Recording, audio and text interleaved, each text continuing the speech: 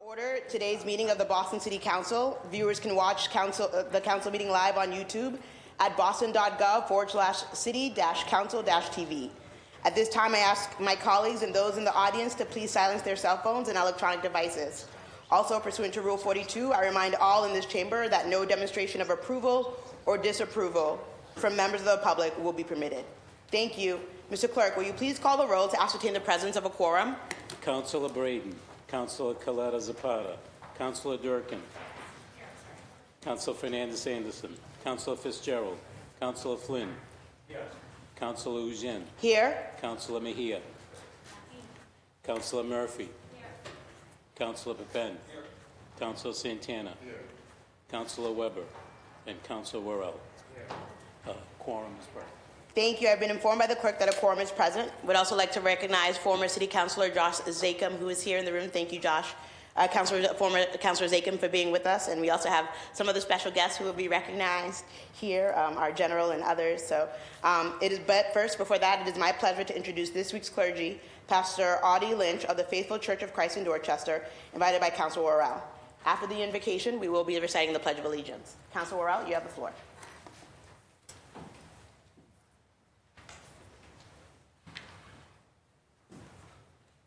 Good afternoon, everyone. I am proud to welcome back Pastor Lynch for prayer this year. Audie Lynch is a charismatic, knowledgeable, and progressive thought leader who serves as the senior pastor of the Faithful Church of Christ, my home church. Those that know Audie personally call him a man of passion and purpose. Beyond the pulpit, Audie is a graduate of the Berklee College of Music. As a world-class musician, Audie has toured all across the United States and abroad, spanning from Germany, Israel, and the Caribbean. Audie earned his master's of counseling degree from Gordon Conwell and serves as the greater Boston area and beyond as a social worker. Audie married his best friend, Jacqueline Ray Lynch, in 2015. They are the proud parents of Audie II and Aiden Joshua and Brandon Alexander. I would now like to open the stage to Pastor Lynch to give the clergy for this council meeting. Good morning, everyone. So humbled and honored to be here, to every one of you in your separate dignitary seats, and to everyone that's in this room. We are in such enormous times, but I'm grateful for this moment, and we know that God is in control. To our special guests, thank you so much for your service. And for everyone, let's go before the Lord with a moment of prayer. Heavenly Father, we thank you for today. We thank you for the opportunity just to come into this room. And we pray, Lord God, that you'll cover us and hear our prayer this morning. We acknowledge you as Lord. You are in control. You're sovereign. You are the one that gives us our life. And for that, we just say thank you for breath in our body. I pray, Lord God, that you'll give guidance to our councilmen and councilwomen. Give understanding, give wisdom in such heavy moments in life. Lord, I pray that you'll give us unity, harmony, and togetherness. Many times the harmony of the leaders in these rooms represent the harmony and the unity of our communities. And right now, with all that's happening, I pray, Lord God, that we stay united and understand how important our voice is for the people that we serve. I pray, Lord God, for the communities. Many are worried, afraid, scared, and looking for guidance. And I'm praying right now that your peace will be in our city. Lord God, I pray for unity. I pray for togetherness. Lord God, I pray that you'll give strength to everyone that serves as a civil servant. Not only physical strength, Lord God, but even psychological strength. It's heavy right now. And I pray that you'll release and give your Holy Spirit strength to each and every one of us that are serving, representing your people. I pray, Lord God, that you'll give us clarity of thought, give us understanding, show us the path to step into, oh God, and we will certainly give you the glory. I pray, Lord God, that your Spirit will continue to move even among us right now, that we'll acknowledge you as Lord. We trust you, we thank you, we praise you. We know that you are the only one that deserves the glory and the praise. In the name of the Lord Jesus Christ we pray. Amen and amen. We will now recite the Pledge of Allegiance. I pledge allegiance to the flag of the United States of America and to the republic for which it stands, one nation, under God, indivisible, with liberty and justice for all.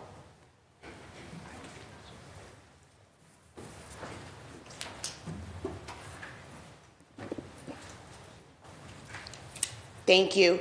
Mr. Clerk, will you please amend the record to reflect that Councilors Fitzgerald and Weber are now present and with us? Yes. Thank you. We have two presentations today, one from Councilor Durkin honoring Brigadier General Enoch Woody Woodhouse, and one from Councilor Mejia showcasing youth dance groups who in turn will be honoring the late Kyrie Ambrose. Councilor Durkin, you have the floor in 5 minutes.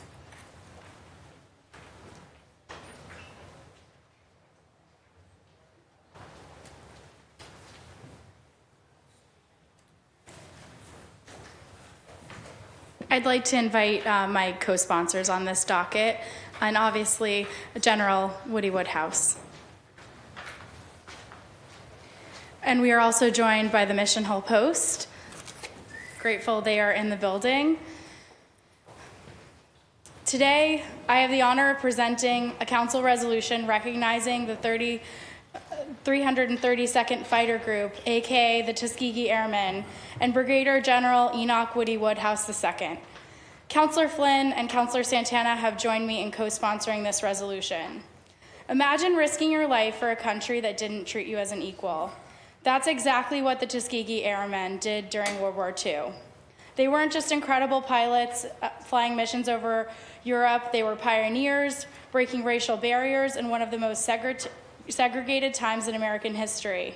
Their legacy isn't just about warplanes and dogfights. Their talent and courage impacts our society across generations in ways that we couldn't measure in the moment. Last week, the Air Force began to remove training materials featuring the Tuskegee Airmen and the Women Air Force Service pilots to comply with President Donald Trump's executive order aimed at ending diversity, equity, and inclusion in federal agencies. This decision was not only short-sighted, but outright abhorrent. Defense Secretary Hegseth came to his senses and recently communicated that his vile action to erase the memory of the Tuskegee Airmen would be immediately reversed. However, the very fact that the erasure of the Tuskegee Airmen was even considered shows the need for all of us to stay vigilant when anyone tries to change and misrepresent our history. Boston is a city that treasures preserving and highlighting history, not pushing it away so generations forget it. Stripping these stories from military education dishonors the sacrifices that those who have fought for our country have made. These men and women's achievements are not simply DEI talking points, they are American history. Ignoring them robs future generations of a deeper understanding of how our nation's evolution and individuals who have made it stronger. Take the Brigadier, General Enoch Woody Woodhouse II, who stands beside me. Born in 1927, right here in Roxbury, now lives in my district in Mission Hill, he joined the Army Air Corps on his 17th birthday. From the start, he faced racism. When he boarded a train for basic training, he was told whites only. Woody had to wait 6 hours for another train, showing up late to boot camp and catching flack from his drill sergeant. But Woody didn't let that stop him. He worked his way up, became an officer at just 19, and served as paymaster for the Tuskegee Airmen.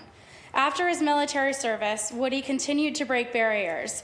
He earned his undergraduate degree from Yale University in 1952 and his law degree from Boston University in 1955. He practiced law in Boston for over 40 years and has played a significant role in establishing things throughout Boston, but the Black Heritage Trail in Beacon Hill, ensuring that our rich history is preserved and protected. His efforts to build a bridge between the past to the present remind us that American history is shaped by people of all walks of life. Today, General Woodhouse lives in Mission Hill, and he continues to inspire others with a story of service. Just recently, he joined me celebrating an ASVAB graduation for 3 young women who are headed to Air Force boot camp. Seeing his pride and joy as he encouraged these future service members was a reminder of how powerful his legacy truly is. But he made it clear they weren't there yet because he's tough. He's tough on folks who want to serve because he knows what it takes. He's not a hero of the past, he's shaping the future. Today, I'm proud to bring forward this resolution in partnership with Councillor Ed Flynn and Councillor Henry Santana. The Mission Hill Post is behind me, standing by his side during this presentation to show you how significant he is to our community. And this is a testament to the respect that everyone has for him in Boston. Boston is steeped in history and activism, and his story fits right into that fabric. But this resolution is not enough. We need to fight to keep these stories in our schools, in our history books, and yes, in our military training programs. These are the stories of American heroes. These are the stories that define us as a nation. So now I'll let my colleagues, Councillor Ed Flynn and then Councillor Santana, and then we're going to hear from General Woodhouse himself. Thank you.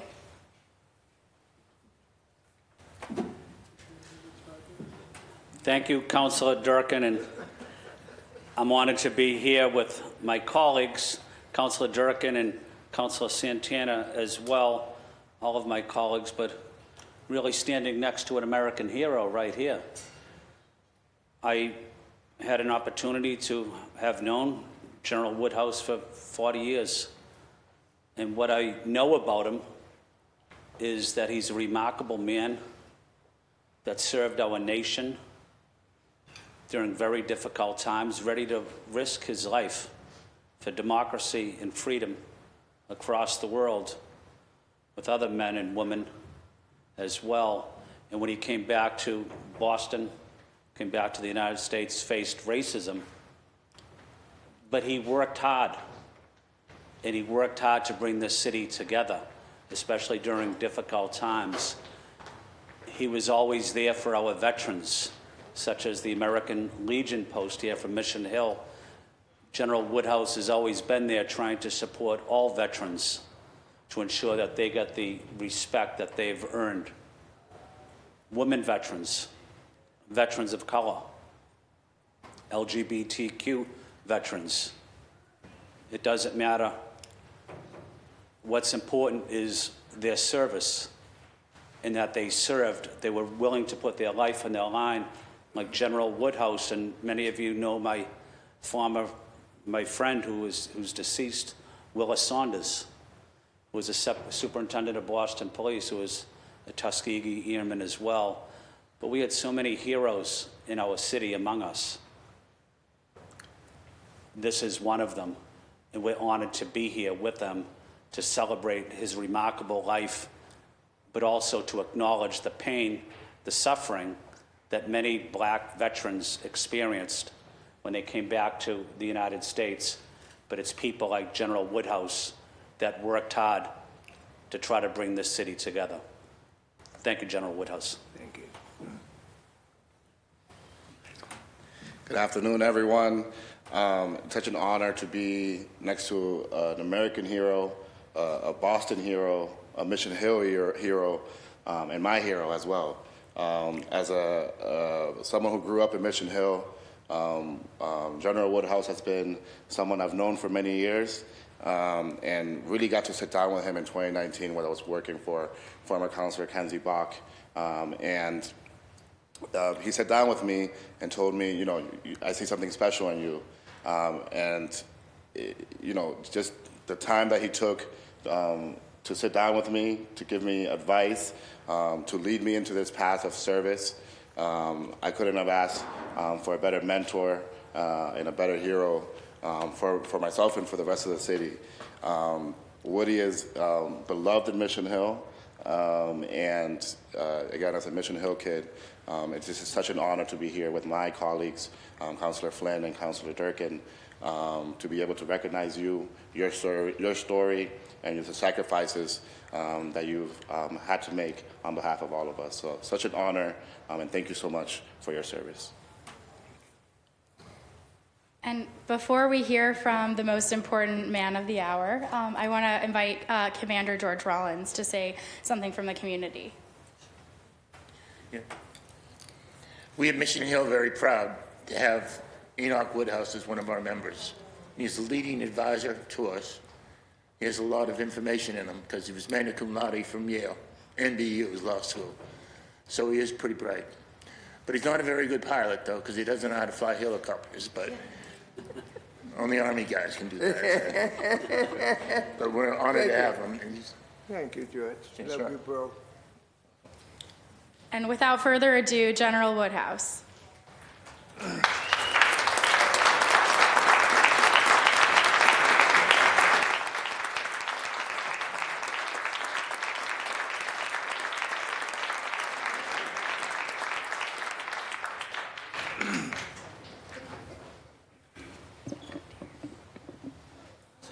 Sharon? Counselor, distinguished counselors, clergy, President of our New England chapter, Willie Shelman, stand up or we won't elect you again.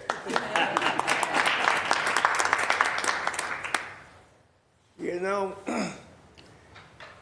I don't know what to say. I don't know what to say. Oh, by the way, where's Mayor Wu? With the baby. Oh, well, she's excused. Give her my regards, compliments. I think her son's birthday is the same as mine, January 14th, so give her my compliments.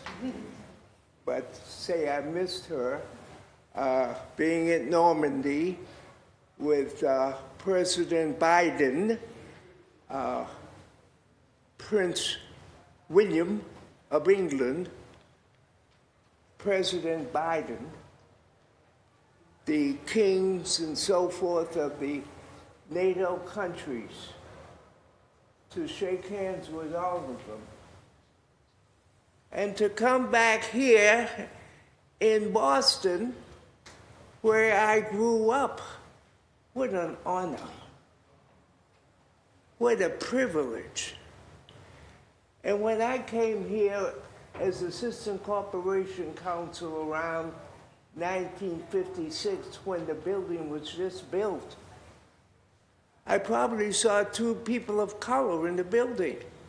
I was Assistant Corporation Counsel, and there was another person of color here. And of course, women were mostly secretaries. Now things have slightly changed for the better. You know, I have to say something, and it will be very, very brief. But I have to share this with you. I grew up in Roxbury. When I was at Yale, people would say, "Where do you say you're from Roxbury? But I thought you were from Boston." I said, "Yeah, I'm from Boston. That's the city." But I lived in Roxbury. The projects on Charlotte Avenue, diagonally across the street from the last stable of horses from Boston Mounted Police. And you know how it would be there on July or August Day. Come from generations, 2 generations of black preachers. Where's the clergy? There you are. Keep up the good work. You got a lot of work here. I had Latin and Greek books at home. That was my father's profession. Applied to a Boston Latin school. Didn't get in. So my father went up to the school and said, "Well, look, you know, my friend's sons, you know, who were white European, they were all accepted." So my father went up to the school and said, "Well, gee, you know, we've applied." What's the story? This was in 1940, Boston. The headmaster said to my father, "Reverend, what is your school district?" "Oh, we live in the projects on Charlotte Avenue." "We don't interview or take an exam for your school district. This is Boston, our city in 1940. I've told every principal of Boston Latin School that. Of course, I went to English. My mother told me, and father, so as not to make me feel a victim. "Dad, when am I going to Latin school? My buddy's accepted." So my mother looked at my father, and my father looked back at my mother. Now, you know when your parents look at each other, something's going down.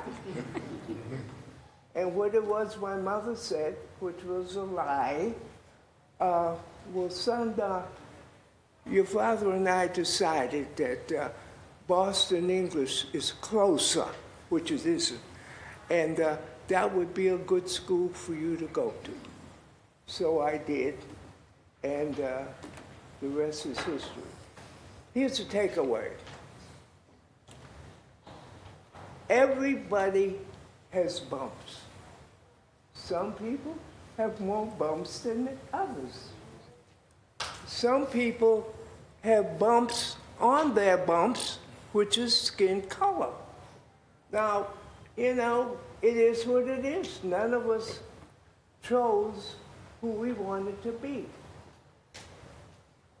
My takeaway is I've been fortunate enough to have good parents, good spiritual background, and even if you don't love me, I can like you. I might not love you because you don't love me. I will like you. But the message is just do the right thing. Do the right thing. The last takeaway is this. Now, we're all Americans.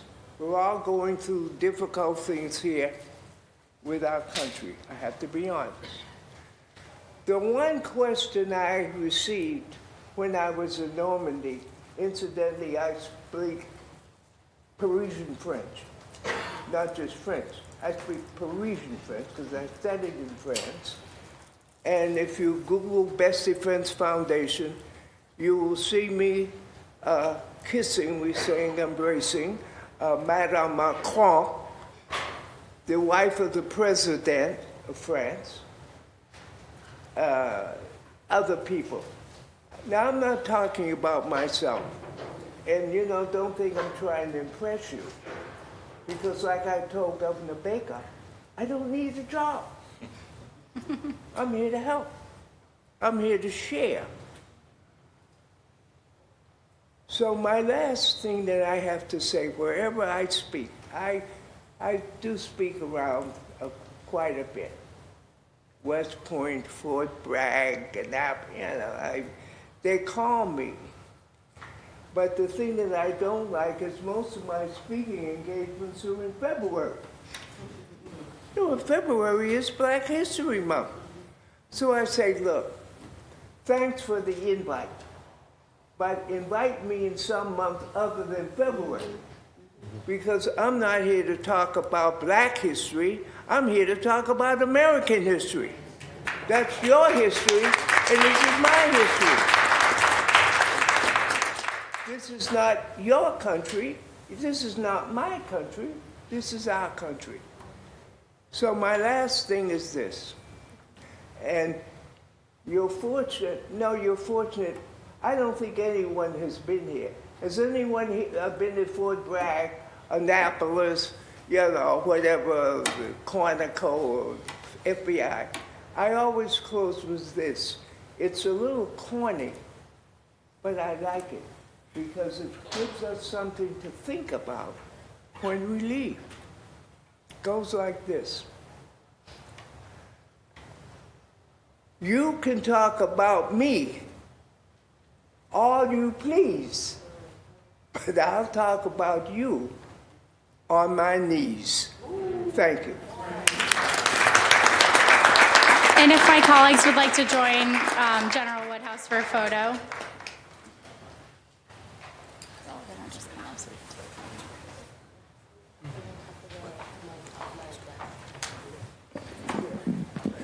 Please tell Mayor Wu I will be calling upon her. Yes, I'll let her know. Well, Wisconsin, you guys are doing a good job. We all up here? Only you can do that, all right? Only you. I give you permission.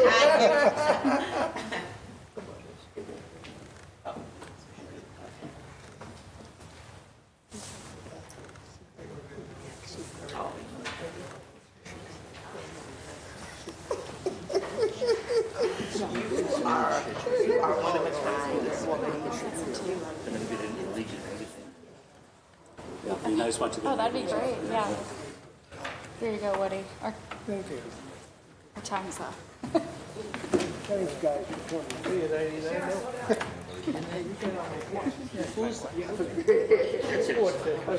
99. Woody, don't forget your watch. I'm tired of giving respect.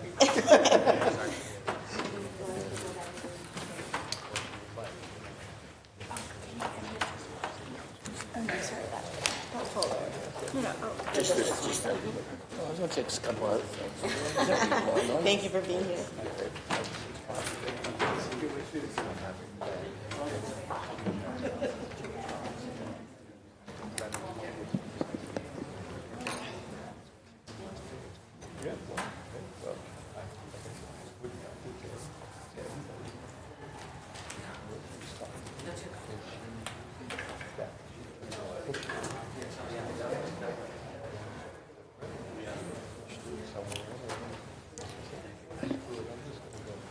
Thank you very much to my colleagues for honoring our Brigadier General Enoch Woody Woodhouse. Thank you, Woody, for all of your words and for the example that you show for American history and what you've symbolized for this city. So thank you.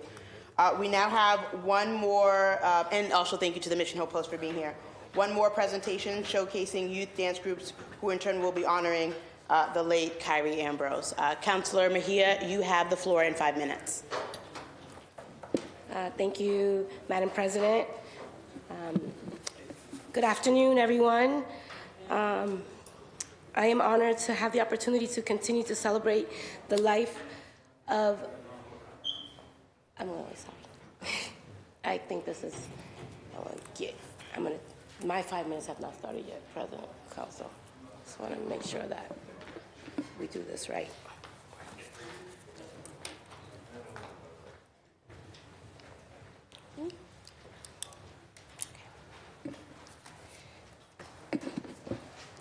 All right, take two. Good afternoon, everyone. I am honored to have the opportunity to continue to celebrate the life of our beloved Kyrie Ambrose, a Boston Arts Academy graduate who shared with the world 19 years of love, passion, dedication to people, and dance. His unwavering commitment has touched countless lives and has left a lasting impact on the community. Today, we also honor his parents, Rena Ambrose and Karan Smith, who did an incredible job raising such an intelligent, talented, loving, and caring individual. Unfortunately, Kyrie's father could not be here today due to work, but his grandmother, Lakeisha Brown, will be accepting the citation on his behalf. I had the privilege of attending first Kyrie's vigil at Lena Park, and I was overwhelmed by the courageous students who showed up to support each other, and did so with so much love and some compassion.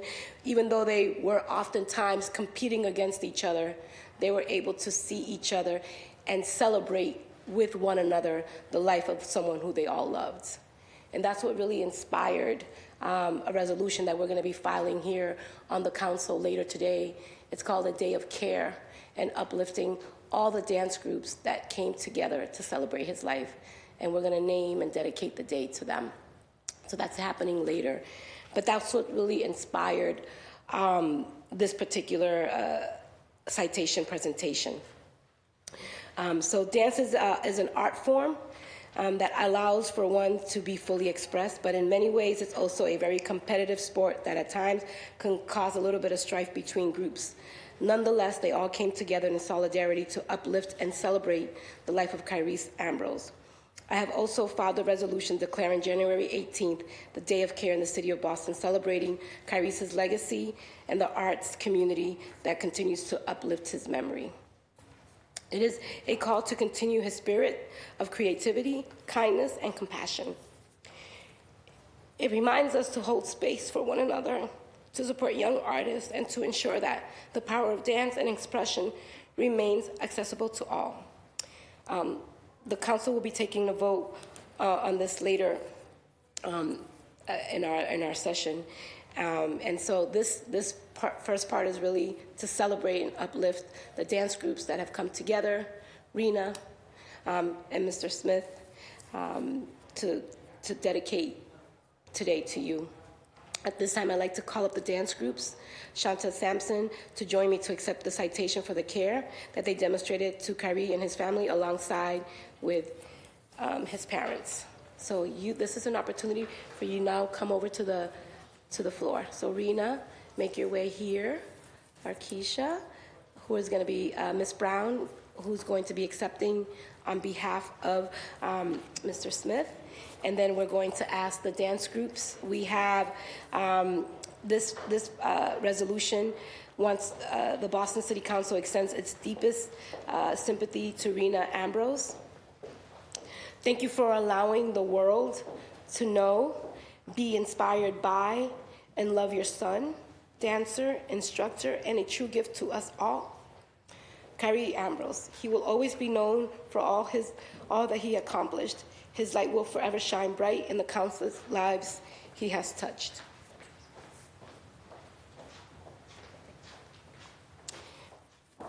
The same, this is for Kyrie's dad, Kyron Smith. Thank you for allowing the world to know, to be inspired, and be loved by your son, dancer, instructor, and a true gift to us all, Kyrie's Ambrose. He will always be known for all of the good he accomplished. His light will forever shine bright in the countless lives that he touched. Y'all can come on. Come on. This is grandmother. This particular presentation isn't a tribute to Kyrie's. The Boston City Council extends its deepest sympathy to you and your family in the passing of your loved one, Kyrie's Ambrose, Ambrose, in whose memory all members stood in tribute and reverence as the council adjourned this meeting today on January 29th.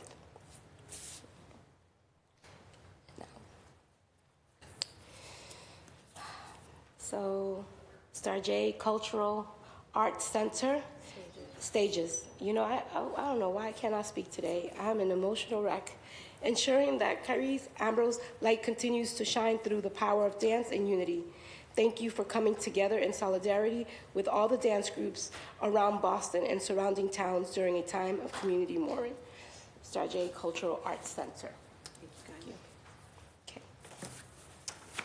We have Area 51 Majorettes. Yes. Thank you. Unknown Hype Dance Studio. Okay, it's good to see you. Jador Dance Company. We're going to accept on their behalf. Okay. I feel like I'm at the Emmys right now. Right? 4 Star Dance Studio.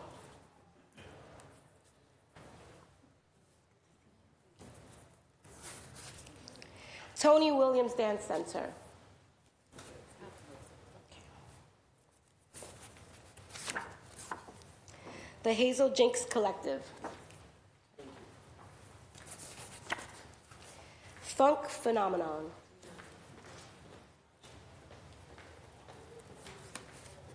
Roxbury Center Performing Arts. Shanta Sampson. And we also have Origination. There's Origination, there's one. And Origination, we got you.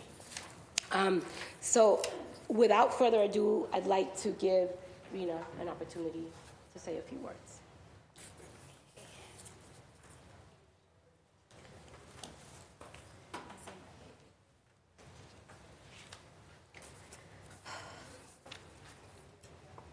I'm going to try to do this without crying.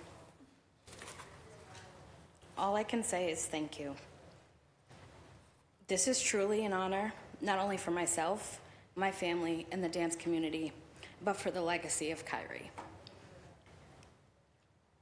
Never would I have imagined to watch my son fight for his life in my arms, hearing those heartbreaking words from the doctor, "I'm sorry."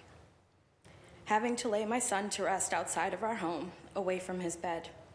Having to say goodbye and not being able to say hello again. This cannot be the end of him. Kyrie was an amazing young man. From the moment he was born, he smiled bright and has always been a light. He is a person who defied expectations as a male artist of color. He always strived to be the best version of himself.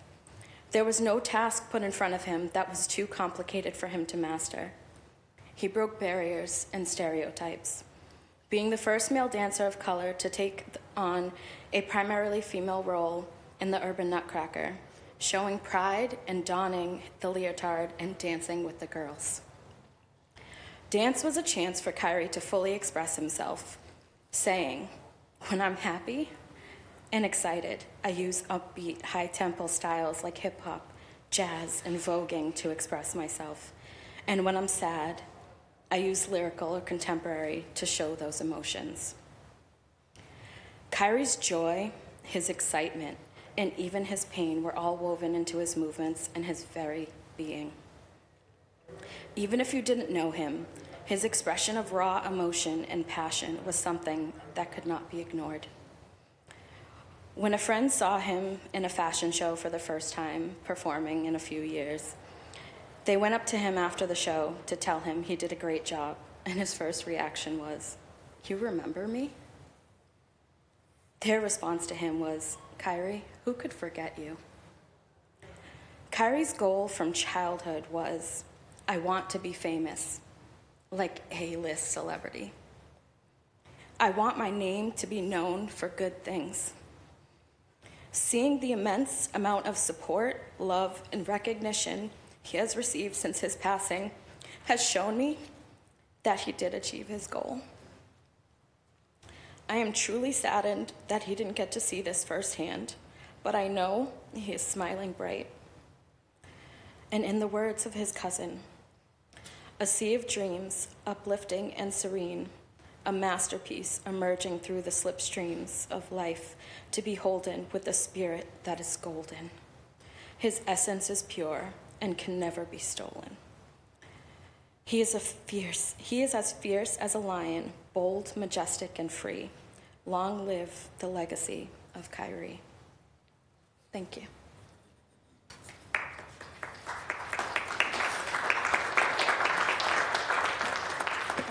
And I also just want to thank Lion de Juda, Pastor Acevedo, who literally stepped up and created space for us to show up and to honor this young, vibrant young man. So I'd like to ask my colleagues to come up and take a photo.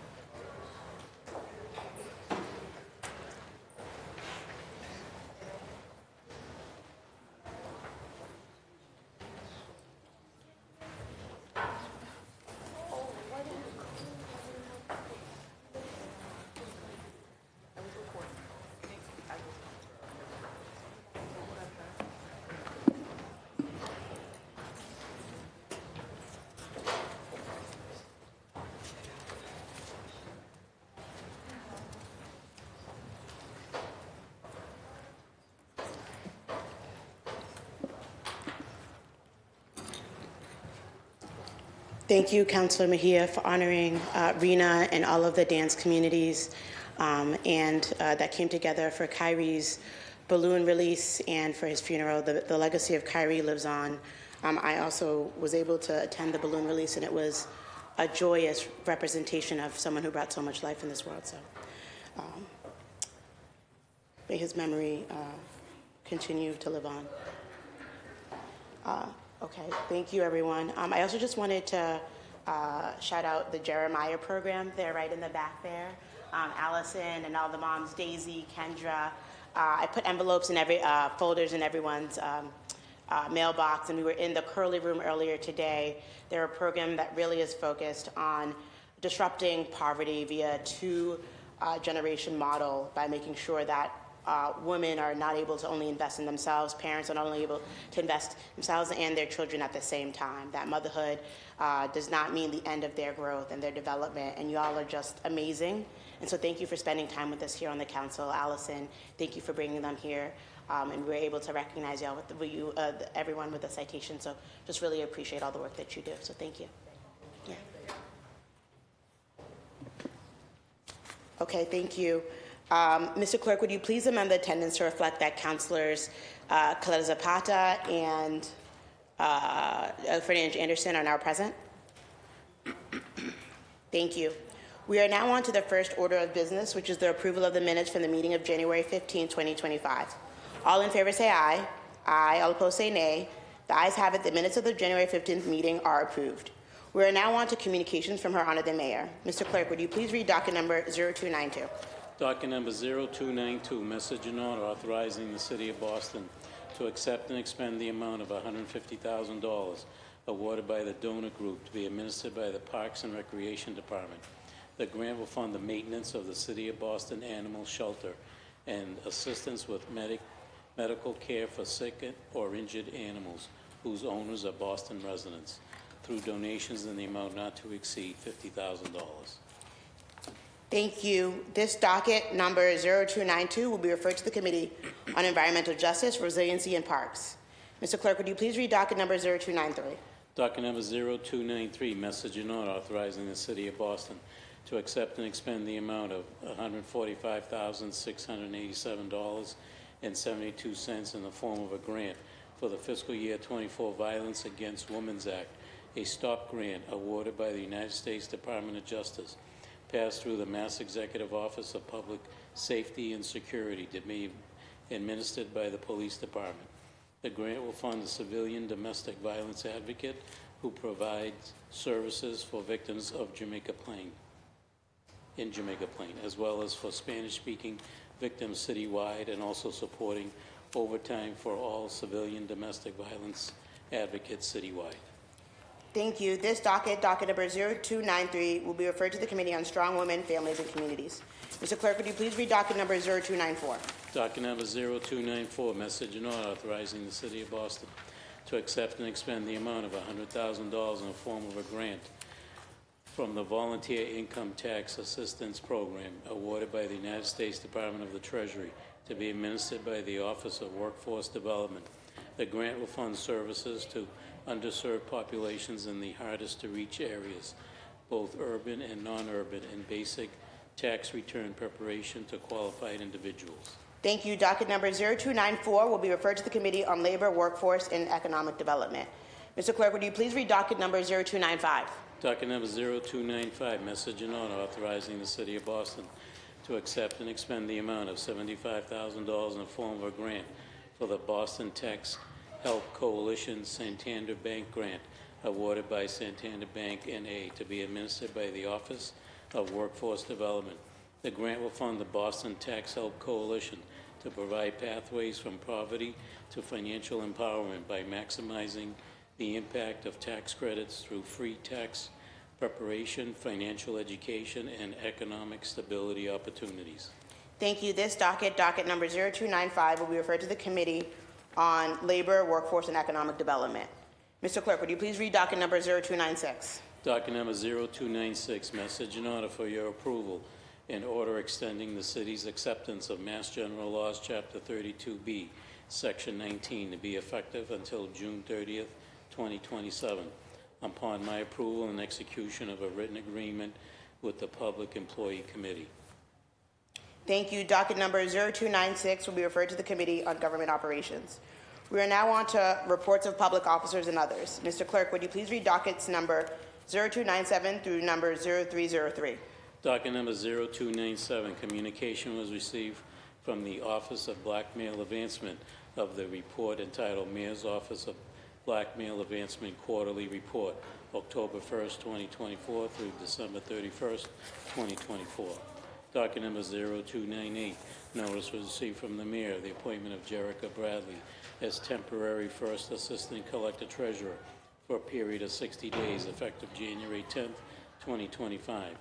Docket number 0299, notice was received from the Mayor, the appointment of Tim McKenzie as a temporary Second Assistant Collector Treasurer for a period of 60 days, effective January 10th, 2025.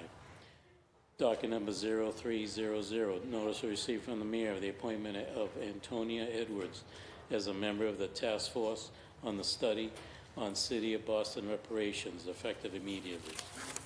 Docket number 0301, notice received from Council Braden of her absence from the January 29, 2025 City Council meeting. Docket number 0302, notice received from the City Clerk in accordance with Chapter 6 of the Ordinances of 1979 regarding action taken by the Mayor on papers acted upon by the City Council at its meeting of January 8, 2025. And docket number 0303, notice received from the City Clerk in accordance with Chapter 6 of the Ordinances of 1979 regarding action taken by the Mayor on papers acted upon by the City Council at its meeting of January 15, 2025. Thank you. Dockets number 0297 through 0303 will be placed on file. We are now on to reports of committees. Mr. Clerk, would you please read docket number 0189? Docket number 0189, the Committee on Planning, Development, and Transportation, to which was referred on January 8, 2025. Docket number 0189, order regarding a text amendment to the Boston Zoning Code regarding the Bullfinch Triangle District use regulations, submits a report recommending that the order ought to pass in a new draft. Thank you. The chair recognizes Councilor Durkin, the Chair of Planning, Development, and Transportation. You have the floor. Thank you so much, Council President. On January 8th, 2025, docket 0189, order regarding a text amendment to the Boston Zoning Code for the Bullfinch Triangle District use regulations was referred to the Committee on Planning, Development, and Transportation. This matter was sponsored by myself and my colleague, Councilor Coletta Zapata. On January 23rd, 2025, the Committee on Planning, Development, and Transportation held a hearing on the aforementioned docket to review the benefits and impact of my proposed amendment. Both myself and Councilor Coletta Zapata were joined by Councilor Murphy, Councilor Flynn, and by Amy Chambers, Director of Planning and Zoning Division, Boston Planning Department, and Jeff Thomas, Special Assistant to the Chief of Planning, Boston Planning Department at the hearing. My text amendment is to the Boston Zoning Code, Article 46, Section 9, which establishes use regulations for the Bullfinch Triangle District. This amendment reflects a thoughtful approach addressing two critical challenges facing our city, our housing shortage and the need for a streamlined, efficient development process.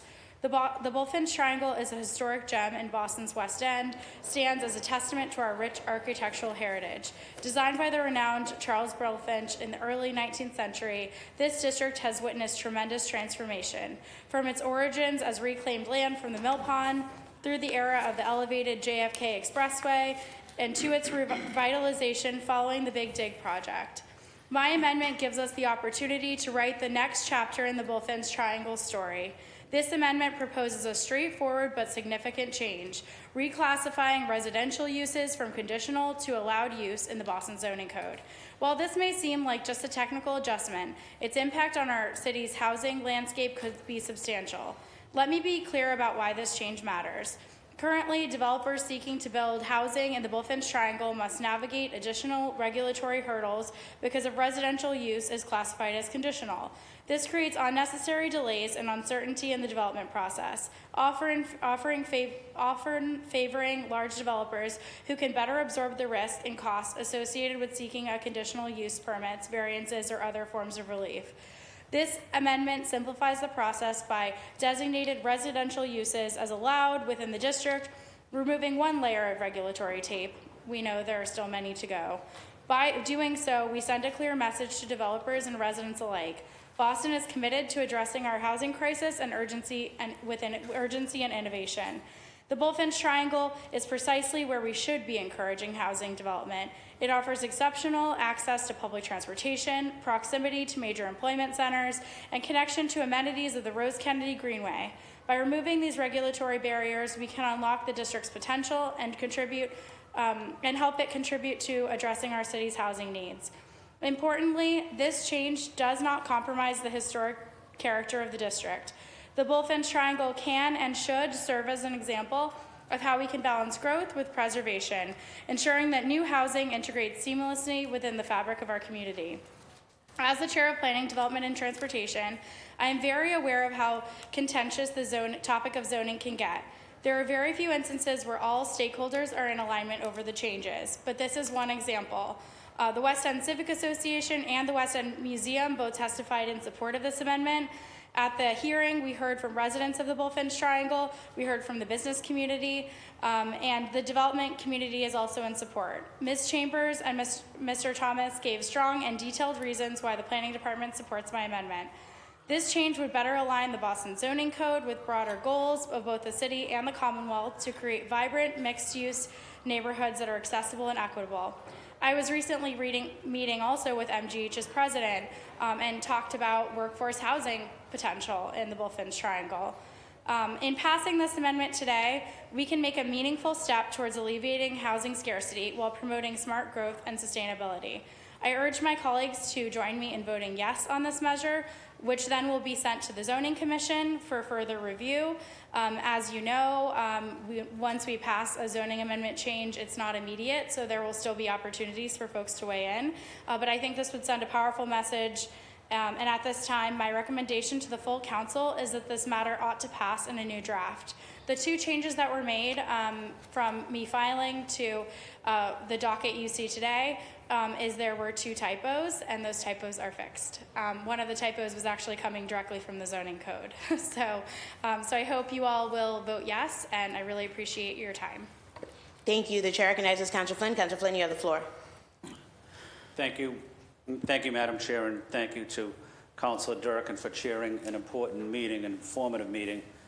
I attended the whole meeting and asked questions to the BPDA team that was here. I want to say thank you to Councilor Durkin for her professionalism. I also represented this area as a city councilor for a number of years as well prior to redistricting. I know the area very well. I'm going to be voting no, and it's not personal, but the reason I'm voting no is because I believe it'll take away a voice for community organizations, neighborhood organizations in the development process.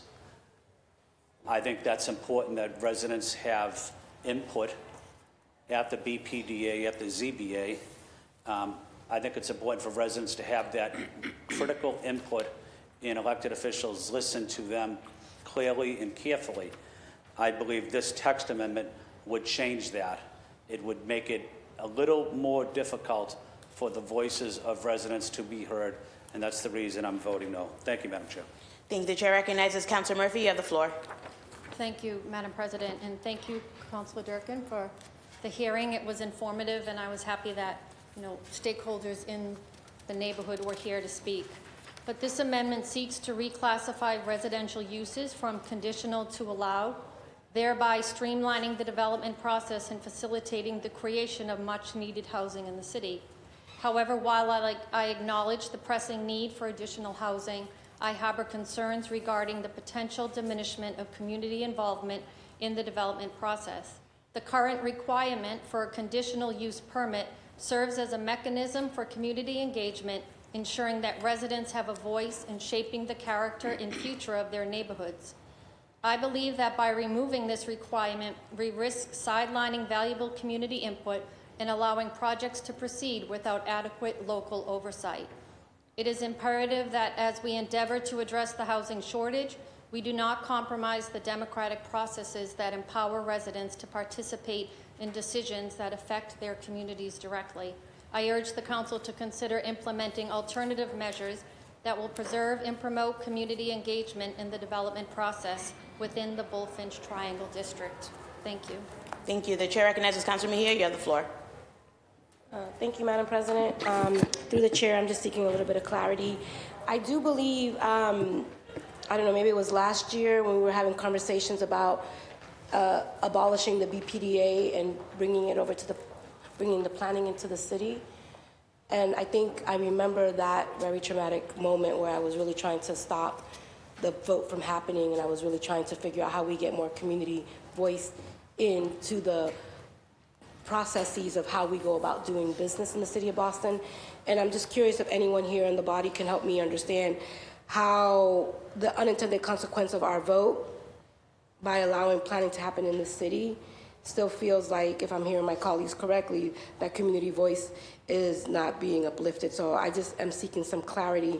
Were we supposed to fix that problem when we abolished the BPDA and brought it into the city of Boston? And if that's the case, then I'm just curious why folks aren't feeling heard. So I don't know who you want to address the question to, but it's a question that I have. Thank you. Through the chair, Councilor Durkin, if you'd like to respond, you may. Thank you so much, Councilor Mejia. I think it's really important to note that the Downtown North Business Association, the West End Civic Association, and the West End Museum are all in support of this amendment change. So by listening to community, I'm asking you to vote yes and listen to community in this moment, who are supportive of this amendment. I actually need to give a little bit of background to the entire council. This actually came about because community was upset with a lab development that was going on in the West End. That was the 222 Friend project. And members of the community asked, could this be housing? And the developer's response was, lab is allowed in the Bulfinch Triangle and housing is conditional. So basically our current, if you were to take our zoning as our values for specific areas, our values right now say housing is less important than lab in the Bulfinch Triangle. And then I'll just add a little bit of history that I learned from the West End Museum.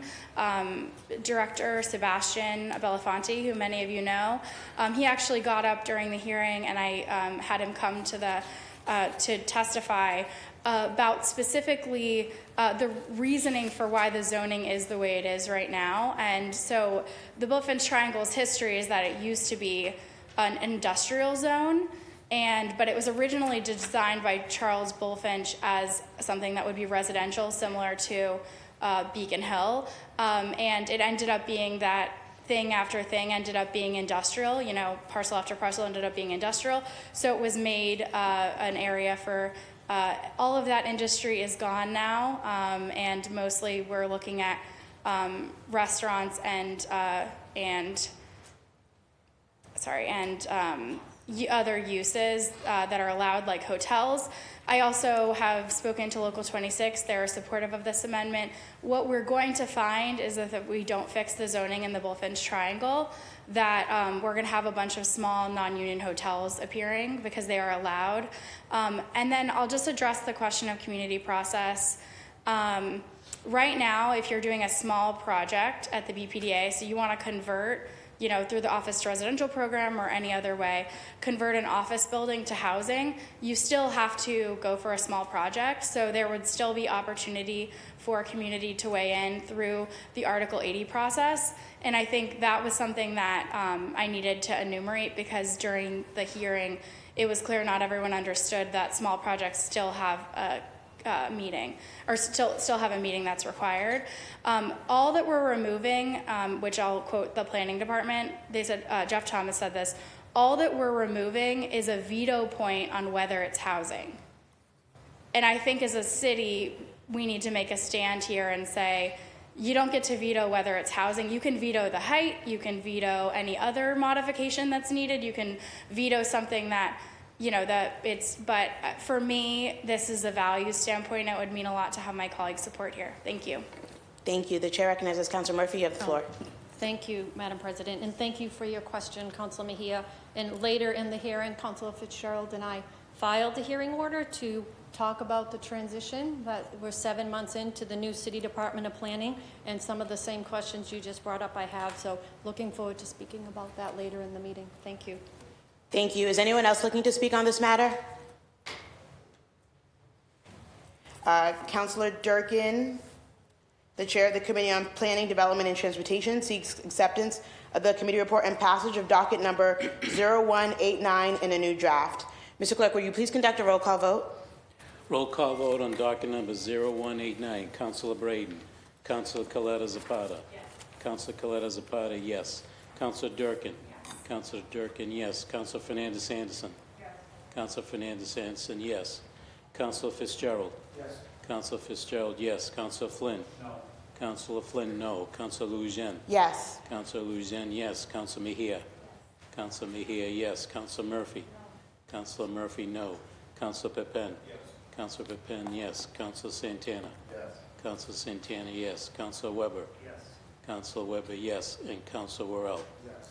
Councilor Worrell, yes. Docket number 0189 has received 10 votes in the affirmative, 2 votes in the negative, and 1 absence. Thank you. Docket number 0189 has passed in a new draft. We are now on to matters recently heard. Mr. Clerk, would you please read docket number 0163? Did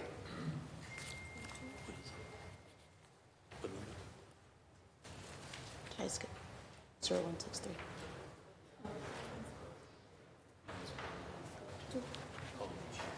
They changed, yeah, they changed. Docket number 0163, order for a hearing to discuss enhanced public safety measures during large events in Boston. Thank you. The chair recognizes the chair of the Committee on Public Safety and Criminal Justice, Councilor Santana. You have the floor. Thank you, Madam President.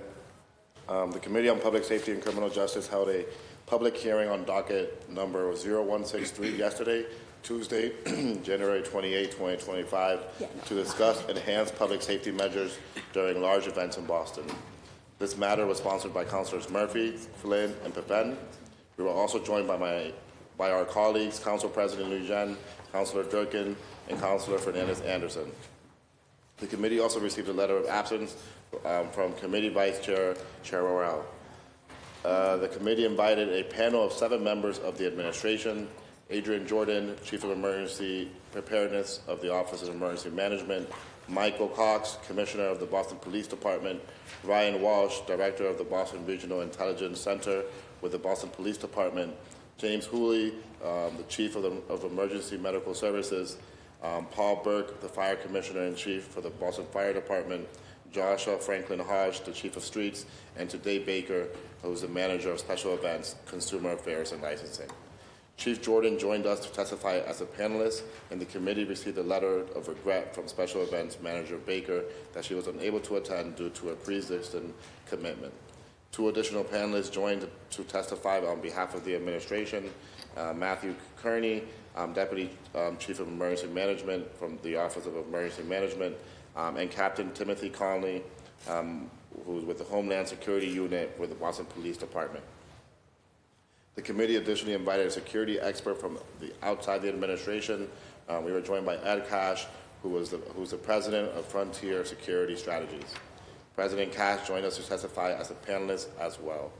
I would say it was just a great conversation amongst my colleagues, making sure that we are prepared here in the city of Boston for major events. It was great to hear, just questions from my colleagues on that. I want to thank the panelist members of the public and my colleagues for their participation in yesterday's hearing. And again, thank you to Councilor Murphy, Flynn, and Pepin for sponsoring this hearing. As chair of the Committee on Public Safety and Criminal Justice, it is my recommendation that this docket should remain in committee at this time. Thank you. The chair recognizes Councilor Murphy. You have the floor. Thank you, Madam President, and thank you, Chair, for chairing this hearing yesterday. I rise today to express my deep frustration and disappointment with the administration's continued disregard for the City Council's role in conducting meaningful hearings. Yesterday, at our scheduled hearing on docket 0163, an essential discussion on enhancing public safety at large events, many of the key panelists we requested were in City Hall but chose not to attend. We invited representatives from the Boston Police Department, Boston EMS, the Fire Department, and the Boston Regional Intelligence Center, and also Chief of Streets. These are the very agencies responsible for ensuring the safety of our residents and visitors. And yet Commissioner Cox, Chief Hooley, Commissioner Burke, and Chief Franklin Hodge, all of whom were in City Hall, like I said, failed to appear before this council to provide the expertise and insight that we needed to move forward with this strong public safety policies. This is not the first time this has happened, time and time again, and I think unfortunately, Councilor Santana, it has been in the education and public safety hearings, so you have graciously chaired them, knowing that we've oftentimes had to reschedule or cut short the conversation. And so this is undermined, and it shows the administration's unwillingness to engage with the council in good faith. That being said, I want to sincerely thank those who did attend and contribute to the discussion. Captain Timothy Conley of the Boston Police Department's Homeland Security Division, Adrian Jordan, Chief of Emergency Management, Deputy Chief Matthew Kearney, and Ed Cash, President of Frontier Security Strategies, took the time to participate and did provide valuable expertise. Their insights on emergency preparedness, intelligence coordination, and best practices for securing large public events were critical to the discussion, and I appreciate their willingness to show up even though others did not. However, the absence of other key city officials we requested sends a clear message that the administration does not want to prioritize this issue the way it should be.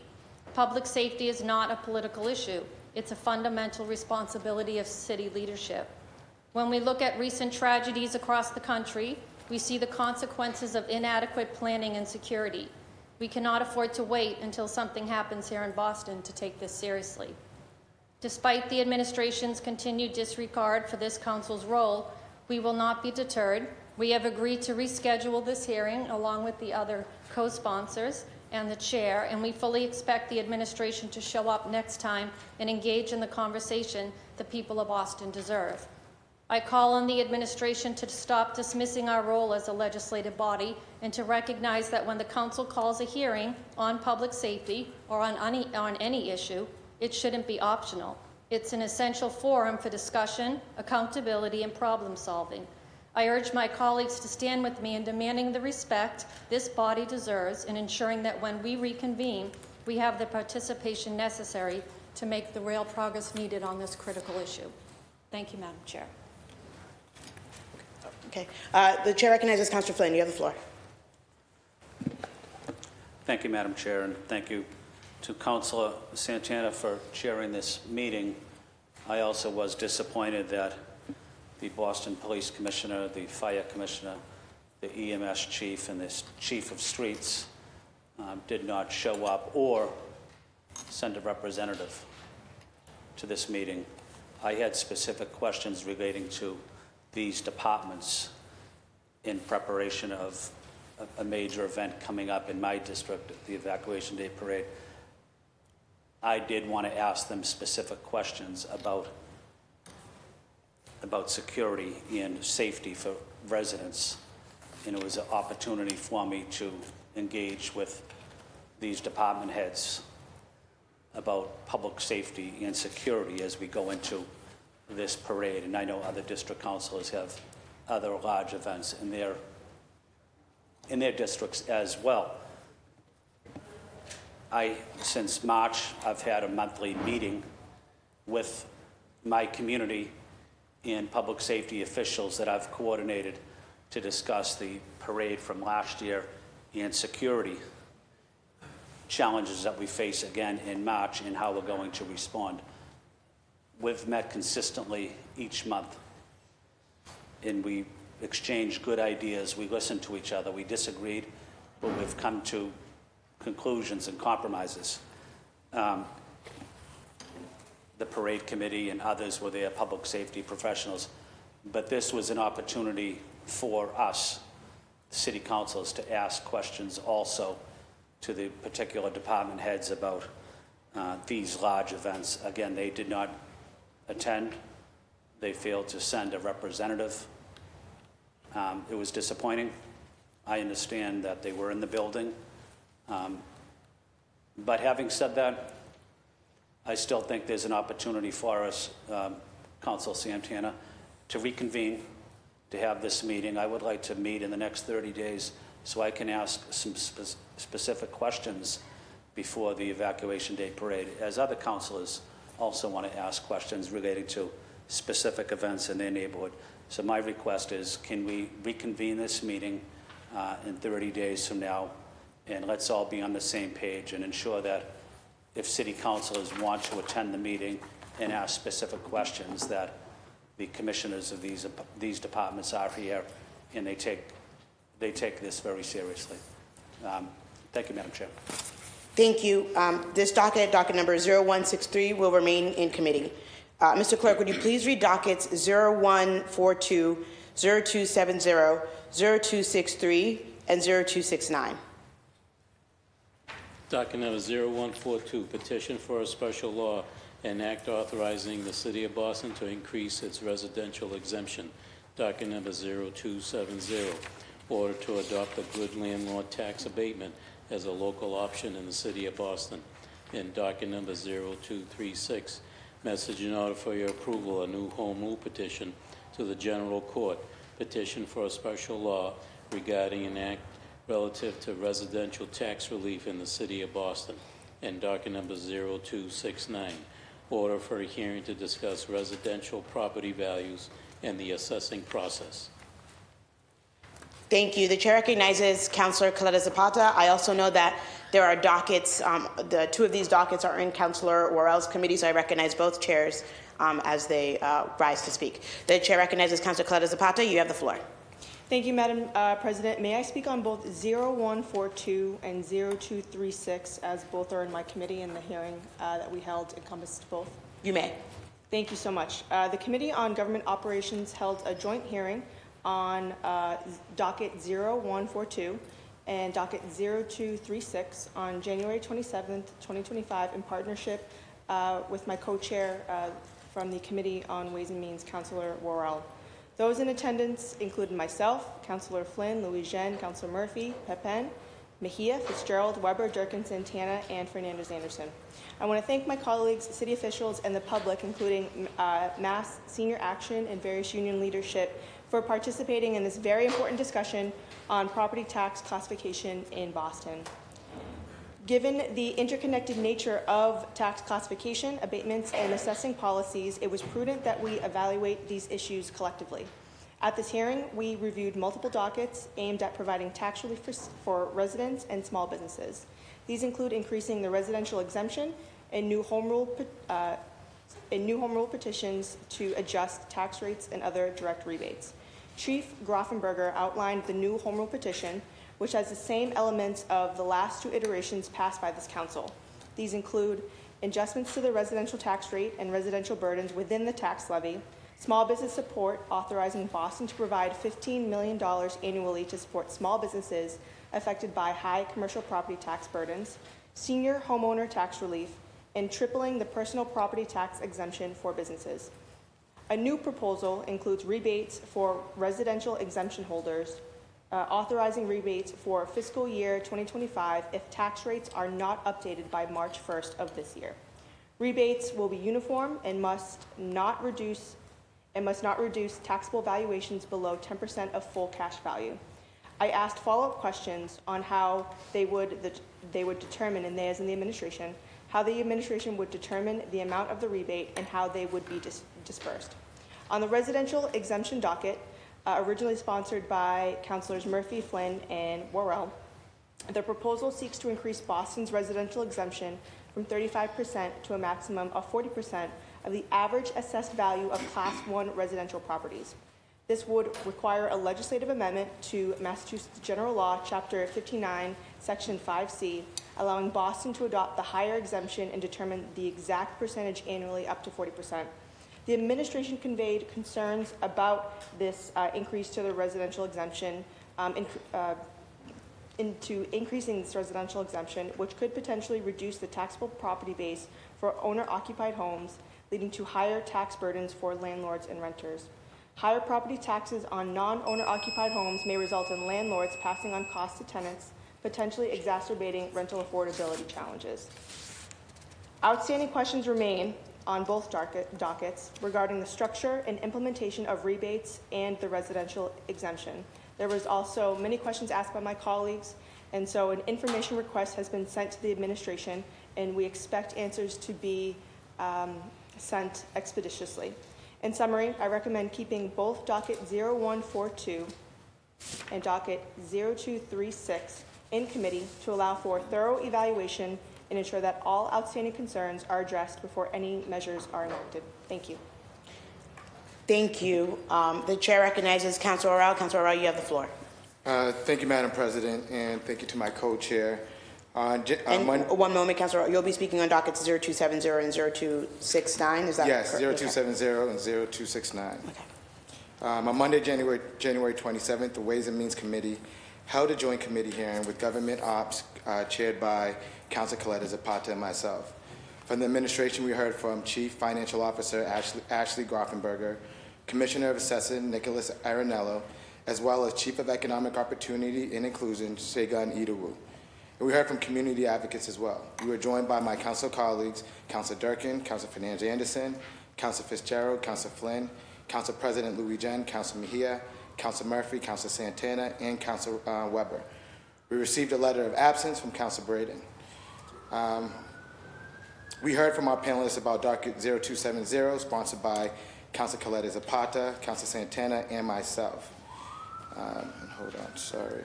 The administration explained how this act recently passed on Beacon Hill, empowering cities to enact this exemption, which is the good landlord exemption. The intent is to incentivize and reward our small landlords who are making their own choice to offer affordable housing. The administration is pursuing further clarification on the logistics of this how this abatement will be applied, the actual cost to the city, and what the guidelines will be. And we're just waiting on this information, but as we wait for the information, as chair of the committee, I recommend that this matter ought to stay in committee. On docket number 0269, which was sponsored by Councilor Murphy, Councilor Fitzgerald, and Councilor Weber, we discussed the assessment process of residential property values in the city. This included trends of discrepancies our constituents are finding and how properties in some zip codes are being assessed at higher or lower values than in other neighborhoods. During the hearing, we heard from constituents who reported discrepancies in property assessments, with some citing differences of over $200,000 in assessed value for one similar property to another next door. The administration provided insight into the assessment process, explaining they are required to maintain an assessment-to-sale ratio between 90% and 110% of market value each year, meaning the assessed value of a property should closely reflect its eventual sale price. Commissioner Arenello stated that Boston's current assessment-to-sale ratio stands at 92% and outlined the scope of work, which involves evaluating 181,000 real estate parcels across the city, divided into residential assessment districts, and he referred to them as RADs, commercial assessment districts, and condominium parcels. The administration also emphasized the challenges of managing this workload and encouraged residents to directly reach out to the Boston Assessing Department if they believe the property has been unfairly valued.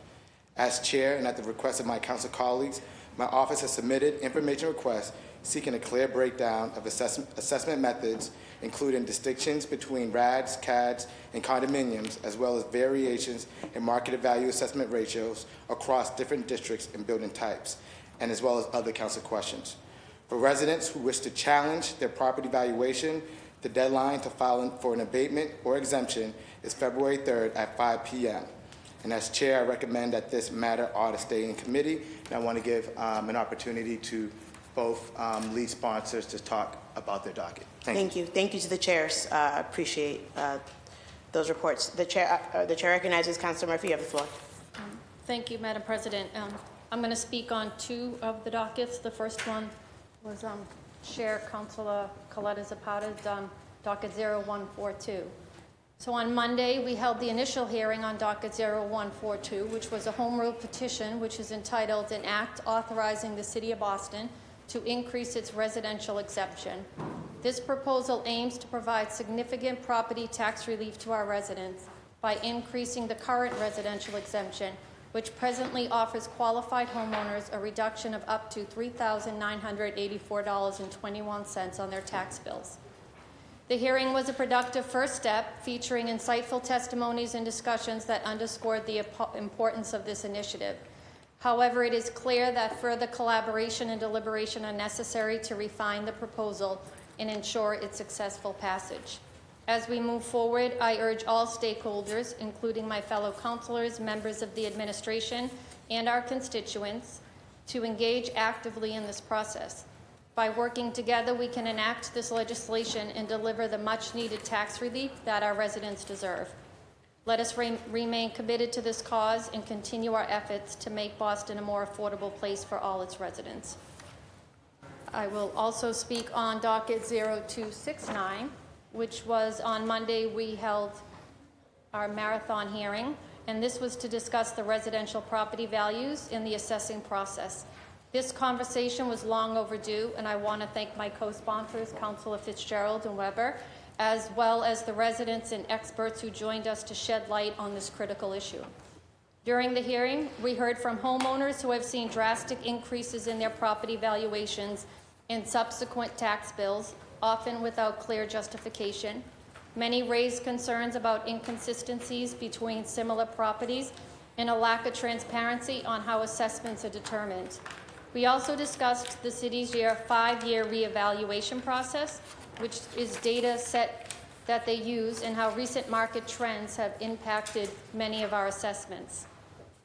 While I appreciate the explanation from the assessor's office, it is clear that more must be done to ensure that residents understand the process and have the resources to challenge unfair assessments. We must continue working to improve communication, provide greater clarity on available tax relief programs to ensure fairness in how property values are determined. I also want to remind residents that the real estate tax abatement application deadline is February 3rd, coming up this Monday. If you believe your property valuation is incorrect, I strongly encourage you to apply for an abatement before the deadline to ensure your concerns are addressed. This is just the beginning of a much-needed conversation, and I remain committed to working with my colleagues, the administration, and our residents to push for solutions that bring transparency and relief to Boston homeowners. Thank you. Thank you. The chair recognizes Councilor Flynn. Councilor Flynn, you have the floor. Thank you, Madam Chair, and thank you to the chairs of the various committees that chaired these meetings, these informative meetings. Some of them were 6 or 8 hours, and we had an opportunity to talk to the administration staff and to residents as well. Excellent feedback and testimony from residents. I was here for every minute of it. I thought it was important to be here for every minute and listen closely to the administration and listen closely to my colleagues and residents as well. I was unsure if we were going to vote on this today, but what I wanted to highlight is while we recently passed legislation on the City Council to increase property tax exemptions for our seniors, which I sponsored, who need it and deserve it, I will also make a motion at the appropriate time to include an exemption for essential municipal workers as well. This is to make an amendment to the mayor's home rule petition. Our city workers work hard every day, and they keep the city moving forward. They also deserve some tax relief from the city's tax increases that we recently saw. So I think it's important for us as city councilors to recognize the job of essential city workers and ensure that there's a Boston also for them. They should be part of this tax relief proposal. They're the people that clean our parks, that sweep our streets, that drive the elderly to medical appointments. They might be first responders. They might be people that help in our schools, cafeteria workers. They're essential workers. They help build the city. They're looking for a little bit of respect. They reached out to me and asked if they could be part of this conversation, and I want to represent them the best I can and ensure Boston is a place for them as well. Thank you, Madam Chair. Thank you. Dockets number 0142, 0270, 0236, 026. I also just want to make sure that no one else wants to speak on this matter. I know that there were other sponsors. You're good? Thank you. Okay. Thank you. These dockets number 0142, 0270, 0236, and 0269 will remain in committee. We are now on to motions, orders, and resolutions. Per Rule 39, and we'll have this lovely timer here. A lead sponsor may have the floor for 3 minutes when a new file docket is introduced. Co-sponsors may have the floor for 2 minutes. Given the extensive number of filings and as a matter of efficiency for refile matters, I kindly ask that councils limit their remarks to no more than 1 minute and co-sponsors defer to lead sponsors for remarks. If you can get in 30 seconds, even better. Okay, so we are going to start with docket number 034. Mr. Clerk, no, we're not. We don't have taking that one. Okay. Mr. Clerk, could you please read docket number 0304? Docket number 0304, Councilor Coletta Zapata offered the following. Ordinance codifying the Office of Food Justice in the City of Boston. Thank you. The chair recognizes Councilor Coletta Zapata. You have the floor.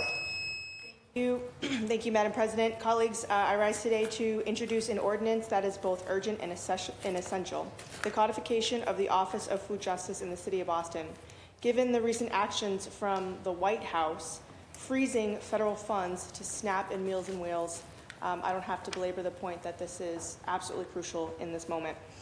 Food insecurity is not a new issue, but it is an escalating crisis, as evidenced by the alarming increase in food insecurity across the nation. We've witnessed firsthand during the pandemic the overwhelming demand for food assistance in Boston, with calls to Project Bread's food source hotline skyrocketing by 262%, and the Greater Boston Food Bank distributing over 2,000% more food in previous years. Recognizing these challenges, the mayor renamed the Office of Food Access to the Office of Food Justice in 2022, reaffirming the city's commitment to ensuring that every resident has access to nutritious, affordable, and culturally relevant food. However, a name change is not enough. We have to provide this office with the authority, structure, and resources necessary to streamline food programs, expand community-driven initiatives, and develop long-term strategies to eliminate food insecurity in Boston. This ordinance formally establishes the Office of Food Justice, empowering it to implement and oversee critical programs such as the Double Up Food Bucks, farmers markets, community fridges, food forests, and urban farming initiatives. It ensures that Boston can enter into necessary agreements and allocate funding to sustain and expand food access programs. More importantly, it cements our city's commitment to food justice as a permanent, institutionalized priority. Boston has made great strides in combating food insecurity, but we have to do more. So codifying the Office of Food Justice is a necessary step in creating a future where access to healthy, affordable food is a right, not a privilege.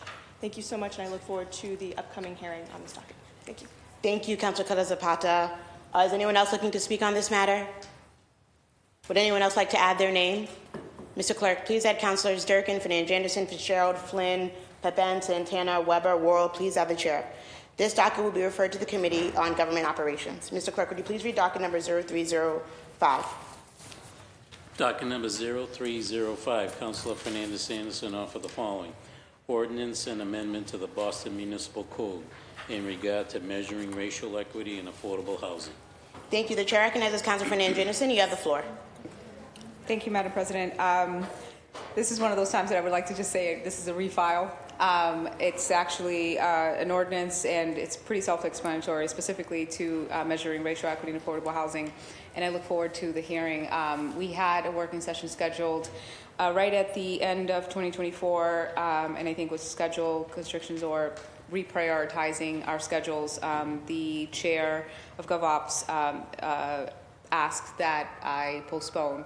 So here we are, and I look forward to the hearing/working session. Thank you. Thank you. Would anyone else like to add their name? Mr. Clerk, please add Councilors Durkin, Fitzgerald, Pepin, Santana, Weber, Worrell, Murphy. Please add the chair. Docket number 0305 will be referred to the Committee on Government Operations. Mr. Clerk, would you please read docket number 0306? Docket number 0306, Councilors Pepen and Louisiana offer the following. Order for a hearing on health access in Hyde Park. Thank you. The chair recognizes Councilor Pepen. Councilor Pepen, you have the floor. Thank you. Thank you, Madam President. This is a refile, and I look forward to having this hearing later in the year. Thank you. Would anyone else like to add their name? Mr. Clerk, please add Councilors Coletta Zapata, Durkin, Fernandez Anderson, Fitzgerald, Flynn, Mejia, Murphy, Pepen, not Pepen, Santana, Weber, Worrell. Please add the chair. Docket number 0306 will be referred to the Committee on Public Health, Homelessness, and Recovery. Mr. Clerk, would you please read docket number 0307? Docket number 0307, Councilor Pepen and Durkin offer the following. Order for a hearing to discuss ways to repair and maintain private ways. Thank you. The chair recognizes Councilor Pepen. You have the floor. Thank you, Madam President. I would like to suspend the rules and add Councilor Worrell as original third co-sponsor. Councilor Pepen seeks to suspend the rules. To add Councilor Worrell as a third original co-sponsor. Seeing and hearing no objections, Councilor Worrell is so added. Councilor Pepen, you have the floor. This is a refile, so I look forward to continuing the conversation. Thank you. Would anyone else like to add their name? Mr. Clerk, please add Councilors Fernandez Anderson, Fitzgerald, Flynn, Mejia, Murphy, Santana, Weber. Please add the chair. Docket number 0307 will be referred to the Committee on Planning, Development, and Transportation. Mr. Clerk, would you please read docket number 0308? Docket number 0308, Councilors Pepen and Santana offer the following. Order for a hearing to improve recruitment of civilian crossing guards to serve Boston families. The chair recognizes Councilor Pepen. You have the floor. Thank you, Madam President. I'd like to ask to suspend the rules and add Councilor Weber to be an original third co-sponsor. Councilor Pepen seeks to suspend the rules to add Councilor Weber as the third original co-sponsor. Seeing and hearing no objections, Councilor Weber is so added. Councilor Pepen, you have the floor. Thank you. This is a refile, and I look forward to continuing the conversation. Thank you. Would anyone else like to add their name? Mr. Clerk, please add Councilors Durkin, Fitzgerald, Flynn, Murphy, Worrell. Please add the chair. Docket number 0308 will be referred to the Committee on City Services and Innovation Technology. Please add Councilor Fernandez Anderson and Councilor Mejia as well, Mr. Clerk. Mr. Clerk, would you please read docket number 0309? Docket number 0309, Councilor Pepen offer the following. Order for a hearing to explore the creation of safe school zones to improve pedestrian safety all around schools in the city of Boston. Thank you. The chair recognizes Councilor Pepen. Councilor Pepen, you have the floor. Thank you, Madam President. I'd like to ask to add Councilor Fitzgerald as an original co-sponsor, and also have to seek suspension of the rules to add Councilor Flynn as a third original co-sponsor. Councilor Fitzgerald is so added as a second original co-sponsor. Councilor Pepen seeks to suspend the rules to add Councilor Flynn as a third original co-sponsor. Seeing and hearing no objections, Councilor Flynn is so added. Councilor Pepen, you have the floor. This is also a refile, so I look forward to continuing the discussion.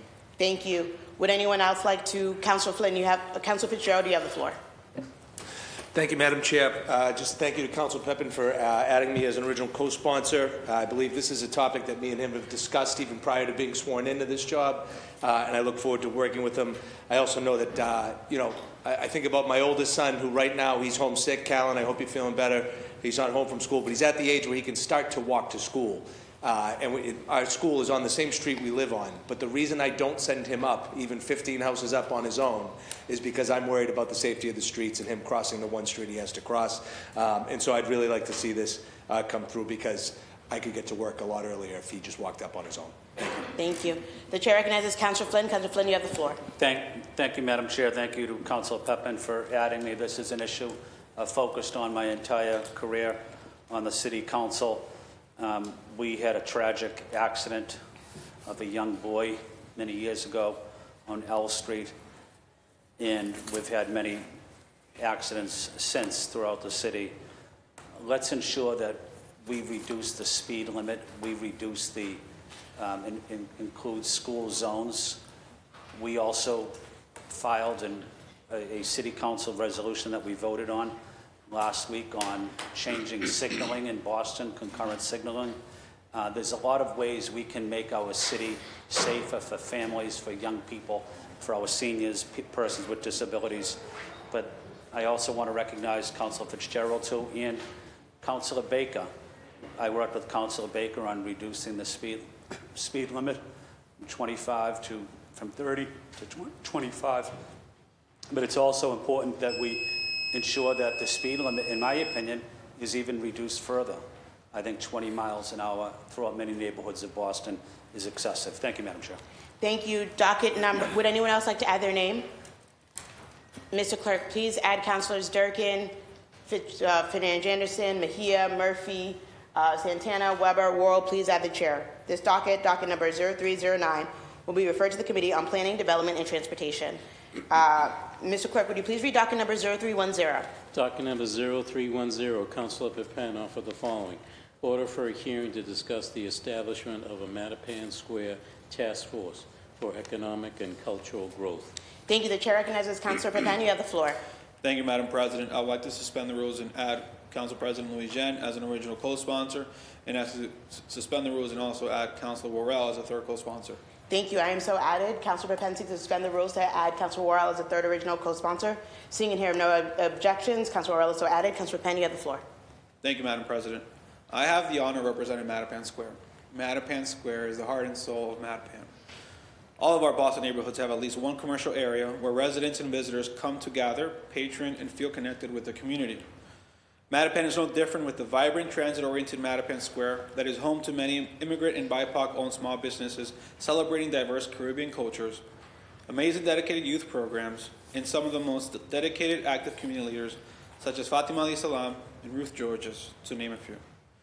And yet Mattapan Square has historically been treated differently, being given a harsh narrative as it rebuilds from decades of discriminatory housing policies and investment neglect. When I go to civic meetings, community meetings, or events, one-on-ones at Brothers or Cafe Juice Up, I see so much community strength that deserves to be celebrated and supported.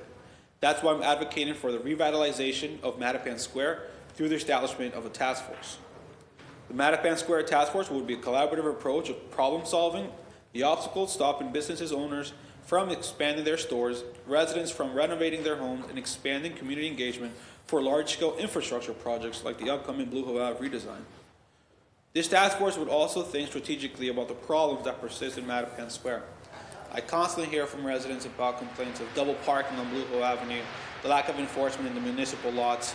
There's a specific example of the trash behind the T-Mobile store in the America Food Basket, where code enforcement does an amazing job every week of going out and tagging it, but it just continues to overfill week after week.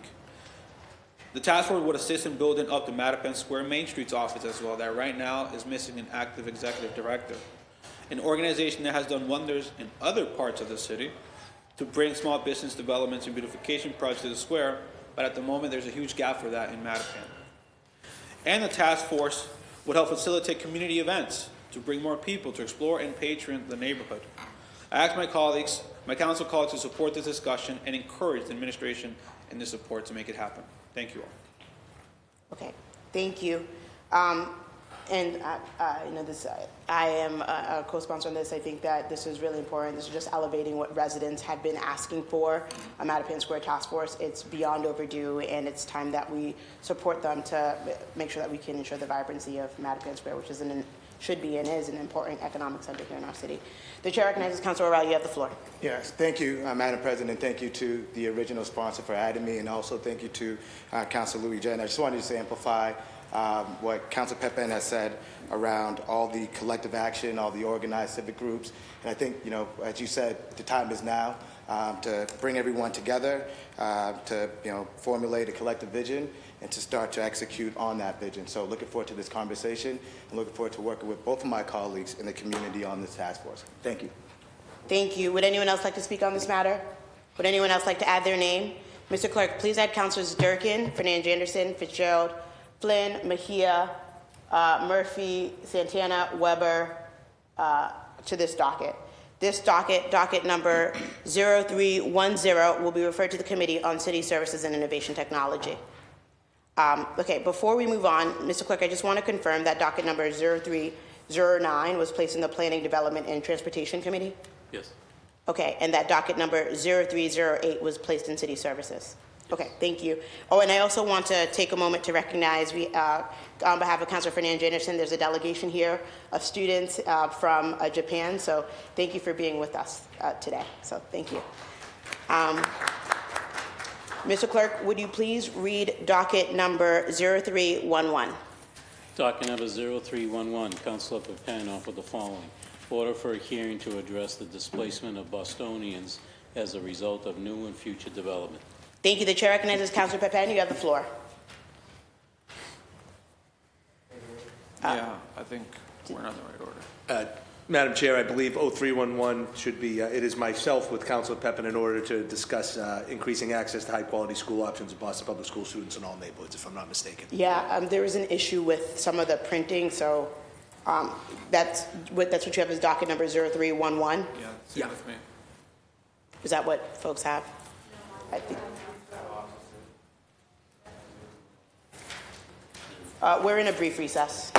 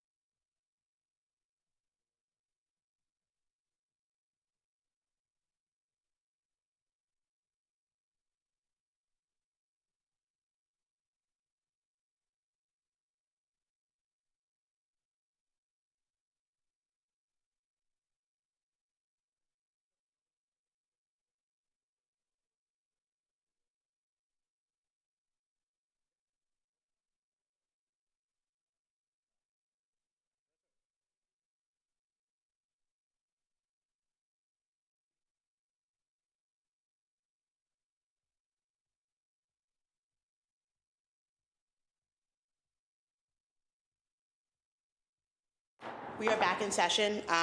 Thank you for uplifting that issue. Thank you for uplifting that issue. There's printing, it's printed differently. And just for the sake of consistency with how the clerk has it, we're going to go with 311 being the docket of Councilor Pepen, an order for a hearing to address the displacement of Bostonians as a result of new and future development. And hopefully we'll be able to work out that issue as it comes up.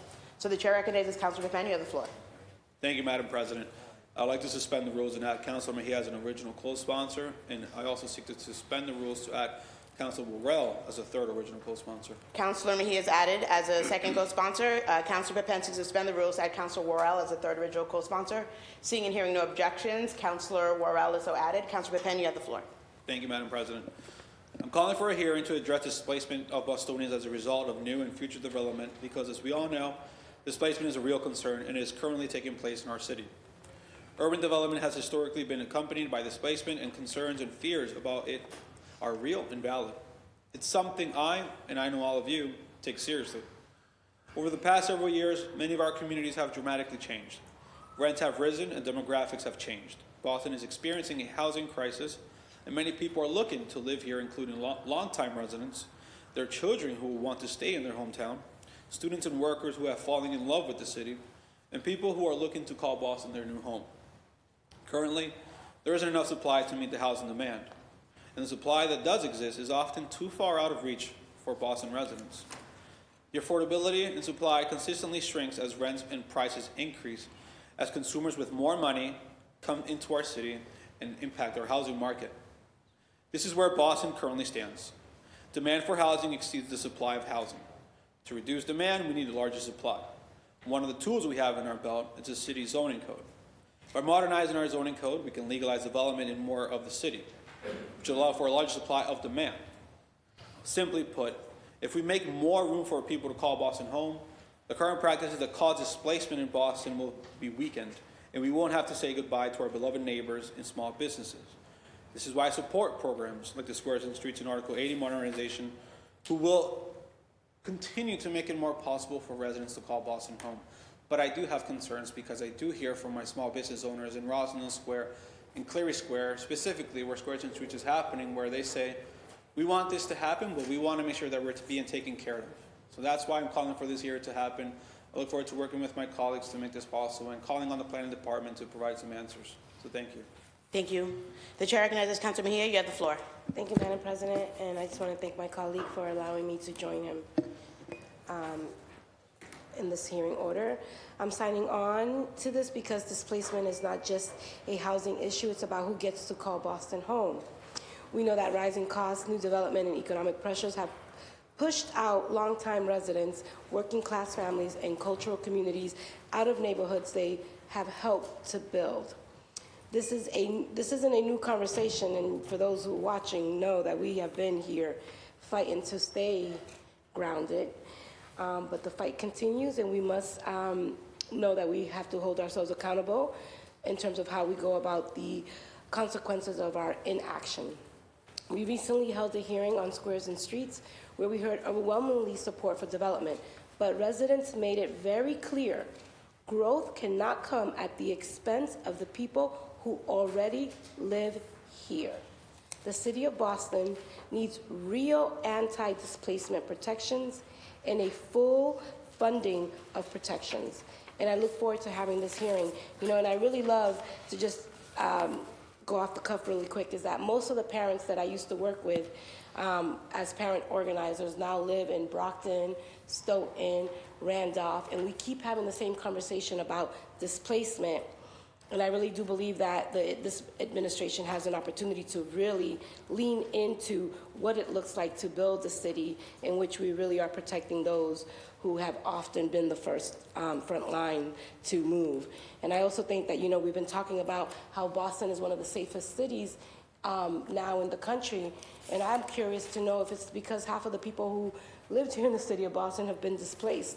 And so I just want to point to the record is that we're talking about building in the city of Boston, but we also need to come to terms with the fact that we are dealing with a housing crisis that is interconnected with decades of neglect. And I look forward to working alongside my colleagues to address those issues. Thank you. Thank you. The chair recognizes Councilor Arroyo. You have the floor. Thank you, Madam President, and thank you to Council Pepin and also Council Mejia for adding me as a co-sponsor. This hearing, as we all know, is crucial. The city continues to invest in Blue Hill Ave, and the state is investing in the Fairmont line, and we put tens of millions of dollars to strengthen these communities. But we can't talk about development without talking about displacement. The best way to fight displacement is through affordable home ownership. We know that owning your house is the best way to ensure you can stay there for the long term. And it's not just about building housing, it's about building the right kind of housing. Our neighborhoods need more family-sized units with 3 bedrooms, and we don't have enough of that supply. That's why I continue to push for 3-bedroom units in every project in my community, and we need to make sure that new construction actually allows for families to stay in the city. I also want to elevate the work that my office is doing alongside the great work of Action for Equity to create zoning language, to prepare zoning language to introduce around special protection zones, which I plan on introducing sometime in the near future to my council colleagues. Thank you. Thank you. The chair recognizes Councilor Durkin. Councilor Durkin, you have the floor. Thank you so much. I think this is such an important conversation because we know there is displacement with development, but we know that without development, we have displacement. I think of communities like the South End and Chinatown and Beacon Hill, where the lack of any construction has also caused displacement because there's a limited number of places to live. So affordable units become luxury brownstones. And we have a lot of this in District 8 where multiple units have become one single family home because there's not enough housing options. So I really appreciate this conversation and I'm excited to be part of it. Thank you. The chair recognizes Councilor Fernandez Anderson. You have the floor. Thank you, Madam President. On the anti-displacement, this was my idea. No, I'm kidding. I always see your face, Councilor Pippin, when I'm talking about ideas that I've had. So I just pulling a leg. I actually have been working with, obviously, and we've talked about this, right, in terms of creating spatial mapping with BPDA and MIT and looking at surveying our D7 so that we can create more holistic housing ecosystems and figuring out ways that we can make walkable streets, our amenities addressing the needs in the district. So I really appreciate you getting ahead of the conversation. On the policy level, the work is happening in Mayor's Office of Housing, and I'm sure you're already collaborating with them. And also, I know that Councilor President Lujan had filed something on anti-displacement. We, I think a couple years back, we tried exploring bonds as a means to financing more affordable housing to increase the housing stock. And we know that the more demand, the more we are inflating the market in the open market. So I'm looking forward to this conversation. I do appreciate Councilor Worrell for mentioning special protection zoning. Councilor Worrell, I've actually written the ordinance and look forward to showing it to you if you'd like to co-sponsor on special protection zone. It is literally, I was going to file it today, but I can show it to you if you're interested in co-sponsoring then. And so the work that we're doing, I think it ties into looking at different resolutions, at different creative resolutions that we can protect our current residents from being displaced, but also looking at things that are federally funded and how we could not, or it restrict us from actually prioritizing people by demographics due to violations of civil rights and stuff like that. So it's going to be very interesting having this conversation. I thank you for your work and look forward to working with you. Thank you. Thank you. The chair recognizes Councilor Claudia Zapata. You have the floor. Thank you, Madam President. I also do look forward to this conversation and appreciate you all bringing this forward and the work of many folks on this topic. I do think that it's important to bring in folks that are currently working on the Affirmatively Furthering Fair Housing initiative.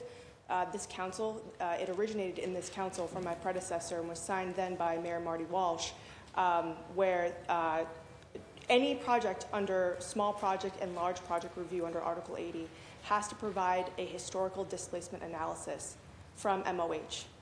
And it then is sent to the BIFDEC.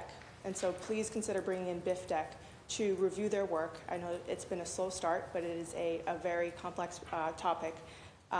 So I just wanted to bring that up as a way to supplement the conversation, not supplant it. So I appreciate it. Thank you. Thank you. Would anyone else like to speak on this matter? I want to thank my colleagues for filing this. Anti-displacement is so important that we make sure that we preserved people even as development is happening. So it's a reason why the Acquisition Opportunity Program is so important, to make sure the easiest thing that you can do is to prevent someone from facing eviction by preventing displacement. So I look forward to this hearing and the work on this matter. Would anyone else like to add their name? Mr. Clerk, would you please add Councilors Claudia Zapata, Durkin, Fernandez Anderson, Fitzgerald, Flynn, Murphy, Santana, Weber. Please add the chair. This docket number 0311, will be referred to the Committee on Planning, Development, and Transportation. Mr. Clerk, could you please read docket number 0312? Docket number 0312, Councilors Fitzgerald and Flynn offer the following. Order for a hearing to establish a hometown military hero banner program. Thank you, and I'll allow people, if you need some time to gather, because I know that everything's out of order. The chair recognizes Councilor Fitzgerald. Councilor Fitzgerald, you have the floor. Thank you, Madam Chair. We also look to suspend the rules and add Councilor Murphy as the third original co-sponsor. Councilor Fitzgerald seeks to suspend the rules to add Councilor Murphy as the third original co-sponsor. Seeing and hearing no objections, Councilor Murphy is so added. Councilor Fitzgerald, you have the floor. Thank you, Madam Chair. In this order to establish a hometown military hero banner program, if you go to surrounding communities and even into I believe the neighborhood of West Roxbury also does it as well, you look up to the streetlights and you'll see banner of both past and present military members that are honored, that are from that community. And so what we're looking to do here is take that program citywide. We think it's a benefit because in these divisive times, I think where we can look at those that protect our community and our country, no matter what you look like or where you're from, we can go around to each neighborhood and identify those folks that are out there and putting their lives on the line to protect this country. And I also think that brings some unity into today's divisive time. Whether we see my counselor Ed Flynn up on a post one day soon, or perhaps Tanya's son, and many others that are here with us that make that sacrifice, I think it's important to do and would bring the community together more, the city together more. So thank you for that opportunity. Thank you. The chair recognizes Councilor Flynn. You have the floor. Thank you, Madam Chair, and thank you to Councilor Fitzgerald for the important work you're doing in supporting veterans and military families. Honored to work with you, Councilor Fitzgerald, Councilor Murphy, and all of our colleagues on this, including the city's Commissioner of Veterans Services, Rob Santiago, who's a close friend. He also does an exceptional job as well. We listened closely today to General Woodhouse, and he's an elderly gentleman but he had significant stories he was talking about his service, but about his upbringing here in Boston. But what he really credited was his service in our country, in our veterans and military families. We also know that the fastest growing demographic at the VA hospitals are women veterans. Women veterans play a critical role, not only just in the military, but in our neighborhoods throughout the country. They also deserve to be heard, respected, and I hope we're able to continue that conversation to ensure every veteran is included, is respected. General Woodhouse, we have women veterans. I highlighted LGBTQ veterans as well. I'm active in the South Boston Allied War Veterans Council. My friend Randy is here. I want to say thank you to Randy and the Allied War Veterans Council for always being there for our veterans and military families as well. Randy's also a Boston firefighter. I want to say thank you to Randy, but also all of the veterans advocates throughout the city. John Fitzgerald mentioned West Roxbury. One of my closest friends is Richie Gormley in West Roxbury. I want to highlight Richie Gormley and the work he does also in support of veterans and military families. And my other close friend is Tom Lyons and so many others. Thank you. Thank you. The chair recognizes Councilor Murphy. You have the floor. Thank you, Madam President. I'm honored to join Councilors Fitzgerald and Flynn in supporting the proposal to establish a hometown military hero banner program in our city. As a proud mother of an Army soldier and the co-chair of the Committee of Veteran Services, this initiative resonates deeply with me, and I believe it offers a meaningful way to honor the brave men and women who have served our nation, or are still serving our nation. Many cities and towns across the United States have successfully implemented similar programs. For instance, the Hometown Heroes Banner program, which began in Harrisburg, Pennsylvania in 2006, has been adopted by numerous communities to pay tribute to their local service members. These programs typically feature banners displaying the names, photographs, and service details of veterans and active duty military personnel prominently displayed throughout the community. In Boston, we are fortunate to have the Hero Squares program, managed by the city's Department of Veteran Services. Since its inception in 1898 with the dedication of Dewey Square, this program has honored over 1,200 service members who were killed in action by dedicating squares and intersections in their memory. Each Hero Square serves as a lasting tribute to those who have made the ultimate sacrifice.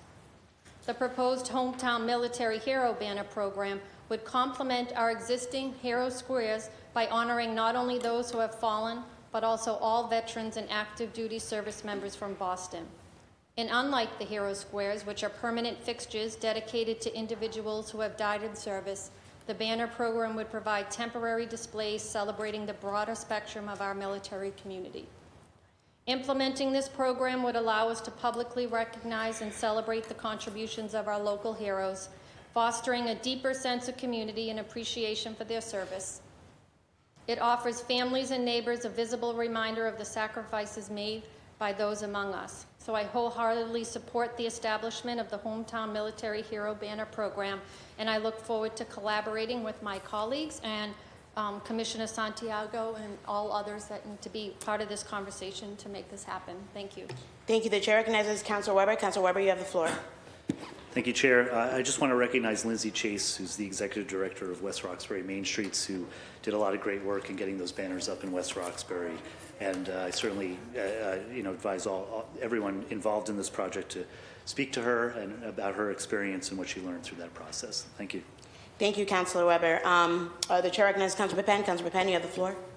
Thank you, Madam President. I just want to thank the sponsors of this hearing order, because there's been a lot of advocacy for this in Hyde Park and Roslyn as well.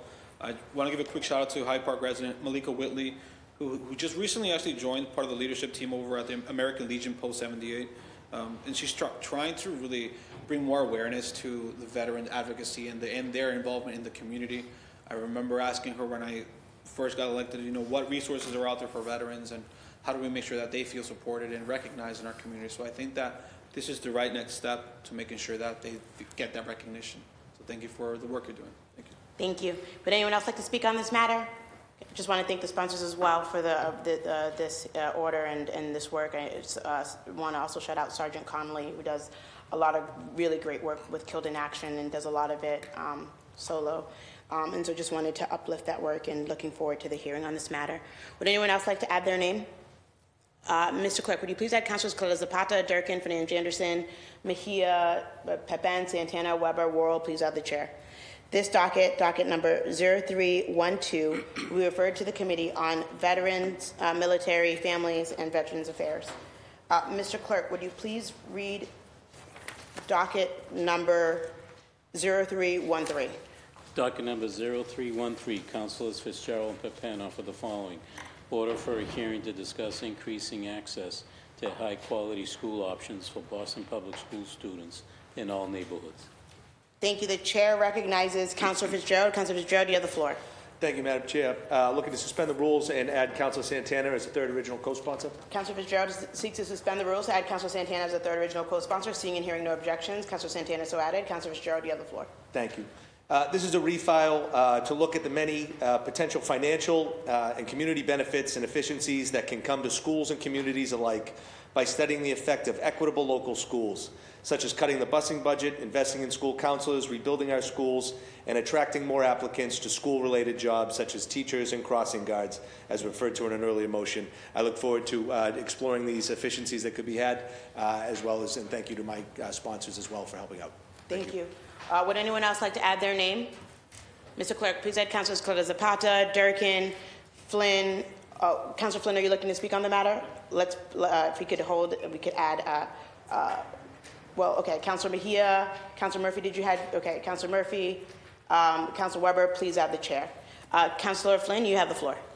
Thank you, Madam Chair. I recently met with the school superintendent about the closing of Excel High School, which was formerly South Boston High School. I taught there, but knowing that many schools will be closing over the next several years, it's also important to factor that into this discussion about how we have high-quality schools throughout Boston, and factoring in that many of these schools are closing. So community engagement also must be part of the process. Thank you to the sponsors for bringing this forward. Thank you, Madam Chair. Thank you. The chair recognizes Councilor Murphy. You have the floor. Thank you, Madam Chair, and thank you for refiling this. I just don't want to miss this opportunity. I said it last year when it was filed, but all of our schools should be high quality, and there shouldn't be any student or family finding out later or realizing they didn't get a seat at a high quality school. So I know that we probably all agree on that, and this is important conversation to have, but to continue to push as we spend more and more money, $1.8 billion in our school system, and many of our schools are not just not meeting the mark as high quality, but really failing our students. So we have to do better there. Thank you. Thank you. Okay, Mr. Clerk, would you please read docket number 0314? Oh, okay. Oh, right. Okay. So docket number 0313 will be referred to the Committee on Education. Mr. Clerk, could you please read docket number 0314? Docket number 0314, Councilor Coletta Zapata for the following. Order for a hearing regarding fire emergencies and the creation of a fire victim fund. Okay, thank you. I just want to make sure, are we all have the same docket numbers now? Is everyone on the same page? Okay. Thank you. The chair recognizes Councilor Coletta Zapata. You have the floor. Thank you, Madam President. I'd like to add you as a co-sponsor and suspend Rule 12 and add Councilor Worrell. Thank you. I am so added. Councilor Coletta Zapata seeks to suspend the rules to add Councilor Worrell as the third original co-sponsor. Seeing and hearing no objections, Councilor Worrell is so added. Councilor Coletta Zapata, you have the floor. Thank you so much, and I also just want to shout out our former ONS director, Councilor Pepin, who also wanted to be added on this docket. Thank you for your work on this and many other issues. I apologize that I can't have more co-sponsors. In the past few years, we've witnessed devastating fires that have upended the lives of hundreds of our residents. Families in East Boston have lost everything. Just last year, a 6-alarm fire on Meridian Street in East Boston took the lives of a child and an adult, leaving 30 people displaced. And this is just one example of a pattern we see across our city. There was one fire that displaced 27, and recently, 2 weeks ago, I think it was, there was about 24 folks that were displaced from one fire in Eastie. We know that our first responders, our firefighters, our emergency personnel give everything to protect our communities in these moments of crisis. And we also know that city departments like Neighborhood Services and Office of Housing Stability do incredible work on the ground to assist displaced families. But these efforts Despite these efforts, many families remain in limbo, struggling to find stable housing, replace essential belongings, and rebuild their lives.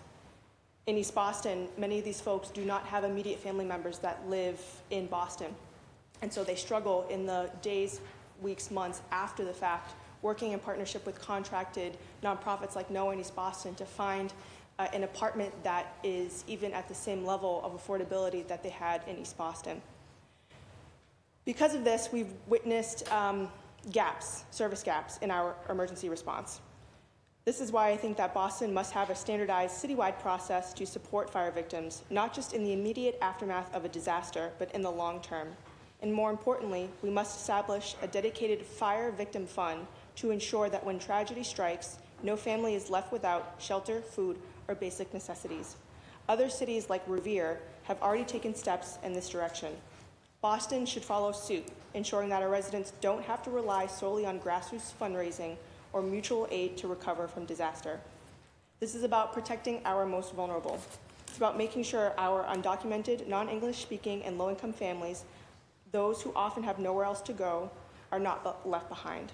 And it's about ensuring that mutual aid and community generosity supplement city resources rather than substituting them.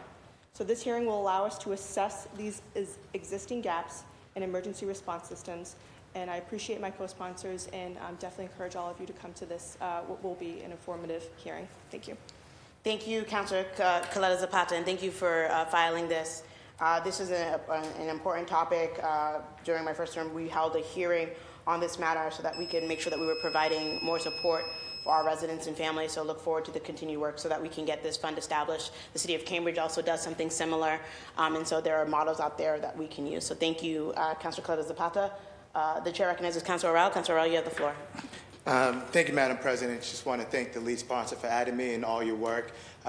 Your organizing efforts in EC don't go unnoticed during these moments of crisis. Also just want to bring to this conversation the importance of, renters insurance. I think sometimes homeowners and renters might not know, but the homeowners insurance does not cover the renters' accommodations during fire displacement. So I just want to make sure that when we're having these conversations, whether it's here or either in broker's fee conversation, that we're pushing more renters, because we are a city full of renters, making sure that they have the proper protections in place to help them with accommodations during fire displacement. Looking for this conversation and encouraged to see this happening sometime in the near future. Thank you. Thank you. The chair recognizes Councilor Flynn. Councilor Flynn, you have the floor. Thank you, Madam Chair, and thank you to the sponsors. Thank you to Councilor Coletta for bringing this forward. Important discussion. We have seen so many fires across Boston, but we also have seen the dedicated and professional response from the men and women from the Boston Fire Department. I say that because I know they also have some advocacy and outreach as well to victims of fires. I know Richie Harris did a tremendous job on that for the Boston Fire Department. But I also want to acknowledge, and maybe we can have certainly the Fire Commission, but I think it's important also to invite the representatives from Local 718. I know they know this issue very well, and the American Red Cross. I recently met with the American Red Cross several months ago, and the reason I met with them is there was a fire in Chinatown, and it was a family that did not speak English. That was the fire victim displaced. And the American Red Cross responded. They did the best they could to assist, but they needed translation and interpretation. I was fortunate that my assistant, Melissa, was available that weekend, and we went down and talked with the family and the Red Cross, and they were able to, and with Sheila Dillon's group as well, we were able to help with temporary housing. But language access is a critical part of this discussion, and I know Councilor Coletta mentioned that, support of our immigrant neighbors as well. So I want to say thank you to Councilor Coletta for bringing this forward, a very important conversation. Thank you, Madam Chair. Thank you. Would anyone else like to speak on this matter? Oh, the chair recognizes Councilor Pepin. You have the floor.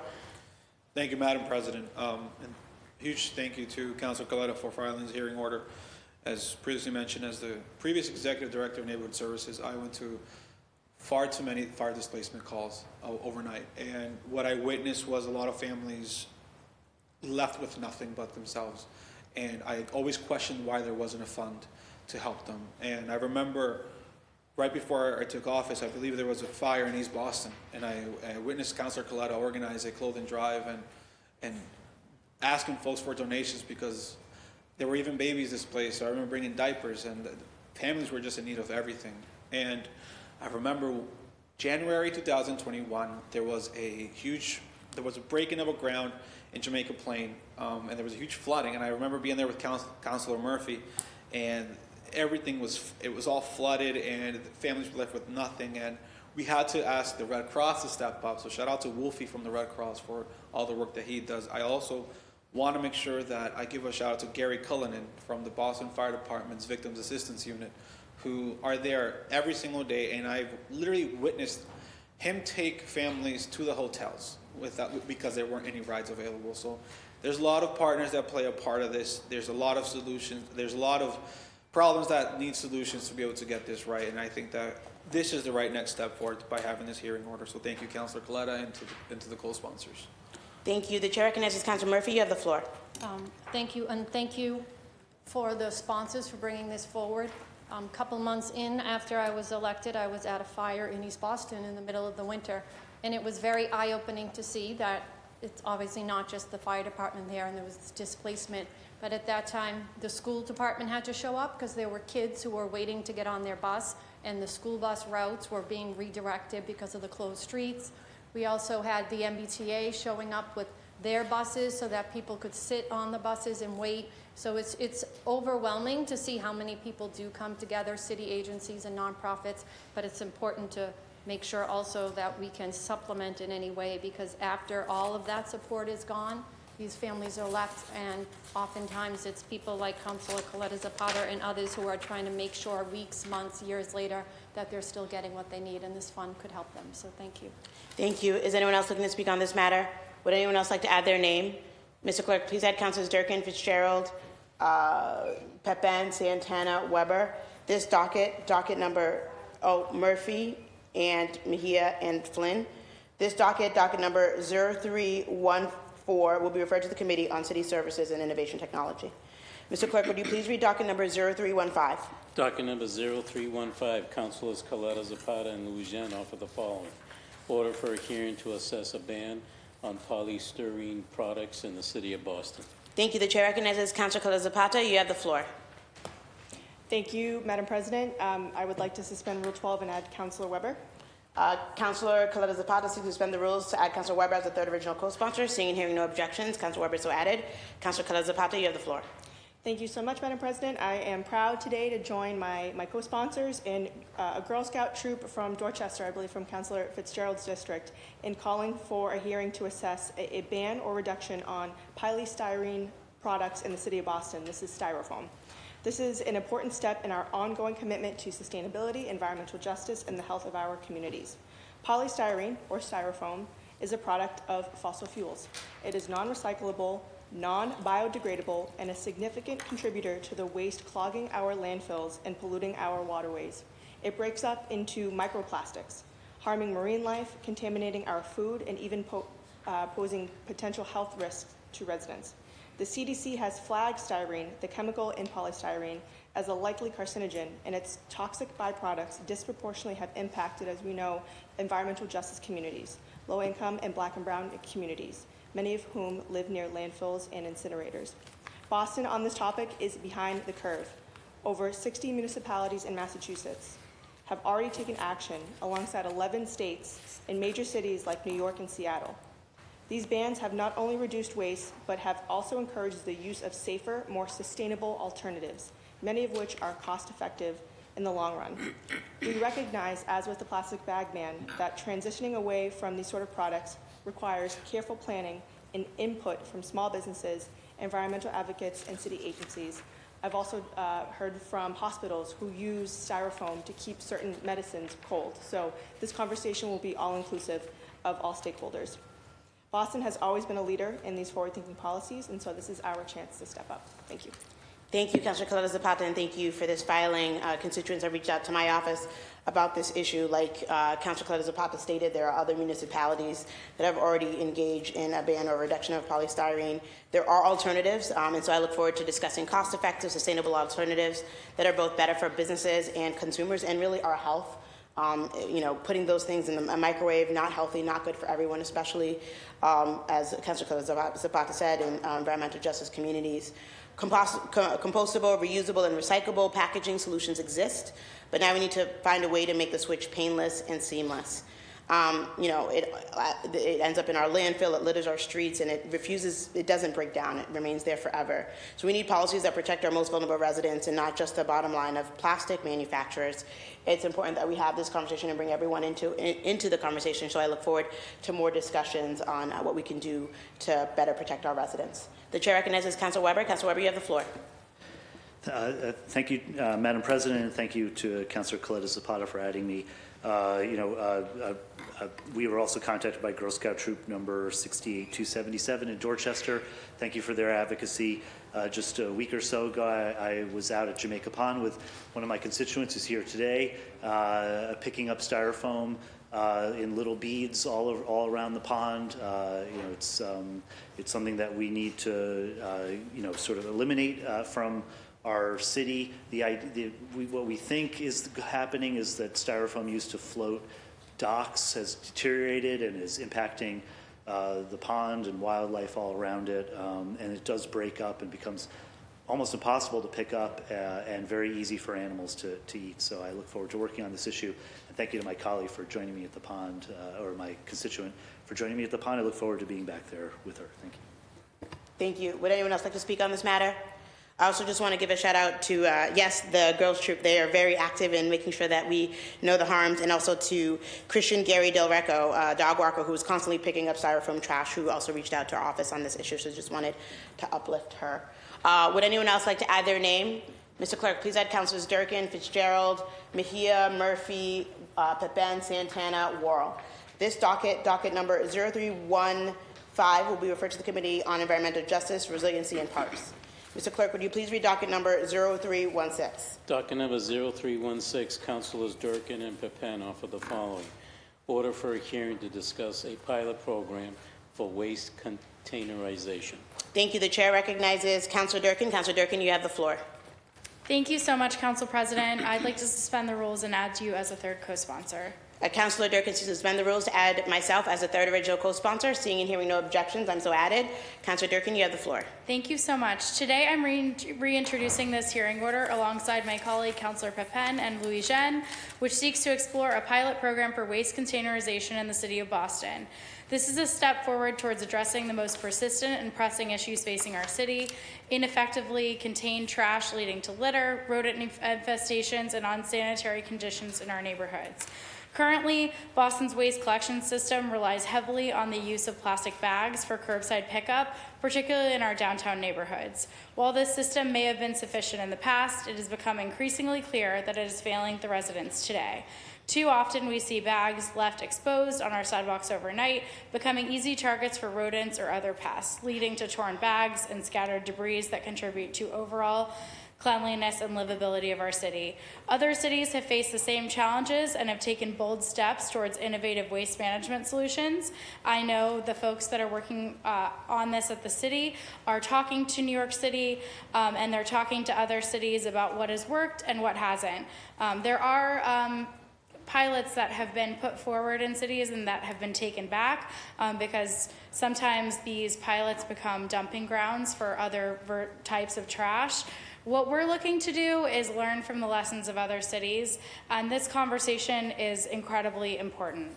And I'll just say that the New York Sanitation Department said last month, 70% of New York City trash is now out of bags and into containers. These measures are working. After containerization rules went into effect in April 2023, New York City saw the largest year-over-year reduction in rat sighting services requests since 2010. And you might be asking, I haven't seen any rats recently, but I did talk to John Ulrich from Public Works, and the weather has contributed to the rat reduction and not really much else. So I know that we're working hard. I know that the city has a Boston Rodent Action Plan, but we've got more to do, and this conversation is just the start. So look forward to having it in the City Services Committee, which I know Councilor Pepin will preside really well over because he's been working on these issues as well. Thank you. The chair recognizes Councilor Pepin. You have the floor. Thank you, Madam President. I just want to thank Councilor Durkin for refiling this because this is one of the very important topics in all the commercial districts in the city. But for me specifically, like I mentioned, Mattapan Square has had a consistent issue of dumping, illegal dumping behind businesses. In Rosendale Square, restaurants have expressed interest in having a shared composting bin for the restaurants to make sure that the food is not being easily accessed by the rats. And I know that that adds to the rat infestation into our neighborhood. So I'm just very thankful that we are continuing this conversation. It's part of our environmental justice conversation, but also just the cleanliness of our neighborhoods. I'm looking forward to hosting this hearing. Thank you, Councilor Pepin, and thank you for filing this. The best way to get at our rodent issue really is to waste containerization. John Ulrich says it, everyone says it, and so working on a pilot to make sure that we're able to meet that goal in all of our neighborhoods, especially in our more densely populated neighborhoods, especially in neighborhoods where it's hard for them to have trash bins. It's important for us to continue to think about methods to attack this issue. So thank you for filing, and I look forward to working on this matter alongside my co-sponsors. The chair recognizes Councilor Flynn. Councilor Flynn, you have the floor. Thank you, Madam Chair. This is an issue I've worked on for going on 8 years now, and I've held, 6, 7 hearings on it with representatives from city departments, public works, inspectional services, neighborhood services. I worked closely with New York City. As was mentioned, I was the one that introduced Boston really to what's happening in New York City on their rodent control problem. And New York City developed a system where they actually have a standalone department, city agency on rodent control, pest control, and it's effective. I advocated for that. It wasn't implemented. But the rodent control plan that the city has implemented recently, 7 or 8 different points. I think I recommended 6 or 7 of those to them. The other one I mentioned was the standalone committee on pest control that wasn't implemented. My neighborhood in my district in District 2, including Chinatown, the South End, South Boston, Bay Village, we have pest control major challenges in the area. And what's also important to know is the restaurants have a major role to play as well in ensuring that they take out their garbage appropriately. One of the major challenges we have in Chinatown is the apartment buildings such that residents don't necessarily have access to putting a garbage barrel in their apartment or in their yard. They don't have it. So it's very challenging for the residents, but there are organizations that are doing exceptional work in the community, but we have to make sure that this neighborhood particularly is clean. And it's about working together, ensuring that voices of residents are heard. This is a public safety issue. It's a public health issue as well. It's something I'm going to continue to work on and lead on, and welcome my colleagues to continue to support our dedicated and professional city employees. If we don't solve this issue, people leave Boston. If you don't solve the pest control issue, it's also a major problem in South Boston, and it's impacting so many neighborhoods. And I've worked closely with Councilor Braden on it for many years as well. South End has some major challenges also. But again, it's about working together, listening to residents, listening to their concerns about the impact pest control has on them.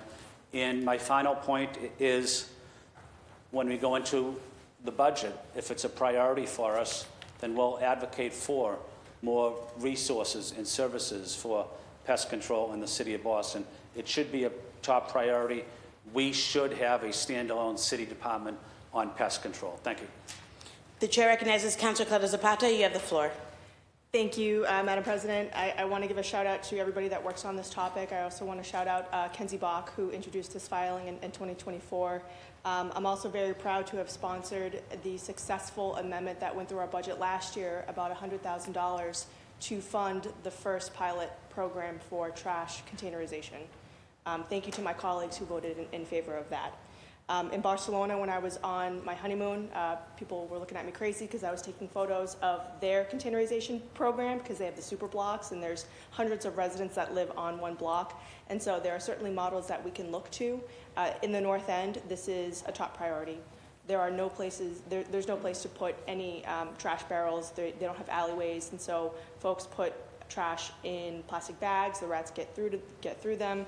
And so this is a timely conversation. I appreciate my colleagues bringing this forward. I would like to integrate where that $100,000 is in this moment in time and understand what the administration has done to push that initiative forward. Thank you.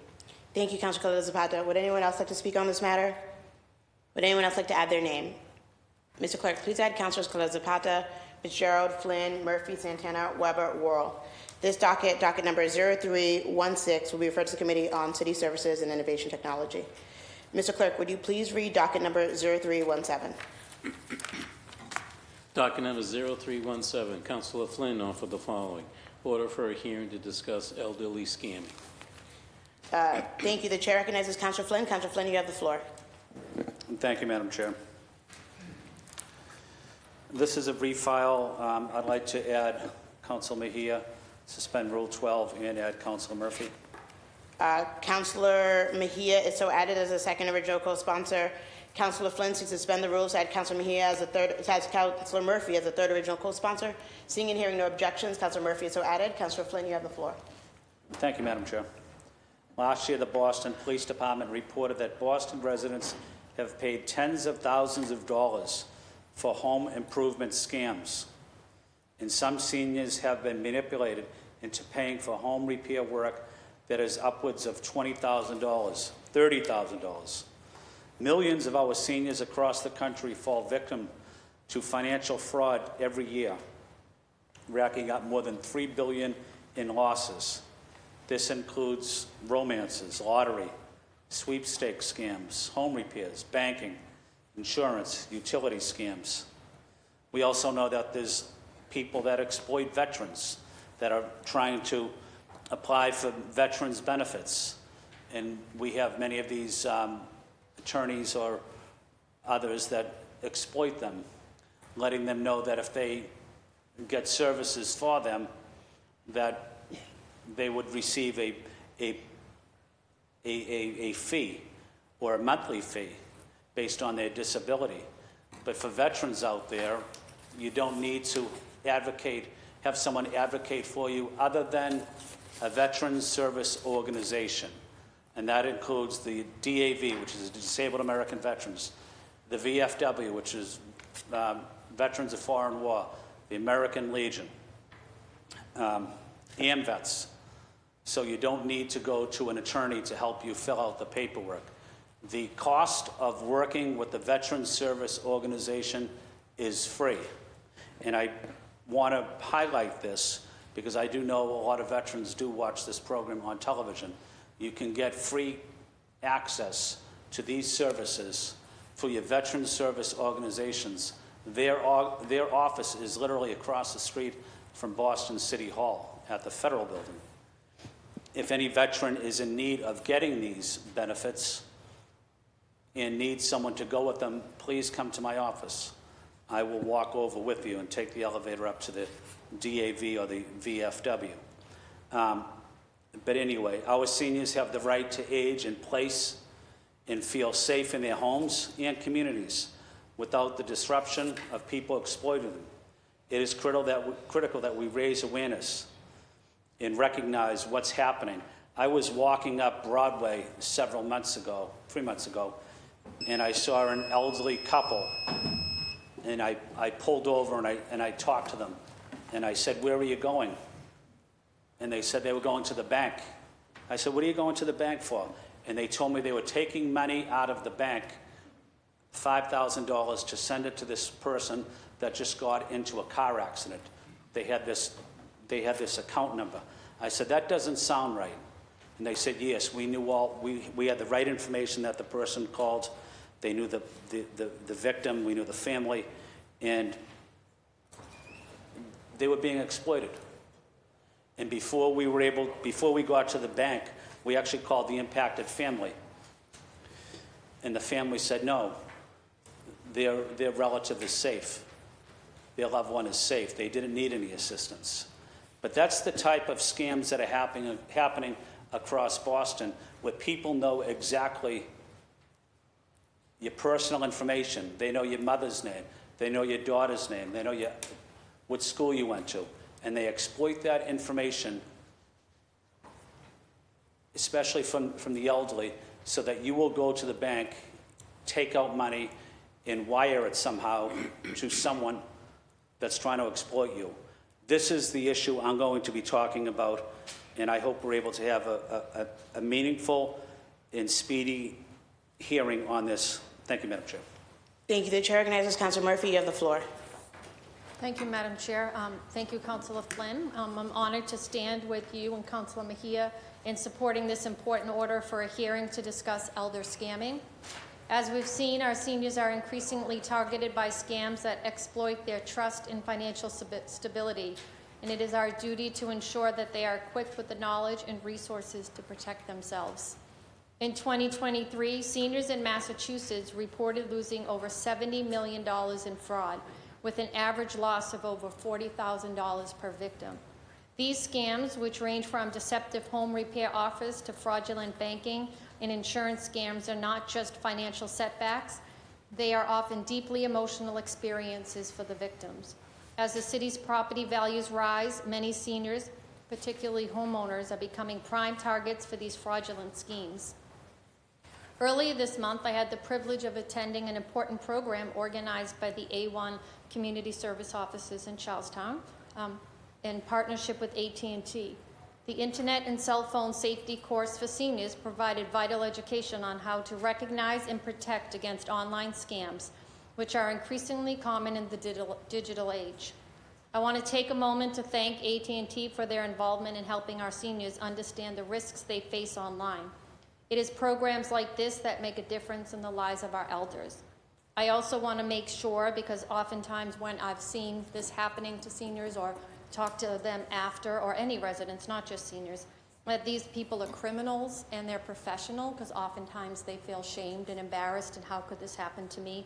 But, and additionally, I'd like to acknowledge the proactive efforts of our Boston Police Department, who are consistently working to safeguard our seniors through community outreach and awareness. However, as the rise in scams continue, we must do more. We need to have resources, education, and protection, and make sure they're available at a broader scale to every senior in Boston. This hearing will allow us to dive deeper into how we can improve support for seniors and work with our community partners, such as the Age Strong Commission and the Massachusetts Identity Theft Coalition, to prevent elder fraud. It's imperative that we keep working together to safeguard those who have given so much to our city and country. And we must continue to empower our seniors with the knowledge to identify scams and avoid becoming victims. I look forward to this hearing from the experts and discussions on how we can work together to help support our seniors. Thank you. Thank you. Would anyone else like to add their name? Okay. The chair recognizes Councilor Orell. Councilor Orell, you have the floor. I just want to say thank you to the lead sponsor and the co-sponsors. I also want to just give a big shout out to the AG's office and the DA's office that do a lot of proactive work around educating our seniors on scams. So thank you to the sponsors, and thank you to the AG and DA. Thanks. Thank you. Yeah, I think the AG just created an elder justice unit, and so that's really incredibly important work. Would anyone else like to add their name? Mr. Clerk, please add Councilor Coletta Zapata, Fitzgerald, Weber, Worrell. Please add the chair. This docket number 0317, will be referred to the Committee on Strong Women, Families, and Communities. Mr. Clerk, would you please read docket number 0318? Docket number 0318, Councilor Flynn offered the following order for a hearing to discuss financial literacy programs in Boston Public Schools. Thank you. The chair recognizes Councilor Flynn. Councilor Flynn, you have the floor. Thank you, Madam Chair. Thank you, Madam Chair. Madam Chair, may I add Councilor Murphy and invoke Rule 12 and add Councilor Mejia? Councilor Murphy is so added. Councilor Flynn seeks to suspend the rules. Add Councilor Mejia as the third original co-sponsor. Seeing and hearing no objections, she is so added. Councilor Flynn, you have the floor. Thank you, Madam Chair. I'm refiling this hearing to discuss providing financial literacy programs in Boston Public Schools. Financial literacy is an important skill that helps us manage day-to-day finances, learn how to budget and reach financial goals. Basic financial concepts at a young age can prepare our students as they transition into adulthood, from high school going into college as well.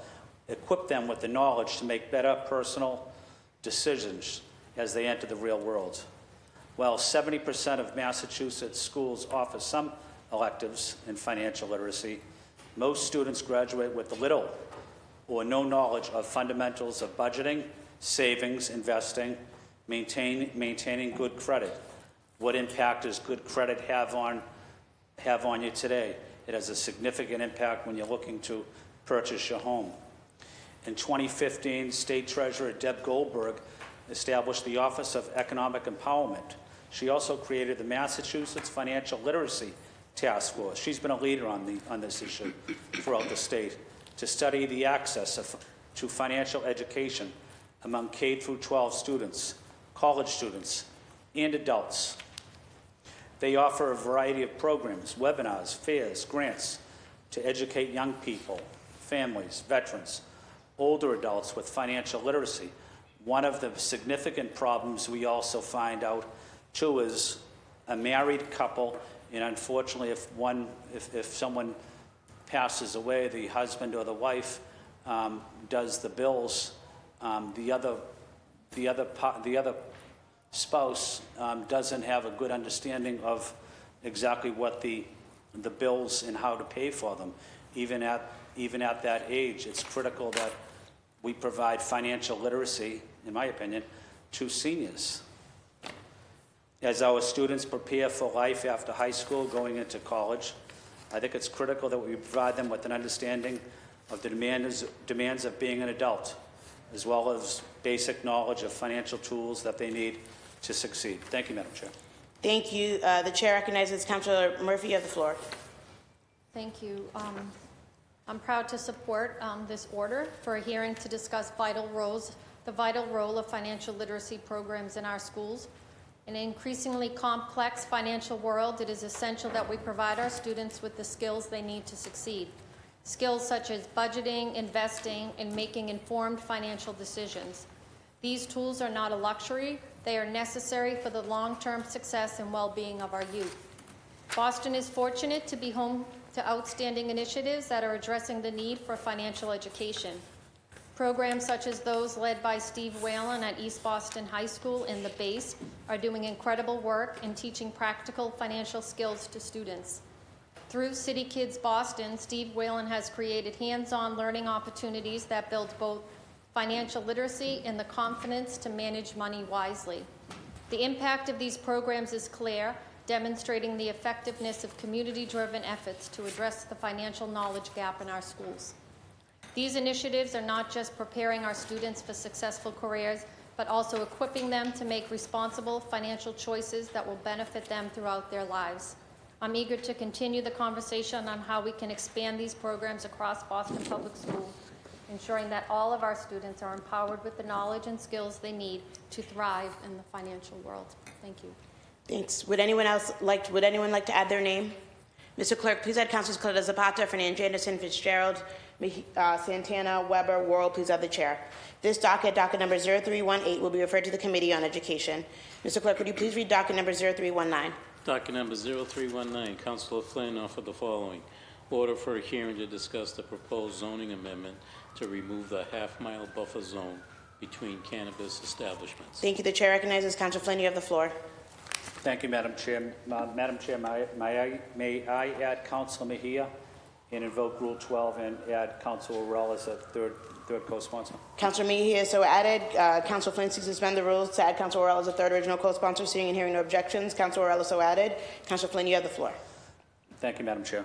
This is a hearing to discuss the proposed zoning amendment to remove the half-mile buffer zone between cannabis establishments.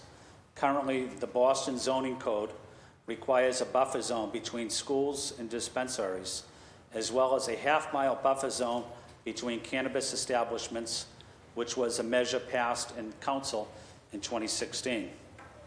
The buffer is intended to prevent cannabis establishments from opening in clusters so that no particular neighborhood would become the center for cannabis shops, to ensure dispensaries are spread out throughout the city, allowing access to patients and customers.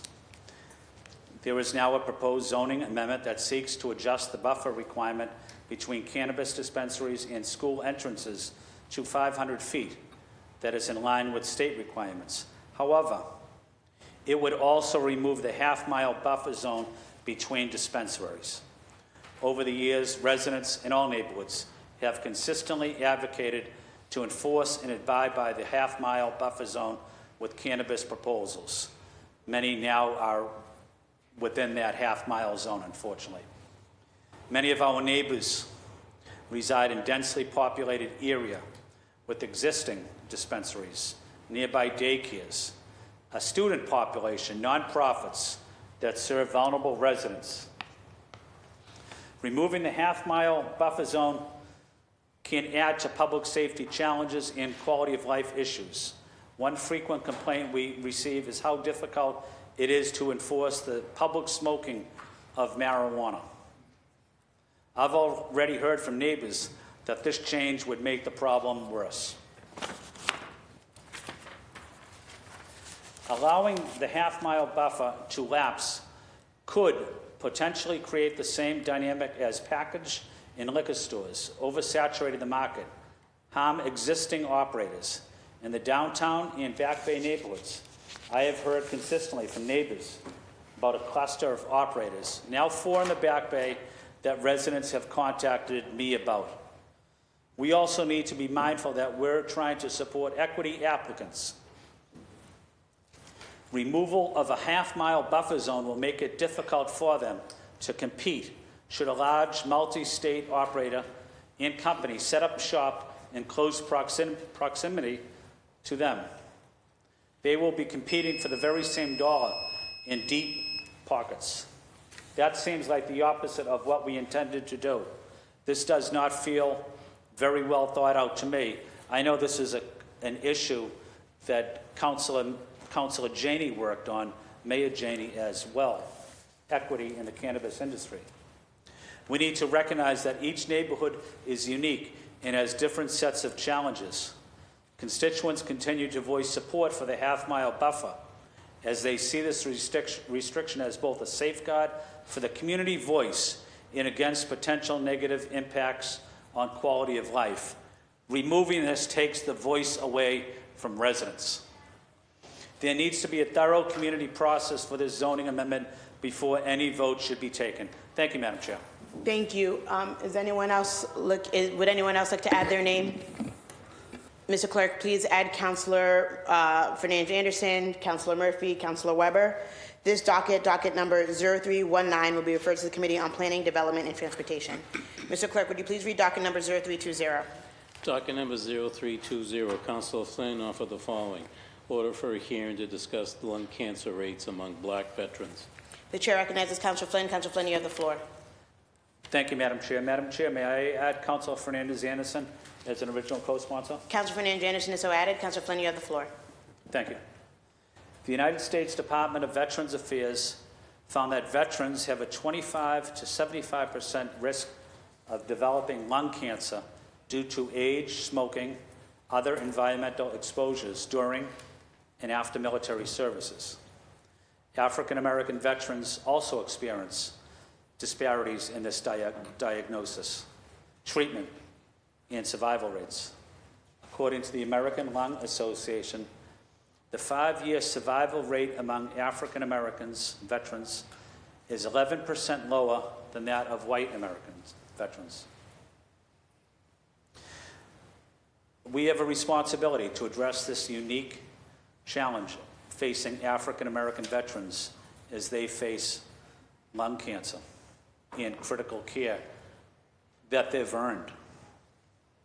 I am filing this hearing to learn more about how lung cancer impacts our Black veterans, how we can work with our Boston VA, veteran nonprofits, and community health centers to raise awareness, facilitate early detection and treatment with an approach that addresses racial discrepancies. Thank you, Madam Chair. Thank you. Councilor Fernandez Anderson, are you looking to speak on? No? Okay. Would anyone else like to add their name?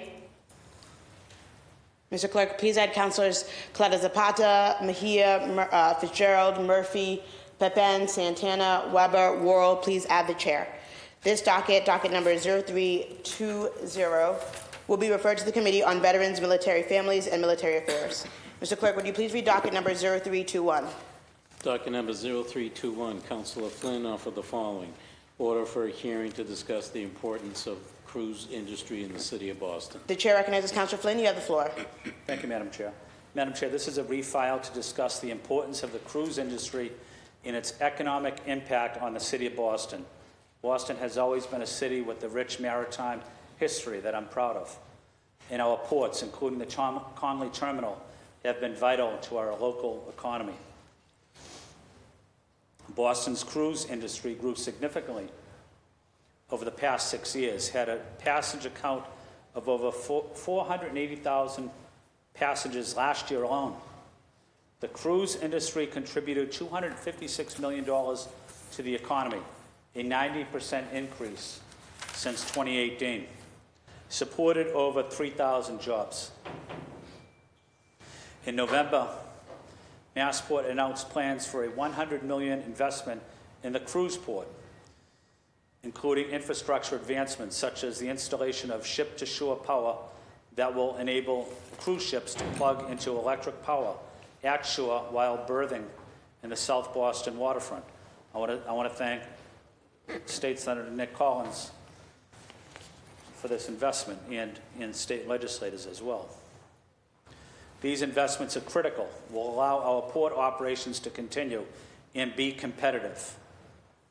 This is also personal to me as a member of the Longshoremen's Union. My family's all longshoremen, but they play a critical role in the port of Boston. The Flynn Cruise Port is named after my grandfather as well, and my father. We must continue to support their work and leverage our role as a port city and continue to grow our economy. Boston is the closest port to Europe. We want a strong, vibrant port of Boston where people can work, where they can support their families, and let's work together. I want to acknowledge Massport for the incredible role that they play in working in East Boston, in Charlestown, in South Boston. Massport personnel are exceptional. I want to say thank you to the International Longshoremen Association as well. Thank you, Madam Chair. Thank you. Would anyone else like to add their name? Mr. Clerk, please add Councilors Coletta Zapata, Durkin, Fernandez Anderson, Fitzgerald, Mejia, Murphy, Santana, Weber, Worrell, Pepin. Please add the chair. Docket number 0321 will be referred to the Committee on Planning, Development, and Transportation. Mr. Clerk, would you please read docket number 0322? Docket number 0322, Councilors Flynn and Murphy offer the following. Order for a hearing to discuss ways to ensure operations of the 911 system and contingency plans in case of a 911 system outage. Thank you. The chair recognizes Councilor Flynn. Councilor Flynn, you have the floor. Thank you, Madam Chair. This is an important discussion to ensure that our 911 system is operating effectively and that there are plans in place in case that there is an outage in our 911 system. As we may recall, the statewide 911 system faced an outage for 2 hours in June last year due to a firewall malfunction, preventing residents from actually calling 911.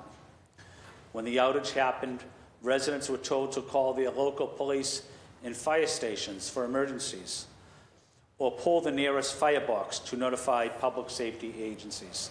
It's critical that we maintain our fireboxes across Boston as well. Fire alarm in the city of Boston, they play a critical role in our city and in public safety. We can never water down that work. In the age of hacking and cyber attacks, we need to ensure that The 911 system has both the capability and plans in place to prevent a statewide outage from ever happening again. Each department should also have backup plans in place as a precaution in the event of additional issues with the 911 system.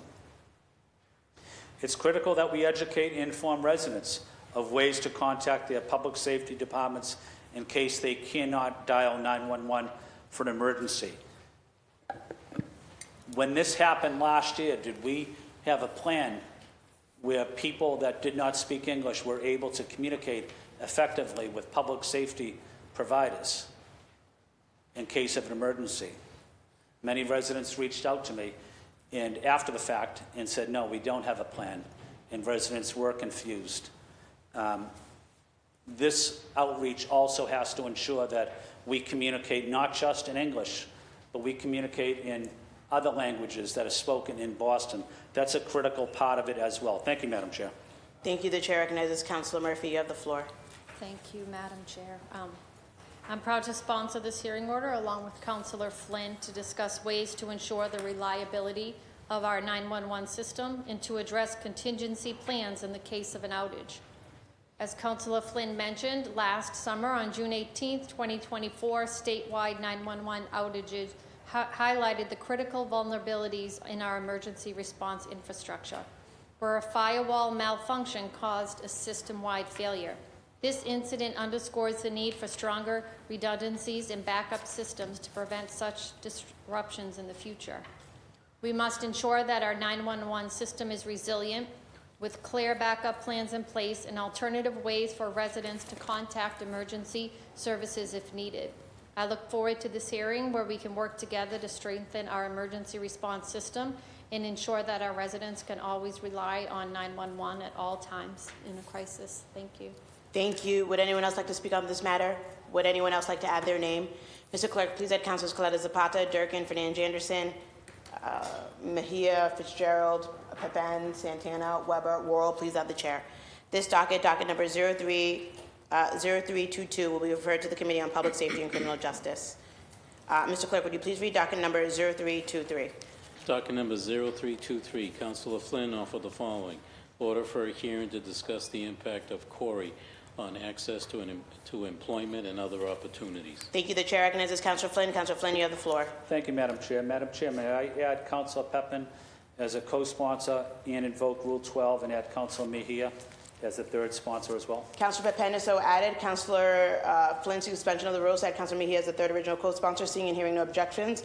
Councilor Mejia is so added. Councilor Flynn, you have the floor. Thank you, Madam Chair. This is a hearing to discuss how we can expand opportunities for people with CORIs, criminal offender record. Criminal records often harm access to resources and opportunities for those with prior convictions. Despite progress made on CORI reform in recent years, there's still room for improvement. I'd like to acknowledge Governor Patrick for the work he did working with the legislature on improving access for people with CORIs to get jobs. It was great legislation. It needs to go further, in my opinion. As a former probation officer, I witnessed the impact that CORI can have on a person's ability to access opportunities that would help put them on the right path. At times, you can be hired for a job pending the results of your CORI background check. And there's nothing more frustrating and disappointing for someone with a CORI that's been in a job for 2 weeks, 3 weeks at a warehouse. They're working hard, and after the third week, the boss will say to them, we know you've never been late for work. We know you show up on time. We know you're professional. Unfortunately, we're going to have to let you go because you have a CORI. That's our policy. That almost forces the person with the CORI to do desperate things. That person is doing the right thing, working hard, trying to get back on track to support his or her family. And the last thing we want to do is impact that progress. The negative effects of criminal conviction are magnified for communities of color who not only face higher conviction rates, but tend to fare worse on employment outcomes and related measures of well-being.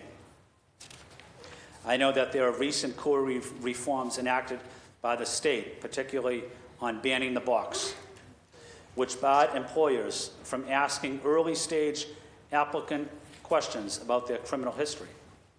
I'm interested in hearing more about the impact of these reforms and what we could do to further expand opportunities for people with records.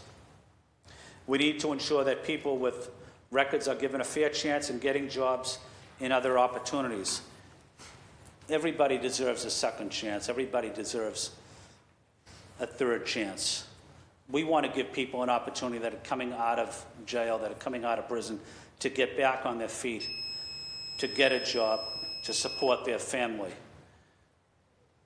We don't want Corys to be an obstacle for them to do that. I'm also asking the City of Boston to expand their job opportunities for people with Corys in particular city departments that are needed for employment, whether that's Public Works, whether that's the Parks Department. Many of the men, mostly men, I think, mostly that are coming out of jail, they want to work. They don't want a handout. They don't want government support. They want a job. They want to work 40 hours a week. They want to work 50 hours a week. They want to work hard. Let's not stand in their way. Let the City of Boston also lead in hiring people with Corys. Thank you, Madam Chair. Thank you. Would any of the sponsors like to speak on this matter? No? Okay. Would anyone else like to add their name? Mr. Clerk, would you please add Councilors Calais Zapata, Durkin, Fernandez Anderson, Fitzgerald, Murphy, Pepin, Santana, Weber, Worrell, please add the chair. This docket number 0323, will be referred to the Committee on Labor, Workforce and Economic Development. Mr. Clerk, would you please read docket number 0324? Docket number 0324, Councilor Flynn offered the following. Order for a hearing to discuss the notification process for a butters meeting in the city of Boston. Thank you. The chair recognizes Councilor Flynn. Councilor Flynn, you have the floor. Thank you, Madam Chair. Madam Chair, may I add Councilor Fernandez Anderson as a co-sponsor? Councilor Fernandez Anderson is so added. And may I add Councilor Mejia as well? Councilor Flynn seeks to suspend the rules to add Councilor Mejia as a third original co-sponsor. Seeing and hearing no objections, Councilor Mejia is so added. Councilor Flynn, you have the floor. This is a refile, but I would like to give a little bit of background information on it. All of district councilors and probably at-large councilors have all heard concerns about how abutters meetings are being notified, how residents are receiving this notification. The most common complaint we hear include abutters not receiving notification when they should have. There are concerns on whether reliance on proponents to send flyers to abutters cause an inherent conflict of interest. Many neighbors argue that the city should be sending these out, which they do at times, and not the developers, to remove any doubt about notifying the neighborhood appropriately about community meetings. I don't think it should be the developers notifying residents, in my opinion. Other people disagree. Some residents have also noted that the 300 feet notification requirement is not adequate for many projects, especially for businesses seeking a liquor license or a cannabis license or changing operating hours, as these proposals will have an impact on the quality of life for residents in the entire community, extended beyond the 300-foot radius. Just yesterday, my office received a call from a South Boston neighbor due to an abutter not receiving notice from ISD about a zoning case where they were a direct abutter and would have liked to testify against the proposal. They didn't know about it. Furthermore, abutters meetings are now being posted on the events section on the city's website, when in the past, ONS liaisons would email us at the district councilors and neighborhood associations and letting us and them know about these upcoming abutters meetings. It is unreasonable to now expect constituents in city council offices to search and find abutters meetings on the event page. Maybe city councilors should do that, should be doing that, but it's very difficult for residents to do that, in my opinion. It should not be up to them to find out on their own about upcoming meetings that impact their neighborhood. That's not fair. It shouldn't come down to who your liaison is. It should be working with district councilor's office like we had for the past 7 years. Residents expect us to be there, and we need to be there. And if a district councilor is not at a meeting, or their staff, because they didn't know about a particular abutters meeting, it looks very bad for that district councilor. It looks bad for the city, in my opinion. We need to ensure that there is an adequate notification process for abutters meetings so that residents in our offices can attend the meetings, receive information, gather feedback on projects and proposals impacting our neighborhoods. I look forward to this discussion. I would like to see a memorandum of understanding from the mayor's office and city council exactly on what the process is. I think we need to have that in writing so everybody's on the same page, everybody is clear on exactly what is happening, what their roles are and responsibilities are, and that checklist is respected every time there's a community meeting. And to ensure that the voices of residents are heard on abutters meetings. But again, I'm asking, and we've met on this issue before, but we need a memorandum of understanding from the city council and mayor's office to deal with this issue. District councilors need to be part of the process. At times, they're not, because they're not notified. Thank you, Madam Chair. Thank you. The chair recognizes Councilor Fernandez Anderson. You have the floor. Thank you, Madam President. Thank you, Councilor Flynn, for allowing me to co-sponsor. This seems to be a perpetual issue in my district, where constituents have complained on numerous occasions about the lack of notification or coordination. I do think that the city has the resources to be able to implement some sort of streamlined process that one notifies folks on time, and then with advance notice, as well as doing it in a way that is accessible to most of our constituents. Maybe not all, but at least to do a better job at most. So I have received, again, several complaints. It may seem like a very minuscule type of issue. What are those abutters complaining about? Why is this such a big deal? No, it's a big deal because you live next to a property, a thing that may change, that has the potential to impact your quality of life. So their input and their awareness of the full scope of the project, of course, is important, and they should have a say, and we should listen. So looking forward to working through a hearing with my council colleague, the lead co-sponsor, Councilor Flynn, to hopefully mitigate some sort of collaborative effort, again, to streamline a process where it's transparent and we can be more inclusive of the constituents or abutters on these notifications. Thank you. Thank you. Docket number 03. Would anyone else like to speak on this matter? Councilman Mejia, you have the floor. Yep, I believe co-sponsors are allowed to speak, so thank you for recognizing me. Thank you, Madam Chair. I just want to thank my colleagues for filing this, and thank you to Councilor Flynn for adding me. I actually started a civic association in 2017, I believe it was, called DUN, Dorchester United Neighborhood Association, alongside Dawn and Robin from Dorchester, because there was an illegal boarding house for level 3 sex offenders that we did not know about. And so in the process of creating this civic association, we had to do our own door knocking.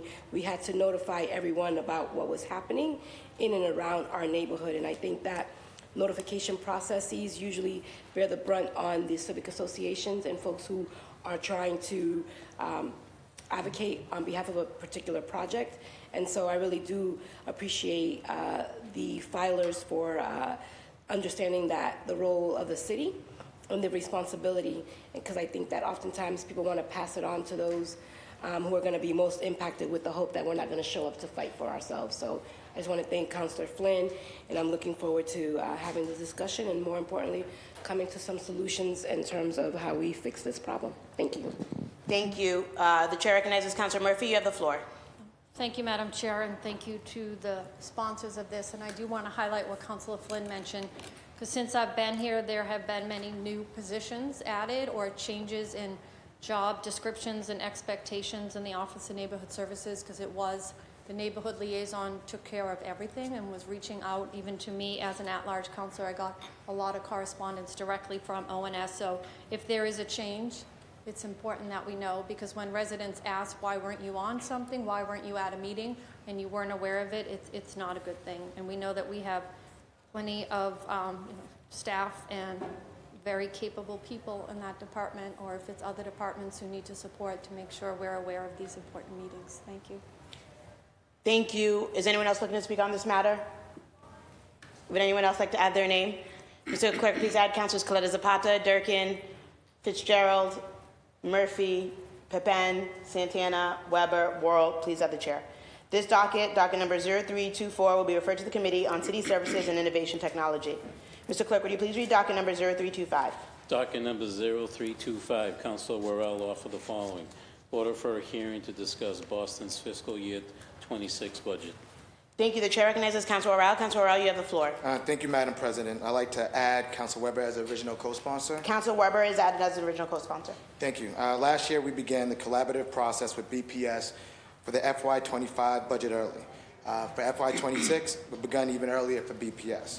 What we're aiming to do now is begin these FY26 conversations earlier for the entire operating budget. This means we'll be having public testimony, a hearing on revenue, and at least one working session on council priorities, and possibly more, all before the mayor files her budget on April 9th. The working session on Monday, February 3rd, is to go over council's priorities and requests for information on BPS budget. I know the calendar fully shifts to Ways and Means in the spring, but with dozens of hearings, it can feel compressed.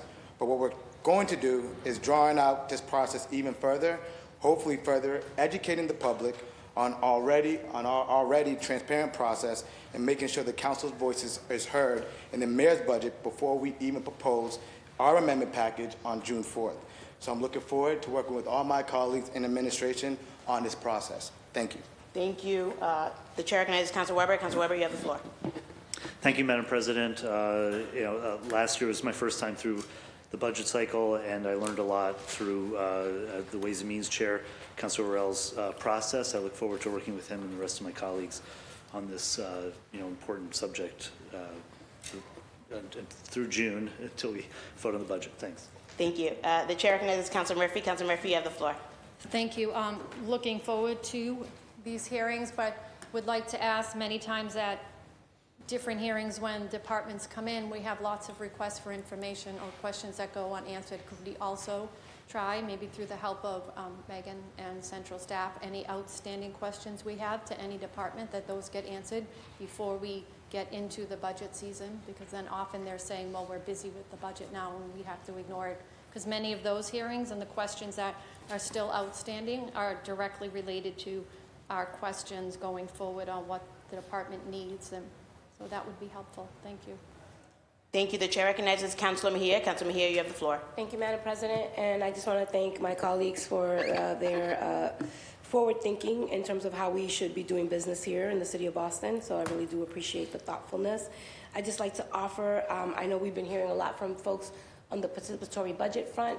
And so as we're talking about budget hearings, we'd love to hear your vision or how we're going to incorporate some of the voices of the people that are looking to also be involved in the process. So just want to offer, as you are thinking about stacking up the folks who participate in these hearings, just would like to offer that the folks from participatory budget have a seat at the table and an opportunity to also talk about the things that they'd like to see us advocate for. Thank you. Thank you. The chair recognizes Councilor Flynn. You have the floor. Thank you. Thank you, Madam Chair. May I make a recommendation and/or ask a question to the maker? You may. Thank you, Madam Chair. To Council Worrell, when we do have the budget hearings here in the chamber, oftentimes the head of the department will say they have a hard stop and they have to leave in 1 hour from the start of the meeting. Is there a way that we're able to get a better commitment from a department head in advance, and so that we're not caught off guard and we only have 2 minutes to ask questions because the department head has to leave in an hour? So what I'm asking is, can you get a commitment from department heads that they should be here maybe 3 hours so that they can answer questions from city councilors? I think city councilors want to do their due diligence, ask department heads significant and important questions, but they also want the time to do that. And giving the city council 1 hour, and let's make this fast because the department head has to leave here, I don't think that's helpful. Through the chair, if you'd like to respond, Councilor Worrell, you may. Yes, Council Flynn, we will make that request for the administration, and then also we are submitting our calendar, early enough for cabinets, chiefs, executive directors to plan accordingly for April. So that is our intention, and that will be our request. Thank you. Thank you. The chair recognizes Councilor Fernandez Anderson. You have the floor. Thank you, Madam President. I just wanted to say to my constituents who are listening, this year we'll be doing a series of workshops, budget workshops again for District 7. All are welcome to attend if you're not in District 7. That's okay too. Partnering with community advocates and programs who will be teaching us on budget, hopefully do one in person where we can do actual hands-on activities, and looking forward to doing the high school tours where we also teach high schoolers about municipal budget. Thank you, Councilor Worrell, for, as the chair on Ways and Means, for leading this, and I think that submitting the RFIs in advance is a great idea. Thank you so much. Thank you. Would anyone else like to speak on this matter? Would anyone else like to add their name? Mr. Clerk, please add Councilors Coletta Zapata, Fitzgerald, Flynn, Mejia, Fernandez Anderson, Murphy, Pepin, Santana. Please add the chair. This docket number 0325, will be referred to the Committee on Ways and Means. Mr. Clerk, would you please read docket number 0326? Docket number 0326, Councilor Mejia, offer the following. Order for a hearing to examine accountability, transparency, and accessibility and administrative procedures for complying with the Boston Landmarks Commission recommendations. Thank you. The chair recognizes Councilor Mejia. Councilor Mejia, you have the floor. Thank you, Madam President. So the Boston Landmark Commission was established to protect Boston's historic and architectural assets, yet concerns have been raised about how the administration processes these recommendations, specifically regarding delays, inconsistencies in following established procedures, and potential failures to comply with legal and regulatory requirements. These issues raise broader concerns about transparency, accountability, and adherence to the legislative intent of city government. And I just want to note for the record that this hearing order is about something, it's about the legislative intent in terms of the work that we should be doing and auditing and examining if what we decided to file and uphold, if we're doing such. So it's not so much about the Landmarks Commission in itself, but just the function of it and how it's living to its legislative intent. This hearing is not about the Landmarks Commission itself, but about evaluating how the administration implements and responds to its recommendations. We will examine whether existing procedures align with the intent of preservation laws, identify efficiencies, and explore ways to improve interdepartmental coordination to ensure timely and effective decision-making. Ensuring transparency and accountability in this process is essential. Residents, advocates, and preservation experts must have confidence that the decisions that are being made about our city's historic resources are made fairly, consistently, and in compliance with established regulations.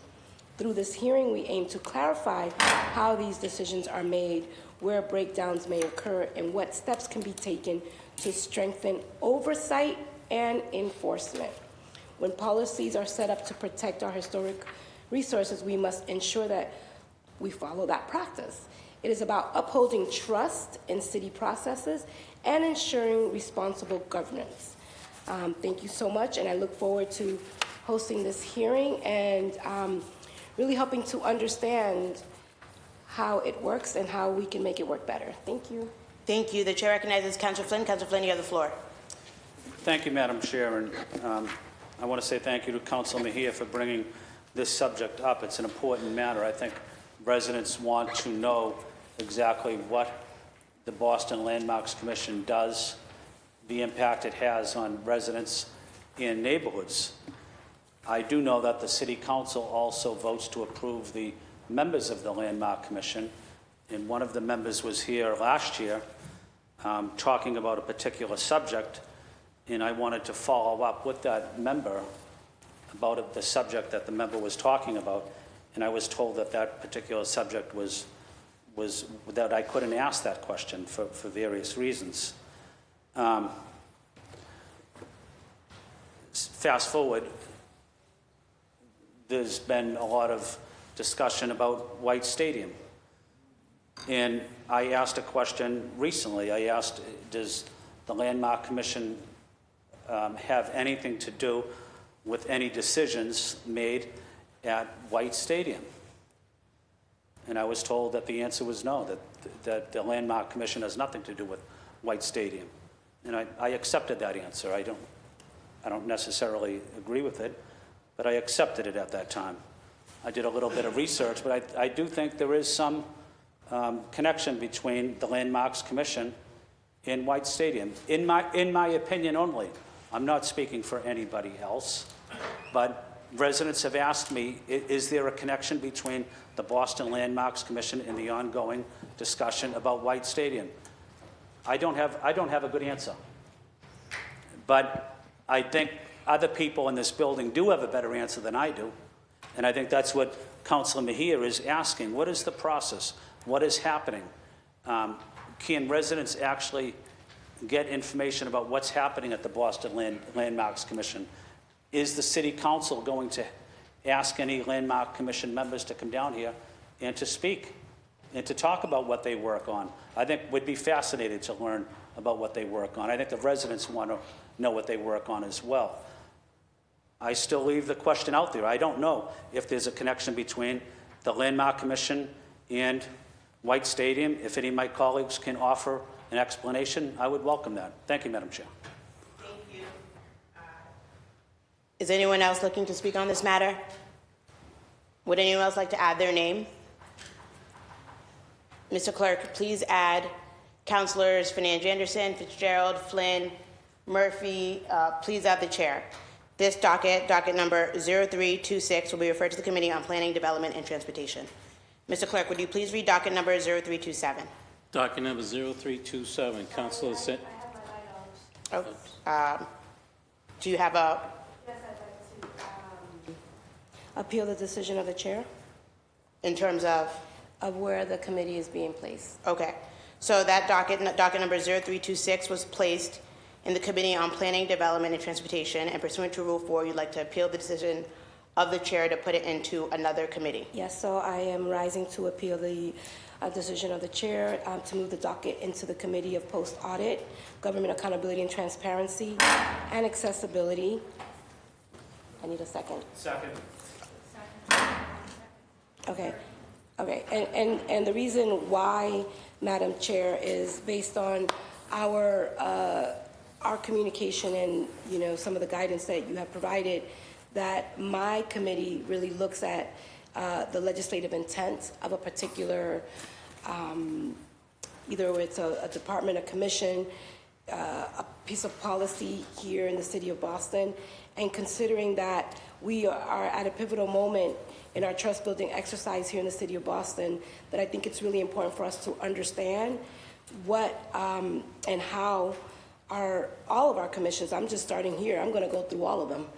I think we have an opportunity to make sure that what we have filed, whether we filed it in 1984, 1994, or 2024, I feel like we need to have a better grasp of what the goals and objectives are of the work that we're doing. And so it just so happened to be that we're starting off with this particular situation. But in the spirit of making sure that I follow the directive that you've provided me in terms of legislative intent, I believe that the way this was written and the work that we're trying to do within my committee, I believe that this is something that lands in my committee, and I would appreciate your support in making that happen. Thank you, Councilor Mejia. I hear you. I placed this docket in the Planning, Development, and Transportation Committee. There is direct language in that committee about having oversight over the Landmarks Commission. I know that we are in ongoing conversations, and I'm happy to continue those ongoing conversations about what transparency and accountability for your specific, the post-audit committee looks like. Happy to continue having those conversations. Today, I disagree, but I do hear that you're appealing under Rule 4. Rule 4 requires a majority, 2/3 of the council to agree to the contrary in order for it to be placed into her committee. So basically, she's appealing the decision of the chair. Pursuant to Rule 4, the question is, what? We're not, no, I am the only one who can call a recess. We are not going to call a recess. But I will read Rule 4 so that everyone understands. The presiding officer may speak to points of order, including assignment of matters to committee. The question shall be put forth as follows. No other business except a motion to adjourn or lie on the table shall be in order unless the question on appeal has been decided. The question shall be put as follows. Shall the decision of the chair stand as the judgment of the council? So shall my decision stand as a judgment of the council? An answer, yes, keeps it in the committee, Planning, Development, and Transportation Committee. A no would put it into the post-audit committee, and pursuant to Rule 4, a vote shall be taken, a vote shall be by a roll call vote, and it shall be decided in the affirmative unless a 2/3 majority of all the members of the council is to the contrary. Okay, we'll start with Councilor Mejia and then Councilor Murphy. For the record, and for those who are tuning in, can you define what an audit is? At this moment, I would want more time to define what the audit is. Because my committee is titled post-audit. And so what I am trying to do is have a better understanding of how we are conducting the people's business here in the city of Boston. This is not an issue of planning or development. This is an issue specifically geared towards auditing and having a better understanding of how efficient we are being and whether or not we are upholding the legislative intent of a particular department. And while I do appreciate the interpretation and understanding the leadership, I think, and what I struggle with here is the precedents that we are setting in terms of how we are choosing to allow people to do their jobs. Because this is a matter about me being able to do my work. And so I am going to ask my colleagues, you can, I don't know if you wanted a recess to Google what auditing is, but what I'm trying to do is audit the process, protocols, policies, and procedures that relate to a legislative intent. And so I find it really challenging, right, that my demeanor and the way that I speak and how I show up in this chamber oftentimes gets confused with what I'm trying to communicate. So what I'm trying to do is, in the best form, ask us to understand and to see how these protocols, policies, and procedures and parliamentary processes prevent people like me from being able to do my job. And so I just want everybody who's paying attention to see that this is just another example of what it looks like to show up here trying to do the people's work and continuously be shut down for it. The chair recognizes Councilor Murphy. You have the floor. Thank you. I would like to ask through you if you could give an explanation of why, not just that you disagree, if you could, if you already did, if you could expand on it. I stated that the Committee of Planning, Development, and Transportation has specific oversight over the Boston Landmarks Commission, and oversight is inclusive of what is in this docket. Okay. But if we know that Councilor Mejia last time because we had a recess at the last meeting when there was questions about this, and we are aware of her intent of the conversation, and it was very telling of who didn't even want to sign on. It's like we're afraid to even ask questions here. I mean, that's our job. It's hard sometimes. Sometimes my voice shakes. Sometimes I know that, you know, things will happen from the administration or my colleagues that may not be politically fun, but at the same time, our job is to ask questions, and if there's a committee on just that, I don't see why we're afraid to put it in that committee. And a recess would allow so that everyone, including Council Mejia, but not just her, have the time, because I know people are going to be getting messages or memos from their staff, and maybe they're not going to be speaking next, just to ensure that nobody feels like once the decision's made, it's too late to go back. Why not just honor a few minutes of a recess so that I'm not going to speak for anyone else, but that we can make sure that once we vote, we know what we just did. Thank you, Councilor. Especially because she's saying there's more departments or more hearings she wants to go forward, so we're going to set a precedent that the next time. And I've done it before too. It's like the trick of how do you write your hearing order? Am I ready with I was ready earlier with the grant that was going to go into public safety, and I had the definition of It was going to go into start. So, but you know, you're ready to fight, which is fine, but you have to make sure that we're giving everyone a fair chance to prepare for the next thing that's about to be a vote, and then we can't turn back. Thank you. I have no problem.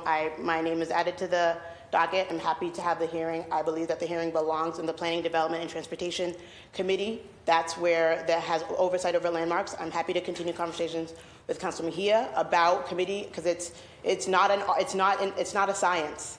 I'm happy to have ongoing conversations. She did what she wanted to do, which is appeal the decision. I will hear from my colleagues. We will take her appeal.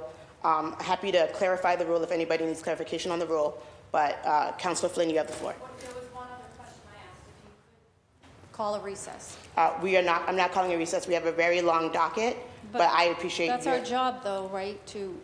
That is. There's only 32 meetings a year. There's 20 weeks. That's 5 months out of the year. This body does not show up in this chamber. 5 months a year. We're only here 32 times a year, and it's important business. I don't know why we wouldn't want to take 2 minutes just to make sure everyone is in a space that they're moving forward confidently. I want to give that to my colleagues to make sure they don't feel pressured or they're about to vote on something or say something that may not be what they want. I understand your point, Councilor Murphy. Councilor Flynn, would you like to speak on this matter? Councilor Flynn, you have the floor. Thank you, Madam Chair.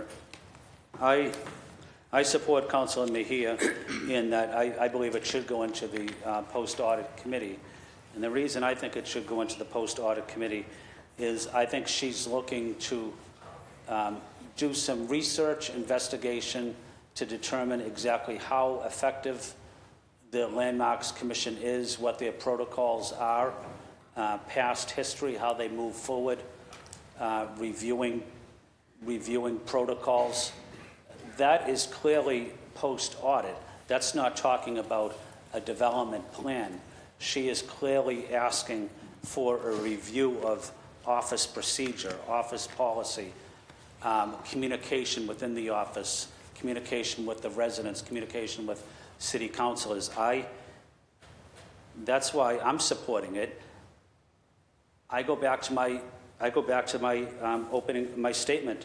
Is I asked, we had a Landmarks Commission member here previously, and the Landmarks Commissioner was talking about White Stadium, and all of a sudden that discussion was shut down.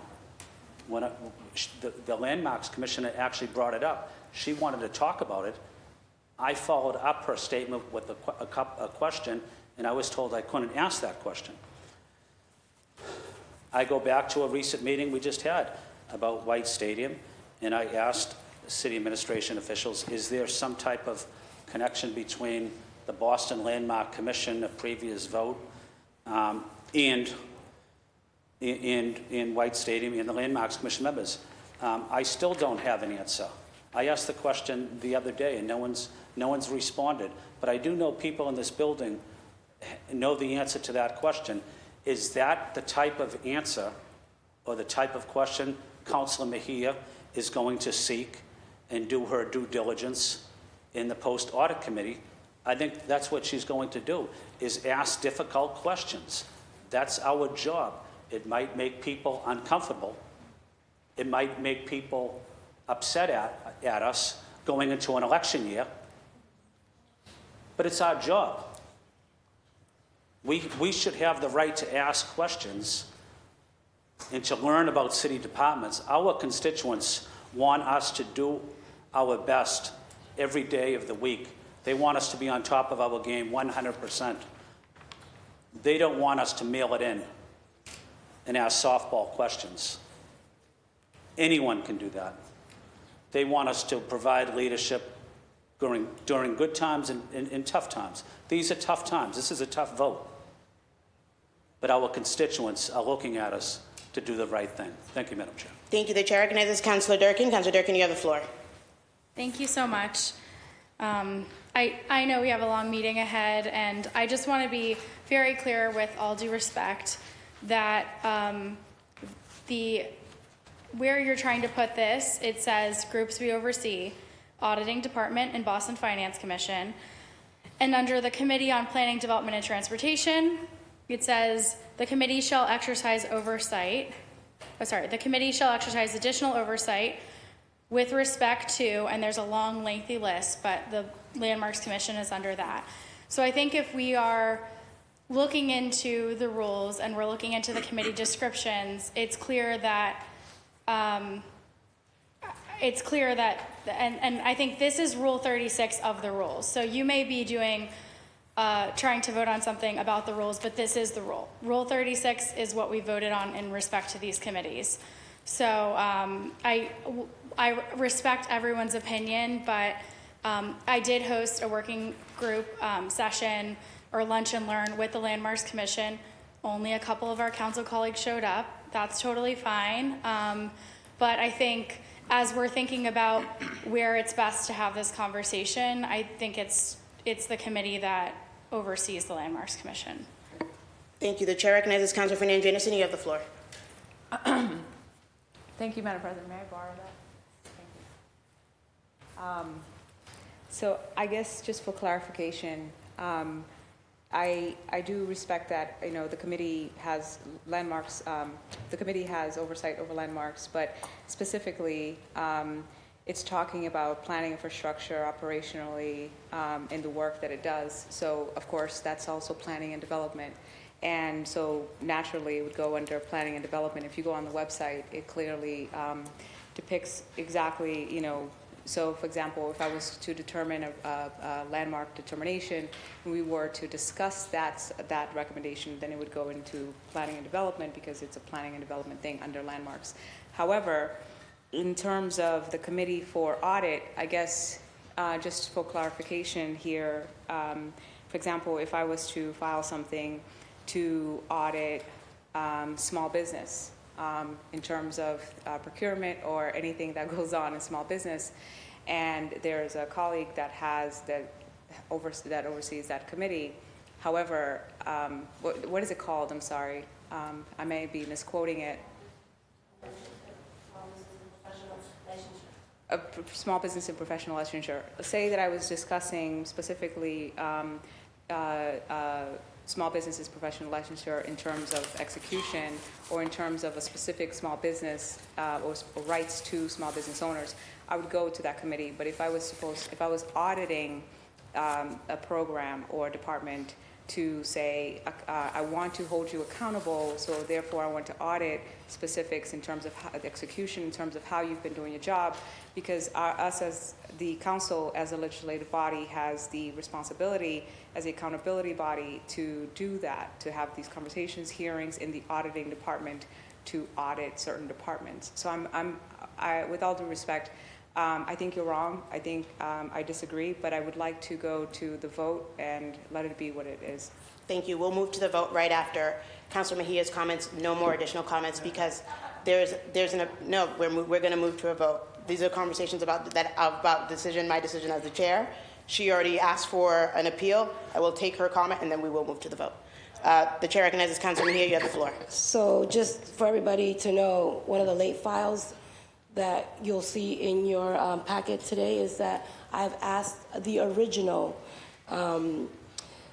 Councilor Yancey to help support me in this process, because Lord knows I need help. But here we go. The Committee on Post-Audit, Government Accountability, Transparency, and Accessibility, which shall concern itself with evaluating the efficiency, effectiveness, and accessibility of city budget, operations programs, including administrative compliance with legislative intent, and administrative regulations of departments, agencies, and programs. The committee may review established goals and objectives, collect and analyze data, and report to the council recommendations, including legislative and programmatic changes based on its review and analysis. The committee shall further concern itself with examining municipal financial statements, bonds, credit reports, internal fiscal control, and risk management procedures that thus ensuring public funds and assets are managed responsibly and effectively. The committee should exercise oversight with respect to auditing and the Boston Finance Commission.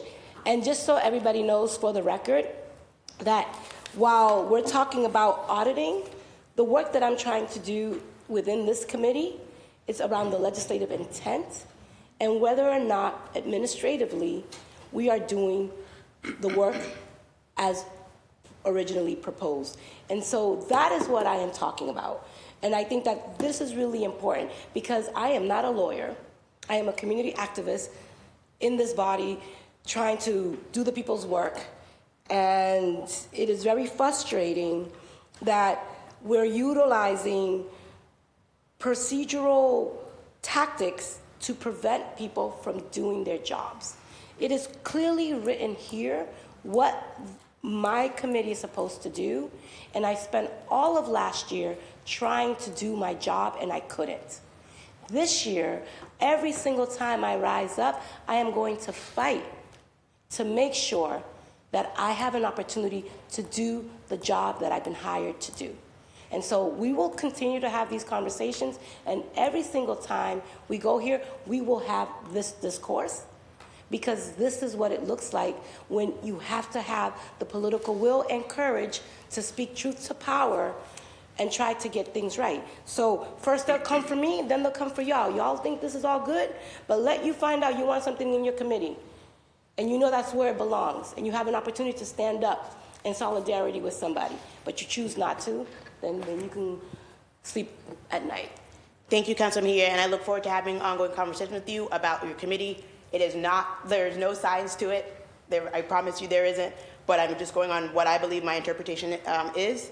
We are allowed to disagree, and you did what you could, what is proper under the rules, invoking Rule 4 to appeal the decision of the chair. I believe that should be in the Planning, Development, and Transportation Committee. Councilor Mejia disagrees and believes that it should be in the Post-Audit Committee. She can appeal that decision pursuant to Rule 4. Just so that it's clear again, a yes is to uphold the decision of the chair, and a no would be to not uphold my decision to concur with Councilor Mejia.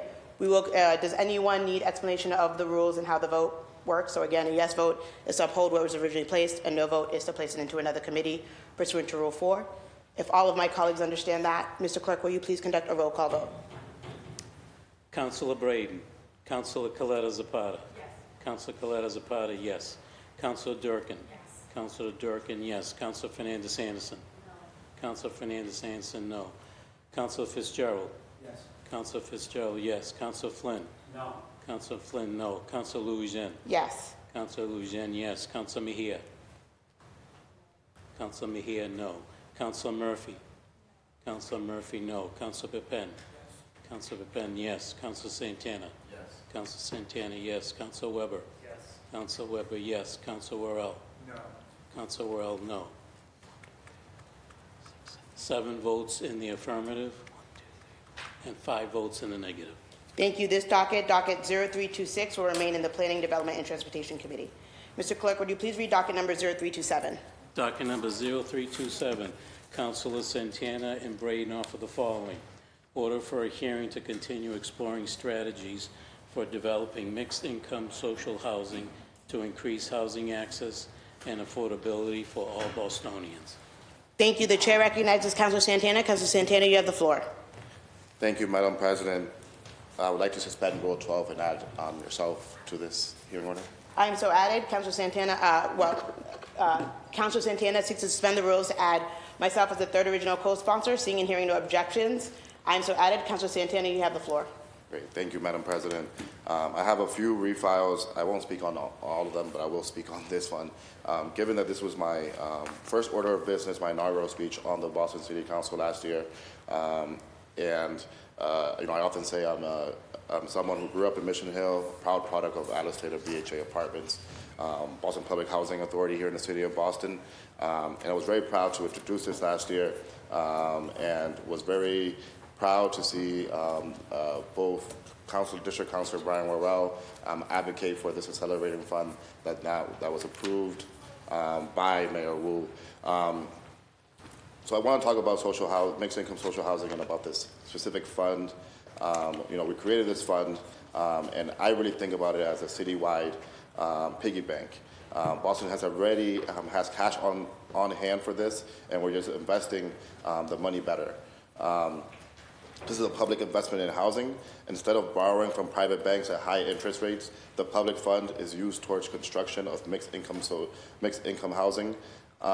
This model of social housing ensures a range of homes that are built across income levels so people aren't segregated by income. And that was one of the big problems that I had. Again, proud product of public housing, but we're not separated by income in public housing. Once people move in, the fund gets paid back. As residents move into their new homes, our public funds get repaid from the rents or home sales, just like any private investor would. And Boston earns interest. This is a smart investing, not a giveaway. The public fund gets repaid with interest, just like you demand from any good investment. And the point of this is that we continue to do this over and over again. We will build more homes. The magic is that this isn't an expense. I really want to focus on the investment piece of this. And right now, as Boston is in this housing crisis and will continue to be so, this is a great tool that we should have in our toolbox.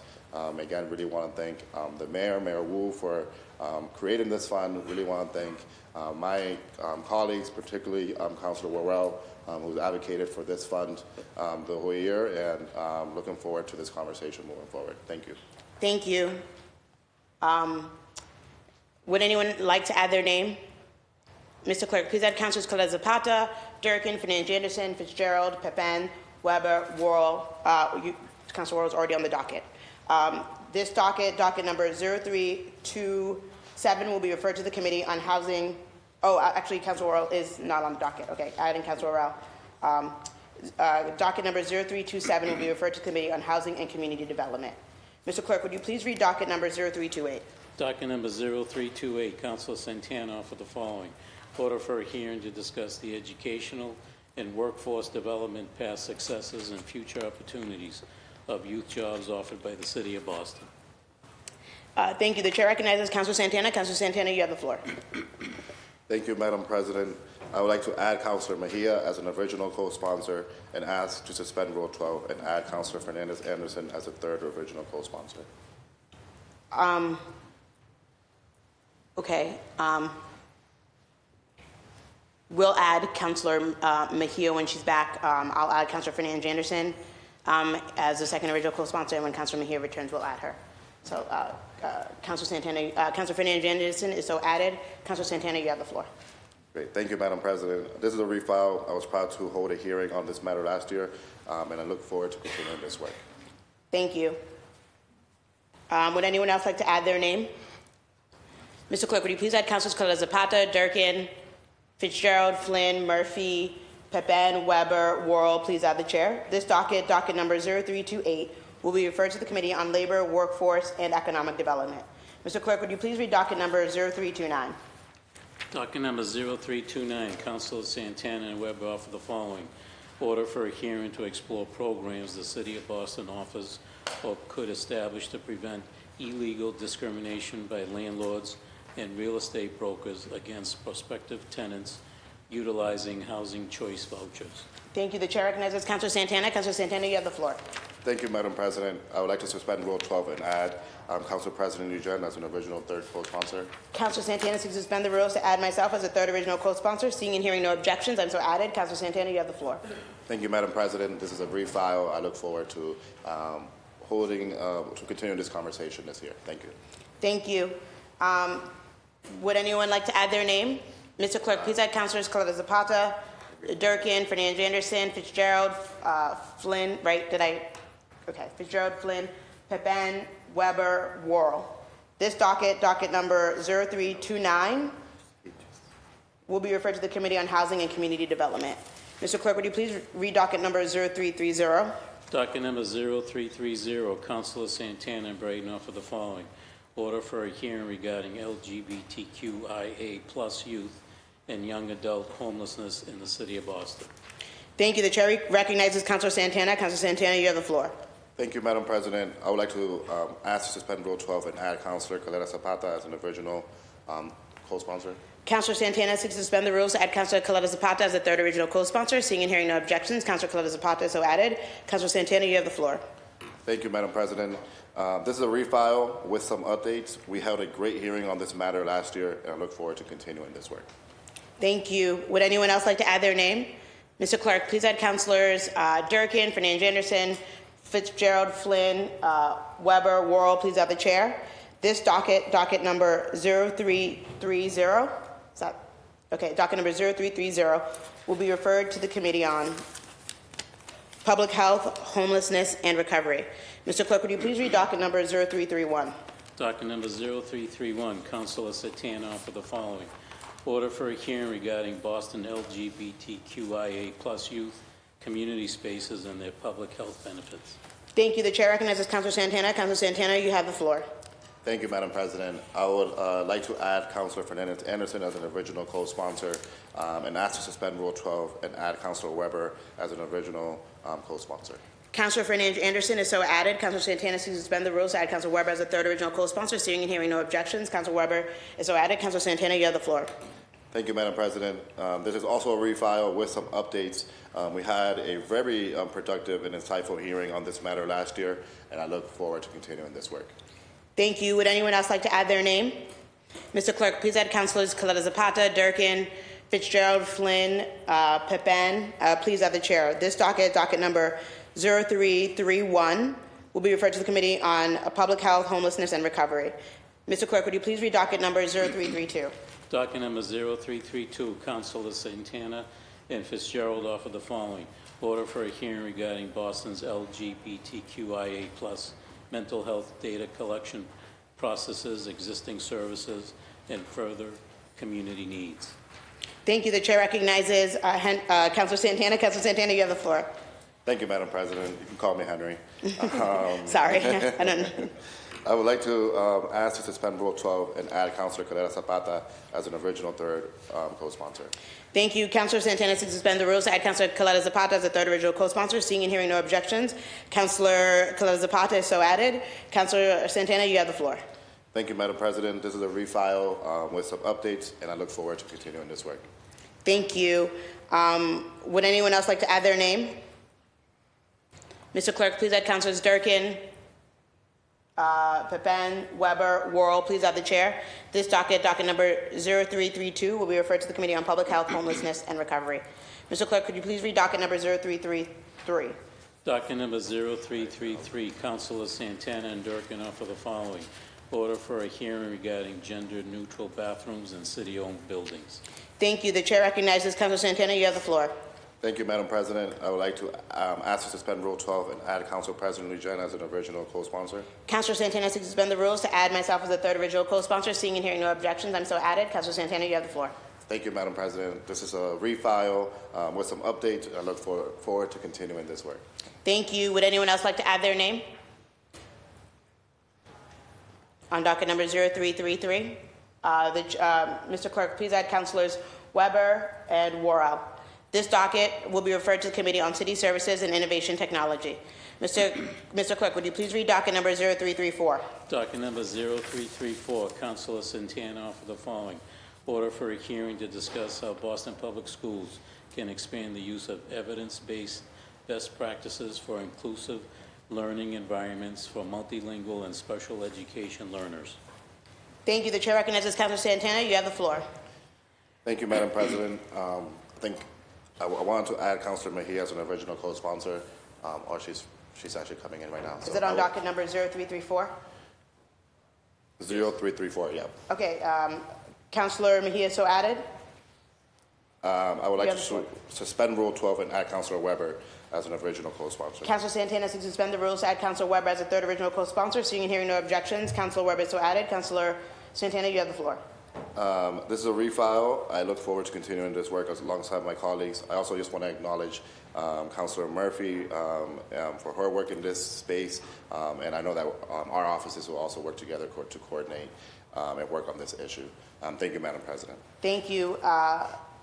Would anyone else like to add their name? Oh, the chair recognizes Councilor Flynn. You have the floor.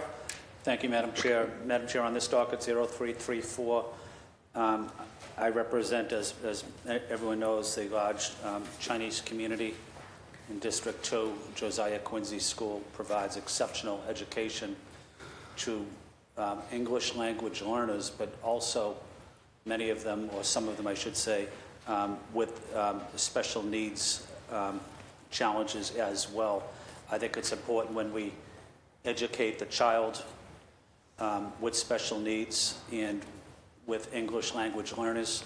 We also provide the needed support to the parent as well, or the guardian, and that might be educational opportunities for the parent or guardian, or it also might include social services as well. That's what I'm looking for in this hearing order.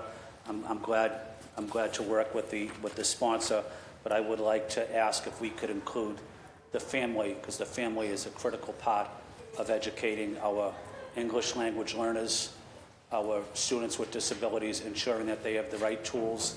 That might include food access, that might include medical care, or other assistance. That's some of the questions I'm going to focus on. Thank you, Madam Chair. Thank you. Would anyone else like to add their name? Mr. Clerk, please add Councilors Durkin, Fitzgerald, Flynn, Fernandez Anderson, Pepin, Weber, Worrell. Please add the chair. This docket number 0334, will be referred to the Committee on Education. Mr. Clerk, would you please read docket number 0335? Docket number 0335, Councilor Santana Worrell offered the following. Order for a hearing regarding all City of Boston grants administered by the Boston Fire Department. Thank you. The chair recognizes Councilor Santana. You have the floor. Thank you, Madam President. I would like to suspend Rule 12 and add Councilor Flynn as an original co-sponsor. Councilor Santana seeks to suspend the rules. Add Councilor Flynn as the third original co-sponsor. Seeing and hearing no objections, Councilor Flynn is so added. Councilor Santana, you have the floor. Thank you, Madam President. This is a hearing order. As Chair of Public Safety and Criminal Justice, a lot of the fire grants, Boston Fire grants and Boston Police grants come to my committee. We held one big hearing on all the grants last year. This is just to be able to do that, to be able to have conversations about the different grants administered by the Boston Fire Department, and hopefully that all my colleagues can join me to be able to ask those questions. And I'm really thankful for my co-sponsor in joining me in this. Thank you. Would anyone else like to add their name? Oh, Councilor Flynn? Okay, the chair recognizes Councilor Flynn. You have the floor. Thank you. Thank you, Madam Chair. Thank you, Councilor Santana, for adding me. It is important that we review the different types of funding our fire department receives annually to do our due diligence as a city council to ensure that the fire department is operating effectively, efficiently. It is critical that the fire department has the resources to provide public safety for our residents. I highlighted the 911 system as well, and that any impact on their funding should not jeopardize their work. I look forward to learning more about the different types of grants that the Boston Fire Department currently administers, how the fire department is using them, what backup resources there are if they don't secure the grants they need. I also want to know whether they need additional grants for specific operation and what happens to any leftover surplus funds.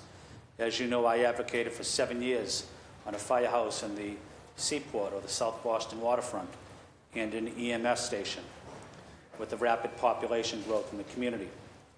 I want to learn more how the grant will support the expansion of staffing, services, equipment, and various programs and operations. I do want to ask, when we do have a fire grant, that the project manager of the grant also be present. I respect the legal team and the budget team and the grant writing team, but my questions most of the time are for people on scene that do the day-to-day work of a particular grant. I would like them to be here at the City Council so we can ask specific questions to them about their work. Not only is it informative and interesting, it makes us better city councilors to know exactly what the grant does. When we have a grant writer here that's representing the administration, that doesn't necessarily provide a lot of the technical information I'm looking for. So that is my request. I want to know, Councilor Santana, respectfully, could I ask that we do have the appropriate personnel from particular departments that actually work on the grant, that are in the field, that are in the neighborhoods, actually doing the work, and not just the grant writer itself. Thank you, the chair. Through the chair, Councilor Santana, if you'd like to respond, you may. Thank you, Madam President. Absolutely, Councilor Flynn. This is one of the reasons why I wanted you to be part of this, and I want to be able to work with your office alongside with my vice chair to come up with the suggested personnel that should be at that hearing. So looking forward to working with you in your office. Madam Chair, may I follow up? Through the chair, you may. Thank you, Madam Chair. Thank you, Councilor Santana, for that response. My follow-up question is, when we receive a grant, can we have a hearing on an individual grant and discuss that grant instead of compiling a bunch of them at the same time?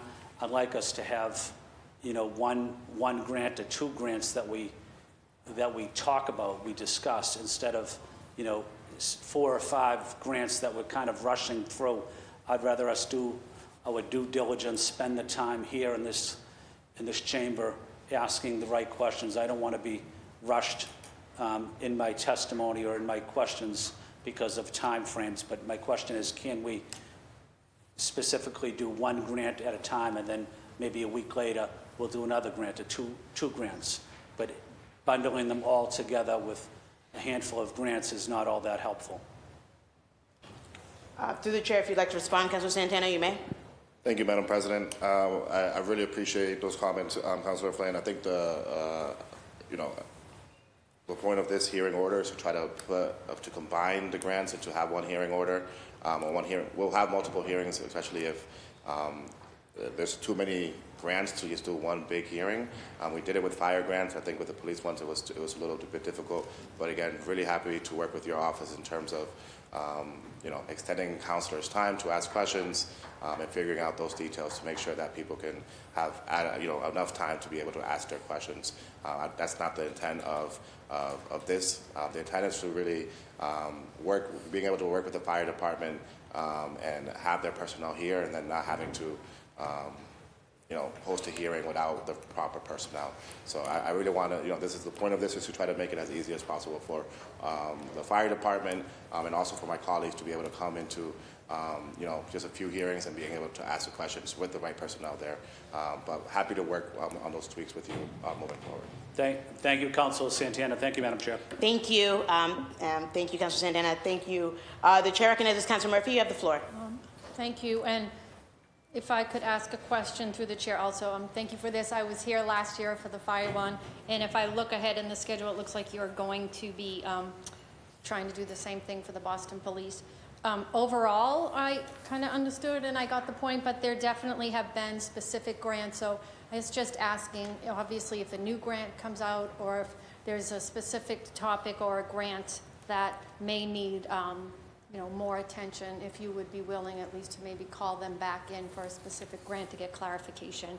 I had also heard, and I'm not sure if it's true, but from a department head that the assessing department might be adjusting the limit so that all grants may not come through us anymore, depending on the amount, so maybe some of the smaller amount grants. So if that is true, I would also like to make sure that we're not just giving up our power, because even if it's a small amount, it may make a big impact and have, you know, a necessary need for us to talk and make sure the public has an opportunity to chime in also. So looking forward to that, and if you're open to that, that'd be good. Thank you. Councilor Santana, if you'd like to respond to the chair, you may. Thank you, Madam President. Absolutely. I think if there are any other grants, new grants that you know the council or my colleagues want to hear more about, whether it's controversial or not, I'm happy to hold a separate hearing on that. I think the point of this is to try to get away some of the. I don't want to just pull from the green sheet without any conversation. No matter the dollar amount, so this hearing order just gives us the opportunity to get some of those smaller amounts that we know we all support, to be able to discuss them, and then being able to pull them at the appropriate time. But if those you know, grants do come, please, I encourage my colleagues to reach out to me in my office. We'll absolutely make that happen. Thank you. The chair recognizes Councilor Mejia. Councilor Mejia, you have the floor. Thank you, Madam President, and I just want to thank Councilor Santana for filing this hearing order. I just would like to rise and advocate on behalf of some of the nonprofit organizations and some of the folks who are receiving the services. I think that oftentimes those voices are just as equally as important to make sure that those return on those investments are really hitting these streets the way we have intended them to. So I would just advocate and offer that you consider bringing in some of the nonprofit providers, some of the folks who are the recipients of the funding. So I just would like to add that. It's not a question, it's just you don't even have to stand up, okay? I'm just letting you know. I'd like to see that. Thank you. Thank you. Would anyone else like to speak on this matter? Would anyone else like to add their names? Mr. Clerk, please add Councilors Claudia Zapata, Durkin, Fernandez Anderson, Fitzgerald, Mejia, Murphy, Pepin, Weber. Please add the chair. This docket number 0335, will be referred to the Committee on Public Safety and Criminal Justice. Mr. Clerk, would you please read docket number 0336? Docket number 0336, Councilor Santana for the following.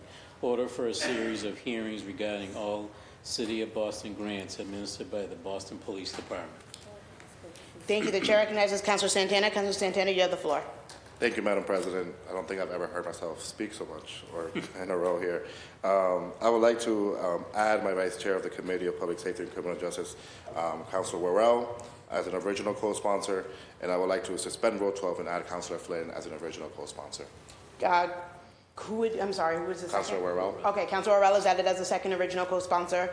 Councilor Santana seeks to suspend the rules to add Councilor Flynn as the third original co-sponsor. Seeing and hearing no objections, Councilor Flynn is so added. Councilor Santana, you have the floor. Thank you, Madam President. Similar to the fire grants, I'm also doing the same for the Boston Police grants. This one is going to be a little bit different just because there are a lot more grants in the police department. So we're looking to try to see if we can possibly do 3 to 4, maybe 5 hearings on this. But similar idea is to be able to bring us all together, bring the personnel from the police. I will also take the suggestion of bringing in community advocates and nonprofits into the conversation. Yeah, looking forward to this hearing, and thank you to my co-sponsors for joining me in this. Thank you. The chair recognizes Councilor Flynn. Councilor Flynn, you have the floor. Thank you. Thank you, Madam Chair, and thank you, Councilor Santana, for adding me. Madam Chair, may I address a question to Councilor Santana? Through the chair, you may. Thank you. I know we mentioned it on the fire department issue, but again, on this police department grant, I guess my question might be a little different.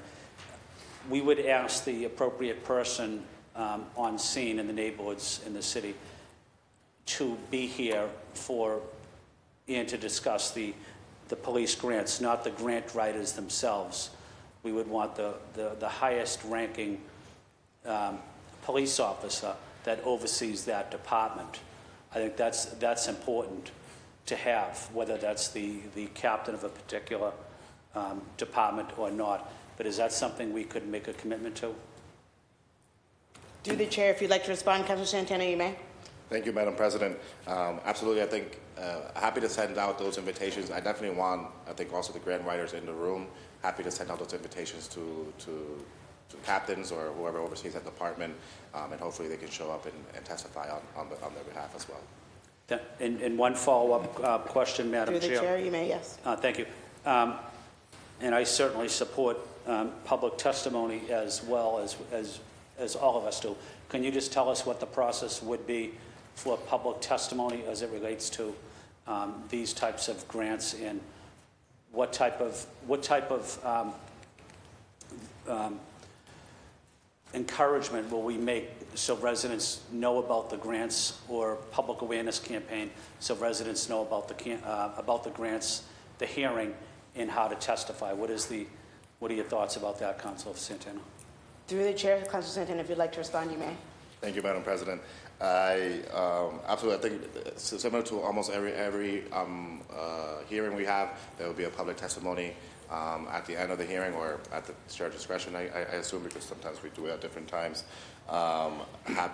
So I think with this model that we're trying to do, instead of having one grant or one hearing order for every grant that we try to pass here, this actually should encourage residents to be able to come and learn about the different grants that we have all at one time.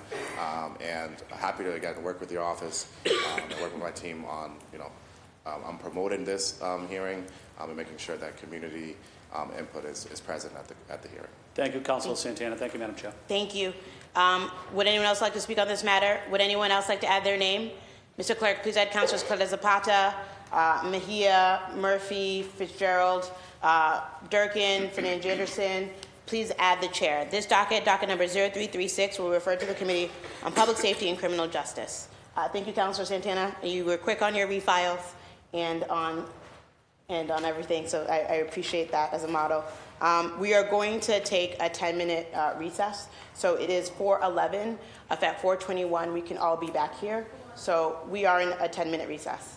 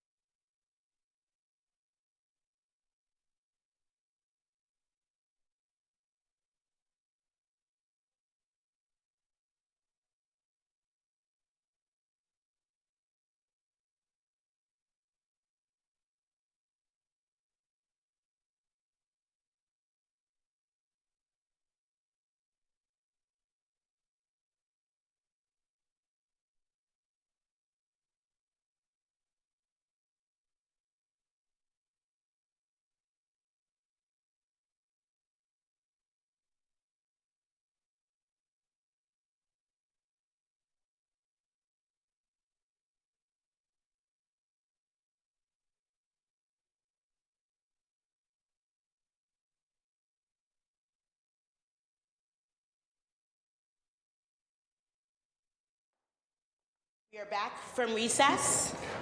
Mr. Clerk, could you please read docket number 0337? Docket number 0337, Councilors Murphy and Fitzgerald offer the following.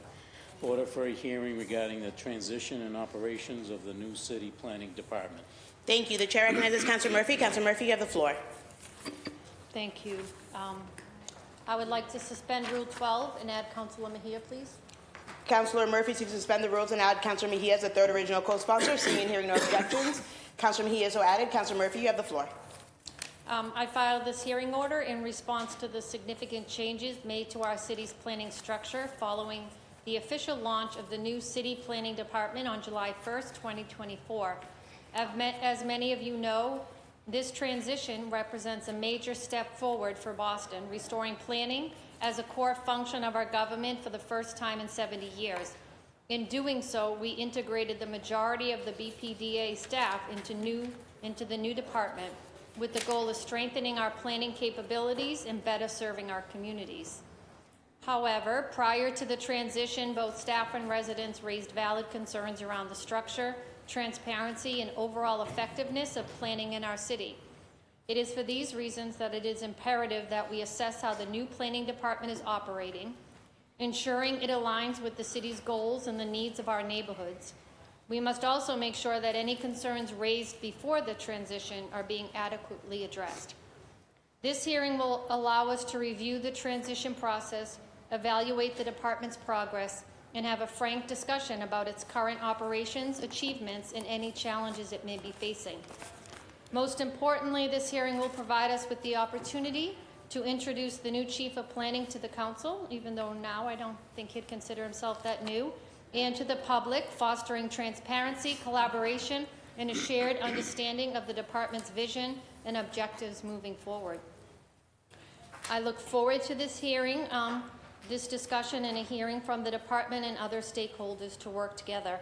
I do just also want to state that back on November 6th, there was a discussion on this floor at that meeting, and I had asked at that council meeting, requested through the council president and or the chair of planning department to have a meet and greet or a hearing with the new chief of planning. I was told at that meeting that I should just call up to the planning department, do what many of you all have done, I guess, and just ask for a meet and greet, a sit down. I did on November 6th. It's now January 29th. Walked up last week, he wasn't in, to say, hey, I'm still waiting, because I did talk to someone on November 6th. So that still hasn't happened. So I do just want to say, even though in theory it may seem like, oh, why don't you just do what I do, whoever, I'm not calling out any one person, but not all of us are treated the same way. And when we talk to and reach out to department heads just to introduce and meet new department heads. So I'm looking forward to that opportunity in the hearing. So now, without the assistance of the request on November 6th, it's a hearing order now, and we'll be discussing it then. Thank you. The chair recognizes Councilor Fitzgerald. You have the floor. Thank you, Madam Chair, and thank you to the original sponsor, the maker, Councilor Murphy, and asking me to be a co-sponsor on this. Obviously, as a former colleague to those in the planning department of 17 years and a very vocal opponent to the transition occurring, I feel the responsibility to follow up and make sure that things are going differently or correctly as we assumed. When I speak to many of my colleagues up there now, it seems that everything is the same as it was, they just have worse insurance, is what I'm told. And so we'd like to make sure that this transition and the operations of the new city planning department are in fact fulfilling the duty at which they were made. Thank you. Thank you. The chair recognizes Councilor Mejia. Councilor Mejia, you have the floor. The one thing about me is that I am consistent. I remember. Sorry, if you want to start over, your light yeah. wasn't on, so I just turned your light on. Sorry, you can. Thank you, I want the world to hear everything you got to say, Councilor Mejia. I want everybody to hear everything you got to say. Not trying to mute you. So go ahead. Oh my Lord! Go ahead. I need a louder mic. Yes. Can we change it? Yes. All right, so let me just focus really quick, and I like the witty banter here. So no, I was just starting off with my dramatic entrance, just really noting for the record that I have been consistent since the moment I walked into this chamber. Regardless of who is the big boss in this building, my voice has always been about making sure that we are being accountable to and leading with fidelity in terms of the goals and objectives of the legislative intent of whatever it is that we propose. And so I just want to just note for the record that this whole idea was all about abolishing the BPDA. It has then transitioned into the planning department, and what I have seen in the last, I think it was last year that I was fighting for some sort of little amendment or some clause that would allow for more participation from community. It seems like everything that deals with planning still feels very much similar to the way things used to be. So I'm really looking forward to having this hearing so that we can really get into the weeds of what it is that we can do differently, because we went really hard on abolishing the BPDA, and now we have an opportunity to, because it's part of our budget, right? It falls under the city of Boston. It's going to come through here. We're going to have an opportunity to see how our dollars are being spent. And I think that we have every right to ask questions. And you are not by yourself. And it's so weird that these two have become my little coalition members here, fighting on behalf of the things that we want when it comes to voice. But I do appreciate y'all. I really do. And I look forward to having a conversation. Thank you. Thank you. The chair recognizes Councillor Flynn. Councillor Flynn, you have the floor. Thank you, Madam Chair. Madam Chair, may I ask Councilor Murphy a question about this hearing order? Through the chair, you may ask Councillor Murphy, yes. So to Councilor Murphy, do you plan to have this hearing before the start of the budget process? And is it important for us to meet with the new head of the department before the budget process so we have an understanding of his priorities instead of meeting him for the first time during the budget? Through the chair, Councillor Murphy, if you'd like to respond, you may. I think that would have been great, and that's why I asked that back in November, the beginning of November, if we as a body could be introduced, because it is a new city department. So put it together, knowing he would come as one of the panelists to answer questions, so it would be the same time. If we can fit in both, that would be great. I mean, I'm assuming, I don't want to make assumptions, though, I guess, what department it's going to go into, so it's just going to be, if the chair can get both scheduled, I think that would be a good idea. Thank you. Councillor Flynn, you have the floor. Yeah, thank you, Madam Chair, and thank you to Councilor Murphy. I also know that the Director of Planning recently resigned, maybe last week. She did testify here before the City Council. I thought she did an exceptional job, being very, very informative in providing some good information, but also wanted to know what impact that major position would have. I guess I'm just asking the question to anyone. What impact would that have on development and planning in the new department, and what impact does it have on current development? Thank you, Madam Chair. Thank you. Would anyone else like to speak on this matter? Would anyone else like to add their name? Mr. Clerk, please add Councilors Clara Zapata, Durkin, Fernandez Anderson, Flynn, Pepin, Santana, Weber, Worrell. Please add the chair. Okay, this docket number 0337, will be referred to the Committee on Government Operations. Mr. Clerk, would you please read docket number 0338? Docket number 0338, Councilor. The chair recognizes Councilor Mejia. Yeah, I thought that hearings were, it's an ordinance? What is it? No, it's not an ordinance, it's a hearing order. Yes, it's a hearing order. Oh, yes. so, and it's going to government? It's going to government operations because government operations concerns itself with the structure of city government, and this docket. According to the rules, or according to what you and I discussed when we met, this is something that has already happened. And so technically, if we're going to review the efficiency and effectiveness of it, it potentially could go into my committee because it's already, the law has been, the department has already been established. The whole situation has been, this is an opportunity for us to audit how it's working, right? So that's called post-audit. That's I'm a little confused. Okay, I hear you. I do not agree with you. I believe it belongs in the Committee on Government Operations, but I hear your point. The chair recognizes Councilor Flynn. Councilor Flynn, you have the floor. Thank you. Point of order, Madam Chair. May I make a motion that it does go into post-audit and listen to my colleagues about the reason why and why not it shouldn't go there, or it should go into the Government Operations Committee. But I would like to make a motion for that to happen. Okay, thank you. Just so you know, the Committee on Government Operations, it says, which shall concern itself with the organization and structure of city government. So, the chair recognizes Councilor Murphy. You have the floor. Yes, so I have a lot of things to say, but this hearing is not what we went through last year when we were deciding whether or not we wanted to vote to approve the change in structure. The hearing is to allow us to check in on your city department, how are things going now, evaluate the department's progress, and just how the current operations and any challenges, not back to the beginning about what, employment status you have, what your insurance is, who your boss is, do you work for the city or the agency anymore? So that was not the intent of the hearing, just like previously it wasn't the intent of Councilor Mejia's hearing.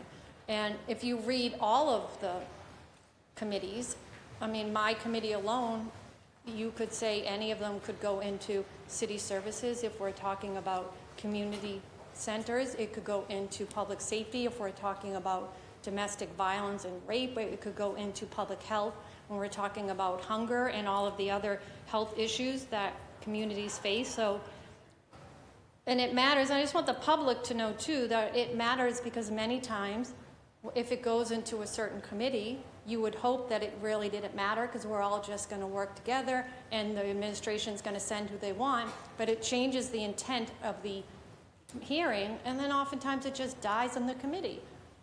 And it not to say the chair is trying to do it all the time, but when I filed the hearing order last week or 2 weeks ago on White Stadium, it got put into education. We're not, BPS doesn't want to talk to us anymore about the lease. The conversation was going to be around the community concerns and everything that had nothing to do. I think we all agree that BPS deserves way better when it comes to athletics. So I would like to vote to see if our colleagues or if any other colleagues have a question. Okay, thank you. The chair recognizes Councilor Flynn, and then I'll go to Councilor Durkin. May I make a motion that, I think I mentioned it, I'd like to make a motion that it goes in the post audit. A motion seconded, okay. The chair recognizes Councilor Durkin. Councilor Durkin, you have the floor. Thank you so much. That motion is before the council. When I initially saw that the hearing order, I thought that it would go into planning, development, and transportation, but I often have gotten on the floor to say that I respect our council president's decision-making process, and given that this feels like a continuation of the conversation that happened in government operations, I am happy to support the decision of the chair to have that go into government operations. And I think there is a debate. I think there, as we call into question what committee it should go into, there's one question of do you respect the decision of the chair? But there's another question of where it would go, and I personally feel like she made the right decision, so thank you. Thank you, and also just want to be very clear that these decisions don't come in a vacuum. It actually came down from the clerk's office in government operations, and first inkling, I was like, oh, does this belong in government operations? And I read the language of the Government Operations Committee. We had a discussion about it. I believe that's where it belongs. There's a motion on the floor under Rule 4 to appeal the decision of the chair. We went through it last time. We can vote. We can take a vote now. A yes vote keeps it in government operations. A no vote puts it in another committee in post audit. Okay. Thank you, Mr. Clerk. Will you please conduct a roll call vote? Councilor Braden. Councilor Coletta Zapata. Yes. Councilor Coletta Zapata, yes. Councilor Durkin. Yes. Councilor Durkin, yes. Councilor Fernandez Anderson. Present. Councilor Fernandez Anderson, present. Councilor Fitzgerald. No. Councilor Fitzgerald, no. Councilor Flynn. No. Councilor Flynn, no. Councilor Lujan. Yes. Councilor Lujan, yes. Councilor Mejia. No. Councilor Mejia, no. Councilor Murphy. No. Councilor Murphy, no. Councilor Pepin. Yes. Councilor Pepin, yes. Councilor Santana. Yes. Councilor Santana, yes. Councilor Weber. Yes. Councilor Weber, yes. Councilor Worrell. Yes. Councilor Worrell, yes. 7 votes in the affirmative, 4 votes in the negative, and 1 present. Thank you. Docket number 0337 will be referred to the Committee on Government Operations. Mr. Clerk, would you please read docket number 0338? Docket number 0338, Councilor Pepin offered the following. Order to adopt laws concerning the safety of school children embarking and disembarking school buses. Thank you. The chair recognizes Councilor Santana. Councilor Santana, you have the floor. Oh, sorry. Well, I was reading. No. I was reading. It's not because of that. It's because I looked down. It said 0339, and I saw Councilor Santana. You're next, right? So it's my eyes on the paper and not anything else. Okay. The chair recognizes Councilor Pepin. You have the floor. Thank you, Madam President. First, I'd like to suspend the rules and add Councilor Fitzgerald as an original co-sponsor. Councilor Fitzgerald is so added. Thank you. Today, I'm asking to suspend the rules and vote on passage of this order to adopt the general laws, Chapter 40, Section 70, and Chapter 90, Section 14C, via Massachusetts House Bill 4940, an act concerning the safety of school children embarking and disembarking school buses. This is regarding the topic that I spoke about during my inaugural speech last year about the implementation of cameras on the stop signs of the school buses. It's kind of sad that today is also the day that I got news that in a town outside of Boston, a 4-year-old got killed because of a speeding vehicle, and the mother's in the hospital. Through this adoption, the city of Boston would accept this new law, this new state law, in order to further install and operate school bus violation detection monitoring systems to enforce violations to those that fail to stop for a school bus. This is a landmark bill that will provide reassurance to our young students and their families. It's a bill that took years and many advocates to pass, such as parents who made noise and inspired movements on this issue, including those from Peabody, like Maria Sherry, who pushed for their city's pilot program we discussed in a hearing last summer. Our own local families, like those on Albano Street in Rosendale, who were the ones that invited me to witness drivers literally violate the stop signs of a school bus during the drop-off hours. I want to specifically acknowledge State Representatives Paul Donato of Medford for putting forward the legislation in the State House, and for our own Boston State Senators on the Ways and Means Committee who voted in favor of this legislation, specifically Senator Mike Rush, Senator Liz Miranda, and Senator Lydia Edwards. This is the first step in installing the safety precaution in our school buses. I plan to file an ordinance next week proposing the actual structure of the enforcement, prompting discussions, welcoming BPS, BTD, and BPD. Without this first step in adopting the law, we will be slowing the installation down, increasing the daily risk of a young person getting hurt or worse from an impatient driver bypassing a stop sign, a fear I'm sure all of you have heard from residents. Again, I'm asking my council colleagues to vote in favor of passing this order today to get the wheels on the violation detection monitoring system for the school bus go round and round. Again, this is only for us to say, yes, we are interested in this, and then next week I'm proposing the ordinance to say, how do we make this happen? I hope everyone is able to vote for this today. Thank you. Thank you. The chair recognizes Councilor Fitzgerald. Councilor Fitzgerald, you have the floor. Thank you, Madam Chair. I just want to applaud Councilor Pepin on his steadfast advocacy around the subject of safety around children in schools especially, and thanking for allowing me to be a co-sponsor. Again, living on a street that has a school on it, you witness a lot of the buses, the parents, and even the folks that get frustrated finding themselves caught up in maybe school dismissal time, and how they all operate under that during that time, and how they drive down the street and around our neighborhood. And so I look forward to working with Councilor Pepin and the rest of my colleagues on the subject. Thank you. Thank you.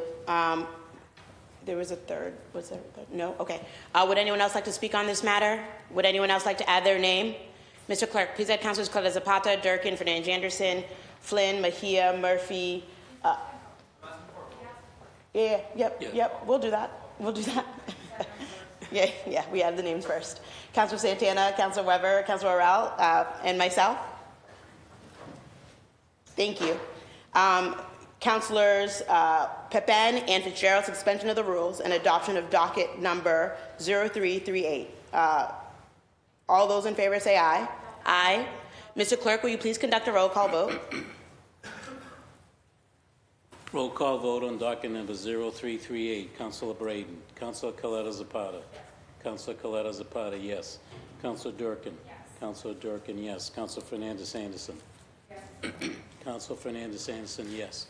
Counsel Fitzgerald. Yes. Counsel Fitzgerald, yes. Counsel Flynn. Yes. Counsel Flynn, yes. Counsel Louisiana. Yes. Counsel Louisiana, yes. Counsel Mejia. Yes. Counsel Mejia, yes. Counsel Murphy. Yes. Counsel Murphy, yes. Counsel Pepin. Yes. Counsel Pepin, yes. Counsel Santana. Yes. Counsel Santana, yes. Counsel Weber. Yes. Counsel Weber, yes. And Counsel Worrell. Yes. Counsel Worrell, yes. Docket number 0338 has received 12 votes in the affirmative. Thank you. Docket number 0338 has been adopted. Mr. Clerk, could you please read docket number 0339? Docket number 0339, Councilor Santana offer the following. Order for the Boston City Council to hold a series of policy briefings with Boston Public Schools leadership. Thank you. The chair recognizes Councilor Santana. Councilor Santana, you have the floor. Thank you, Madam President. I filed this hearing order because as education chair, I heard from my colleagues last year that they wanted more access to BPS. And I was able to speak and meet with the superintendent and agree to have these policy briefings quarterly. The point of these policy briefings it will be a meeting where it will still be publicly notified, but we will have access to the superintendent and her team, and we will be reviewing certain topics. So there will be 1 or 2 topics chosen by the briefing. If anyone has any ideas on any topics that you want to see covered, please reach out to my office. But the idea is here that we will have more conversations and more access to BPS. And again, this is in response to hearing from my colleagues that they wanted to have more access to BPS. So I hope that my colleagues can join me, and that, again, if you want to see any particular topics being able to cover, please email, text, or call me ahead of time. Thank you. Thanks, Councilor Santana. Is anyone else looking to speak on this matter? Would anyone else like to add their name? Mr. Clerk, please add Councilors Zapata, Durkin, Fernandez Anderson, Fitzgerald, Flynn, Mejia, Murphy, Pepin, Weber, Worrell. Please add the chair. This docket number 0339, will be referred to the Committee on Education. Mr. Clerk, could you please read docket number 0340?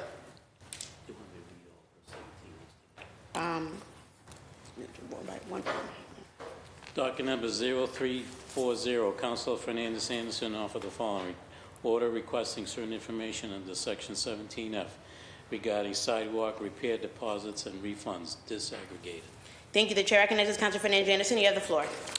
Thank you, Madam President. I'm just asking for a list of information here, a comprehensive list of all sidewalk repair deposits made, including the amount of the deposit, the address or location associated with the repair, and the date of the deposit, a breakdown of which deposits received refunds, including the amount refunded, the date of the refund and the reason for the refund, disaggregated data that shows the breakdown of the deposit refunds by race, income. I know that may not be possible, but specifically income or budget to the project, any other relevant demographic information available, a copy of any policies or procedures related to return of deposits, including how those policies ensure fairness and transparency in the return of the process. A lot of constituents have been requesting, and I know that 17F sometimes are seen as controversial because the accountability body, are asking or demanding information from the administration. Typically, the administration is very good about sending back information to my office. Sorry that if some of my colleagues do not have that experience, but I personally have very good relationships with departments where they send me things. And so happy to collaborate with other folks that maybe need support in making sure that folks are being fair across the board to all of my colleagues. And I think this information in terms of like the projects that we do in District 7 with the anti-displacement studio with our partnership with Northeastern, and now with BU looking at disaggregating data to provide metrics on policy projects as well as budget recommendations, it also means that we're looking at different numbers across the board. So you'll be seeing me file a lot of 17Fs, but that's specifically because I need the data to come directly from the administration so that the students could take them and disaggregate them and be able to use it for the metrics. Thank you. Thank you. Councilor Fernandez Anderson, suspension of the rules and adoption of docket number 0340. All those in favor say aye. Aye. All opposed say nay. Thank you. Docket number 0340 has passed. Mr. Clerk, would you please read docket number 0341? Docket number 0341, Councilor Fernandez Anderson offer the following. Order requesting certain information under Section 17F regarding capital projects in District 7 from 2020 to date. Thank you. The chair recognizes Councilor Fernandez Anderson. You have the floor. Thank you. Again, here, another request. Again, we'll be asking for data in different areas, and specifically with this one, there was a conversation with a colleague of mine. You guys remember when a colleague was saying, you know, basically you put something into a 5-year plan and sometimes it takes 10 years and you never see it, especially if it's a grant. I specifically, when I advocate for a thing, I think everyone's priority or everyone's preference is to have like direct city dollars so that we can see the projects being executed right away. But sometimes, you know, it's hard to look at a 5-year plan, especially with bonds or grants, and then be able to say, okay, well, you said $100 million, for example. How much of that have you spent, or how far are you in feasibility? Are you in design? Are you now in putting out a bid for the construction? And then you see the budget again the following fiscal year, and you're not sure exactly how much is left of that, or how much in addition to the last few years have your district or has that neighborhood received, or has that project received. So it's important that you do segregate the numbers, that you look at the expenditures, that you look at where we are, and then that you compare the numbers coming in as opposed to the numbers that was steadily just sitting there for the 5-year span. So here, requesting a list of capital projects in D7 categorized by their current phase of development, including projects that have been completed, projects that are in design, projects that are in feasibility study phase, projects that are pending. For each project, please provide following the total amount of the money spent in each project to date, its remaining balance, and project's timeline or 5-year windows, specifying the expected or actual start and end date, a total breakdown of the amount of money spent for each year from 2020 to date, and all projects in District 7, and overall total spent across all years during this period. Thank you so much. Thank you. Councilor Fernandez Anderson seeks suspension of the rules and passage of docket number 0341. All those in favor say aye. Aye. All opposed say nay. Thank you. The ayes have it. This docket has passed. Mr. Clerk, would you please read docket number 0342? Docket number 0342, Councilor Fernandez Anderson, offer the following. Order requesting certain information under Section 17F regarding maintenance and improvements of streets and sidewalks in District 7 from 2020 to date. Thank you. The chair recognizes Councilor Fernandez Anderson. Councilor Fernandez Anderson, you have the floor. Thank you, Madam President. Taking into account that 311 actually publicizes where they are in phases of jobs of 311 requests, whether it be sidewalks or streets or a light or trash cans or whatever. When you look at that data, you see the jobs done and you see the jobs that they have to go, that's pending, that still needs to be done. However, then you don't necessarily know the investments, and you don't necessarily know how they're focusing on mitigating in the future. So when we're talking about budget and we see other projects coming in or increasing in projects because community asks for additional things or whatever the reasons are, then we also talk about, tax classification and abatements, and how are we going to look at rebates or rebate programs. Then if that's the case, we really need to look at our district and say, okay, our current situation is this, and if we can fix these things and if we can address them one category at a time, meaning streets, or if we're looking at our housing need, if we're actually creating metrics to understand and monitor how much progress we're making on different areas, then we can assess what monies we can reallocate or cut. Then we can say, okay, we can move this from here, or we can create more rebate programs and stuff like that. So before I can speak on where money should come from or how to reallocate, I think I want to understand how the city is addressing things and their projected budget expenses, or the need, at least in my district. So asking for a current inventory of all street sidewalks within District 7, specifically locations where repairs are needed or scheduled and what the repairs are for. A comprehensive list of potholes in District 7, including the dates that they were reported and the list of repairs made and locations repaired, detailed outline criteria, processes used, prioritizing scheduled street and sidewalk repairs, and of course, a summary of the budget and resources allocated for street, sidewalk, and potholes repairs. And I think that's where I'm going to look at the analysis to be whether current funding is sufficient to meet identified infrastructure needs and for present and future and beyond. Thank you. Thank you. And this, just want to make sure, this is docket 0342? Yes. Okay. Councilor Fernandez Anderson seeks suspension of the rules and passage of docket number 0342. All those in favor say aye. Aye. All opposed say nay. The ayes have it. This docket is passed. Mr. Clerk, would you please read docket number 0343? Docket number 0343, Councilor Mejia offered the following. Order requesting certain information under Section 17F regarding White Stadium and Madison Park Technical Vocational High School. Thank you. The chair recognizes Councilor Mejia. Councilor Mejia, you have the floor. Thank you, Madam President. Again, I think to Councilor Anderson's point is that, usually 17Fs are considered to feel hostile. However, what we're trying to do is just gain some insight and gain information as quickly as possible, because oftentimes when we do have the administration show up for hearings, they may not have all the information. And so we are here trying to gather such for those who are inquiring minds wants to know. So I'm filing this 17F order after a 9-hour hearing on White Stadium and Madison Park because the community deserves answers. The White Stadium project is at a $200 million public-private partnership with major implications of how our student athletes, our neighborhoods, and our public assets will be impacted. Yet, despite repeated concerns from residents, educators, and small business owners, too many questions still remain unanswered. We need transparency on why the project costs have skyrocketed by $41 million. In regards to Madison Park High School, we need a full accounting of how construction delays are affecting students across Boston Public Schools. This council has a responsibility to ensure that public dollars are spent responsibly and equitably. We cannot allow major financial commitments to move forward without full transparency. The people of Boston deserve answers, and with this 17F order, we are demanding just that.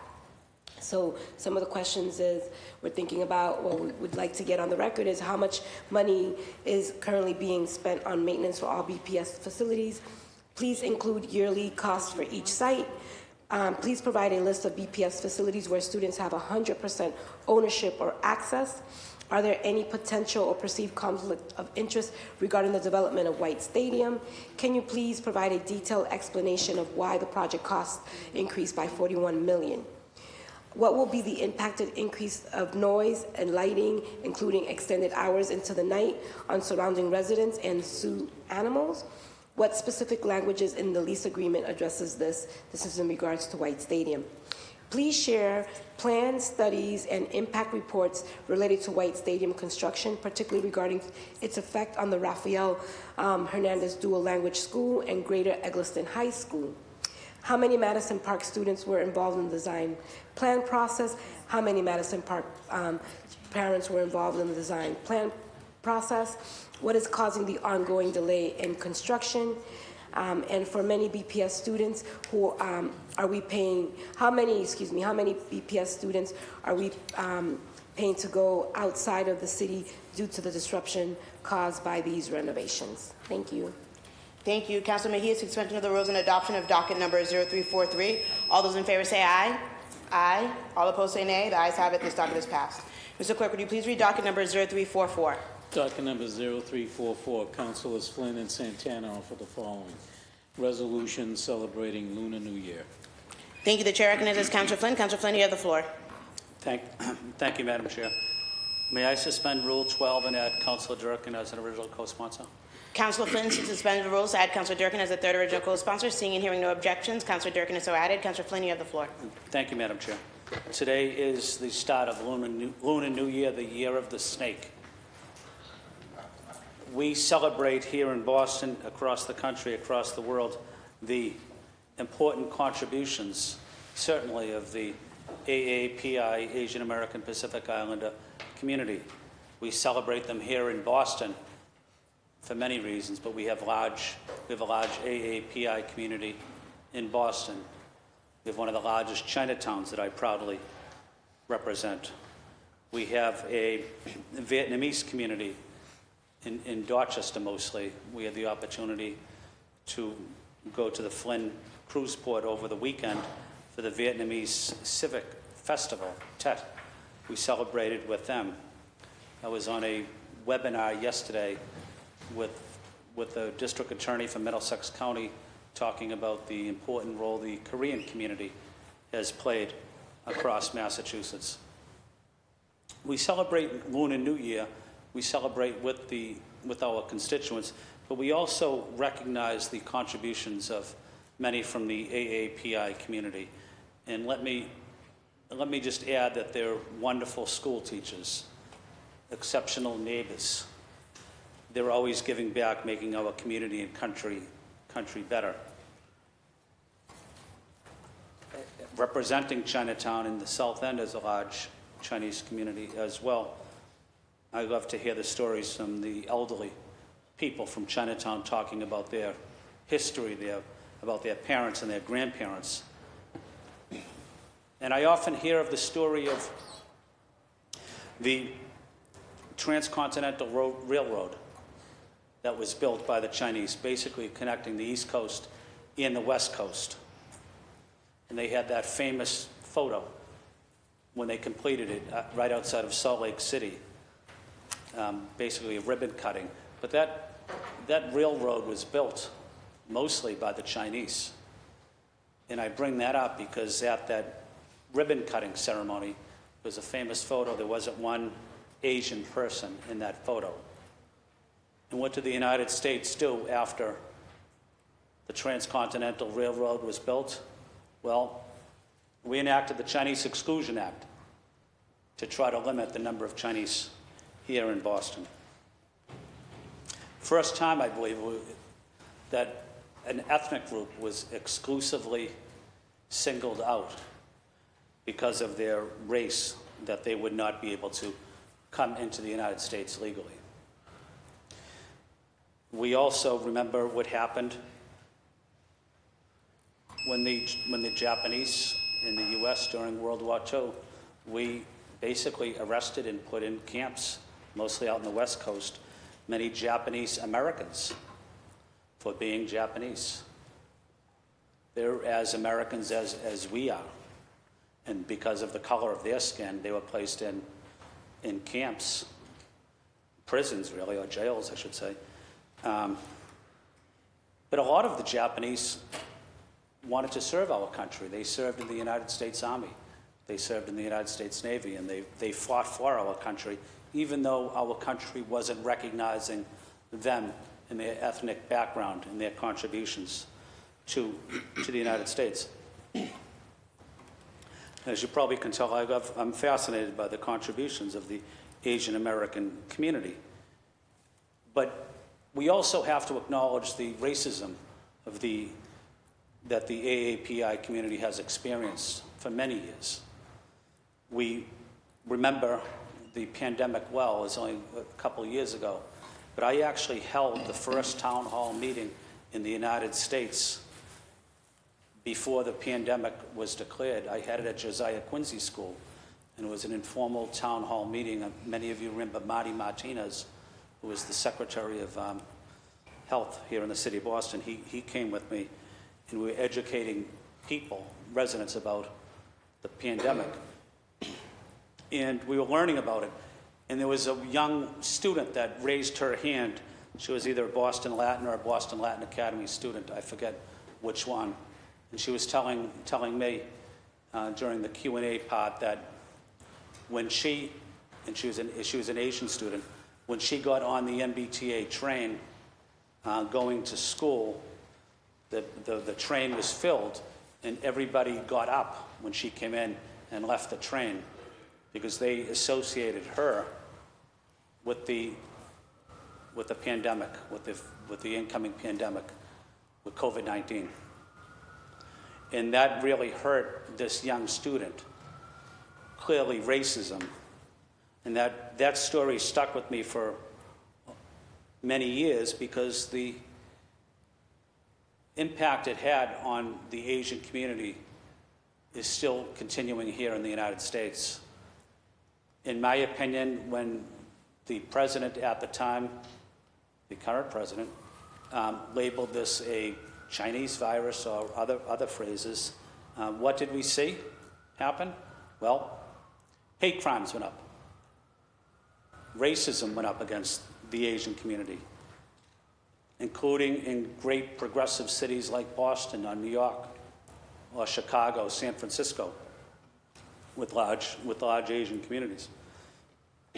And I bring that story up because I think of the time I served on active duty with many Asian Americans, and they're willing to put their life on their line for our country.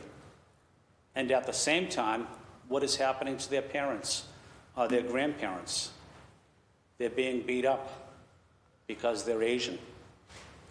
So we celebrate with the Asian community Lunar New Year, the Year of the Snake, but let's also recommit ourselves to justice and the dignity of all people. Thank you, Madam Chair. Thank you. The chair recognizes Councilor Santana. Councilor Santana, you have the floor. Thank you, Madam President. Excuse me. And I want to thank Councilor Flynn for including me in this and for your steadfast advocacy on behalf of our AAPI community. This past week, we had, alongside with many of my colleagues, we had the opportunity to celebrate the start of Lunar New Year right here at City Hall in partnership with NECA and Gary Yu. And it was just such a great event. This is one of my favorite times of the year, as we're going to go for the next month and go celebrate in Chinatown with the organizations there at their banquets. And God knows I do not need to gain any more weight in this job, but looking forward to just being in community. I also, just want to give two special shout outs to two of my former colleagues and two of my friends too. Chulan Huang, who is the mayor's Chinatown liaison, and then also Kevin Tran, who's a Vietnamese cultural advisor in the cultural affairs. I think just two incredible city employees who've dedicated their lives to the betterment of our city. So I just want to make sure to shout them out. Just happy Lunar New Year, Year of the Snake, and looking forward to celebrating with all my community. Thank you.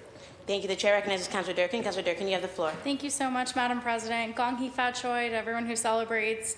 I know this is the Year of the Snake, and it's interesting as we think about how we move forward. I think the Chinese zodiac is really interesting, but one of the stories of how the Chinese zodiac came to be was the great race held by the Jade Emperor.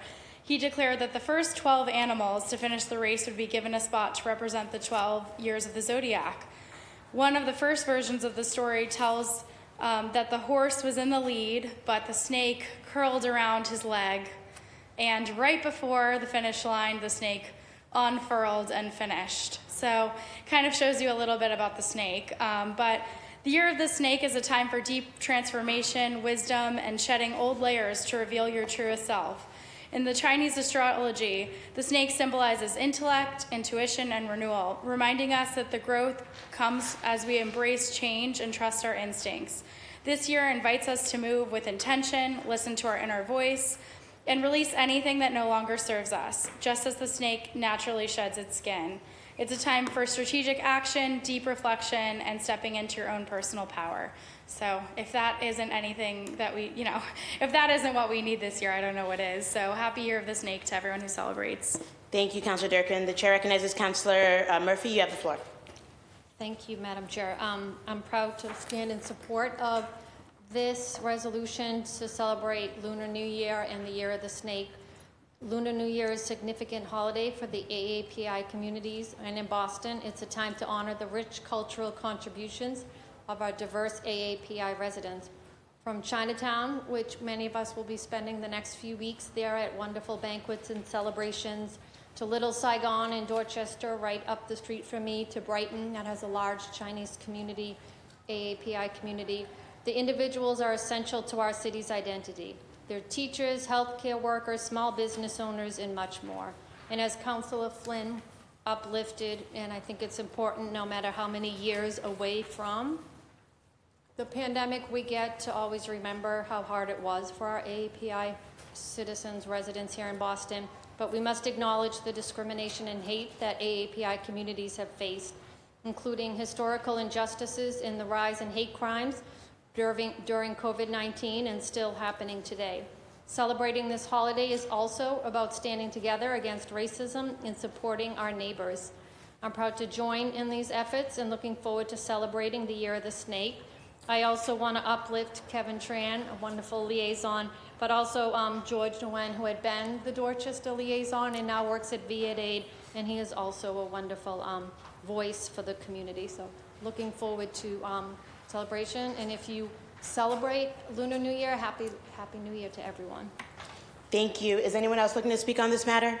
I just want to echo the comments of all of my colleagues in celebrating the Lunar New Year and in celebrating our vibrant AAPI community that often, last year we had someone here during AAPI History Month talking about the bamboo ceilings that a lot of our Asian American residents face here in the city of Boston. And so as we celebrate them during Lunar New Year, may we also stand in solidarity with them and in continued struggles. So I want to say, like all of my colleagues, a lot of us started off at City Hall with NECA. I want to say Gung Hei Fat Choi to our Chinese community, and there are others who were, we were at the Tet celebration in the seaport, and I want to say Chuk Nang Nam Moi to our Vietnamese community, and may this be a year of health and prosperity for everyone. Councilors, would anyone else like to add their name? Mr. Clerk, please add Councilors Clara Zapata, Durkin, Fitzgerald, Mejia, Murphy, Pepin, Weber, Worrell. Please add the chair. Councilor Durkin is on the docket, so I said her name. Apologies. Councilors Flynn, Santana. Oh, and please add Councilor Fernandez Anderson. Councilors Flynn, Santana, and Durkin, suspension of the rules and adoption of docket 0344. All those in favor say aye. Aye. All opposed say nay. The ayes have it. This docket is passed. Mr. Clerk, would you please read docket number 0345? Docket number 0345, Councilor Flynn offered the following resolution calling for the reinstatement of Eddie Crispin to the Boston Police Department command staff. Thank you. The chair recognizes Councilor Flynn. Councilor Flynn, you have the floor. Thank you, Madam Chair. Madam Chair, I'm refiling this resolution to call for the reinstatement of Eddie Crispin to the command staff. Sergeant Detective Crispin is a well-respected and seasoned leader in Boston. He has served the Boston Police Department for 25 years. He was also a probation officer, helping returning citizens access jobs, accessing housing, getting into treatment programs. Many of us here know him well. He can speak to the content of his character, his dedication, and his commitment to the work. When he was removed from the Boston Police Department command staff last year, this news came as a surprise to many of us. Many of us supported him in his career, and we advocated for him. The Massachusetts Peace Officer Standards and Training Commissions was what he was appointed to, and he was asked either to leave that or the command staff. The Boston Police has said that the decision for Sergeant Detective Crispin's removal from the command staff was due to a conflict of interest from his role on post.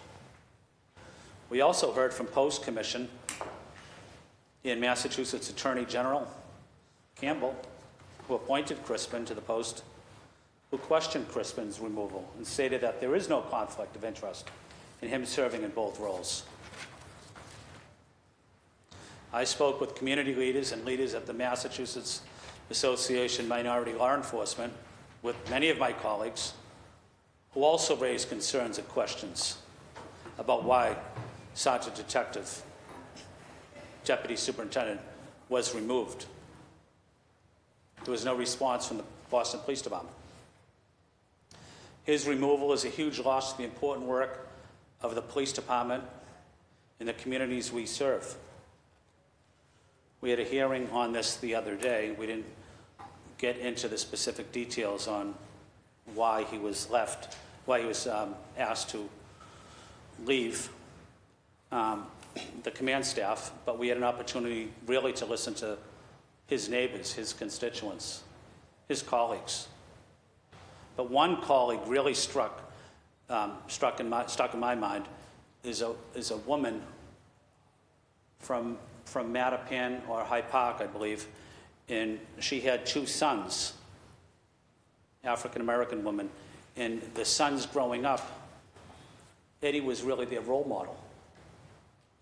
He was an African-American police officer talking to young people, young men, mostly African-American, about sports, about school, about discipline.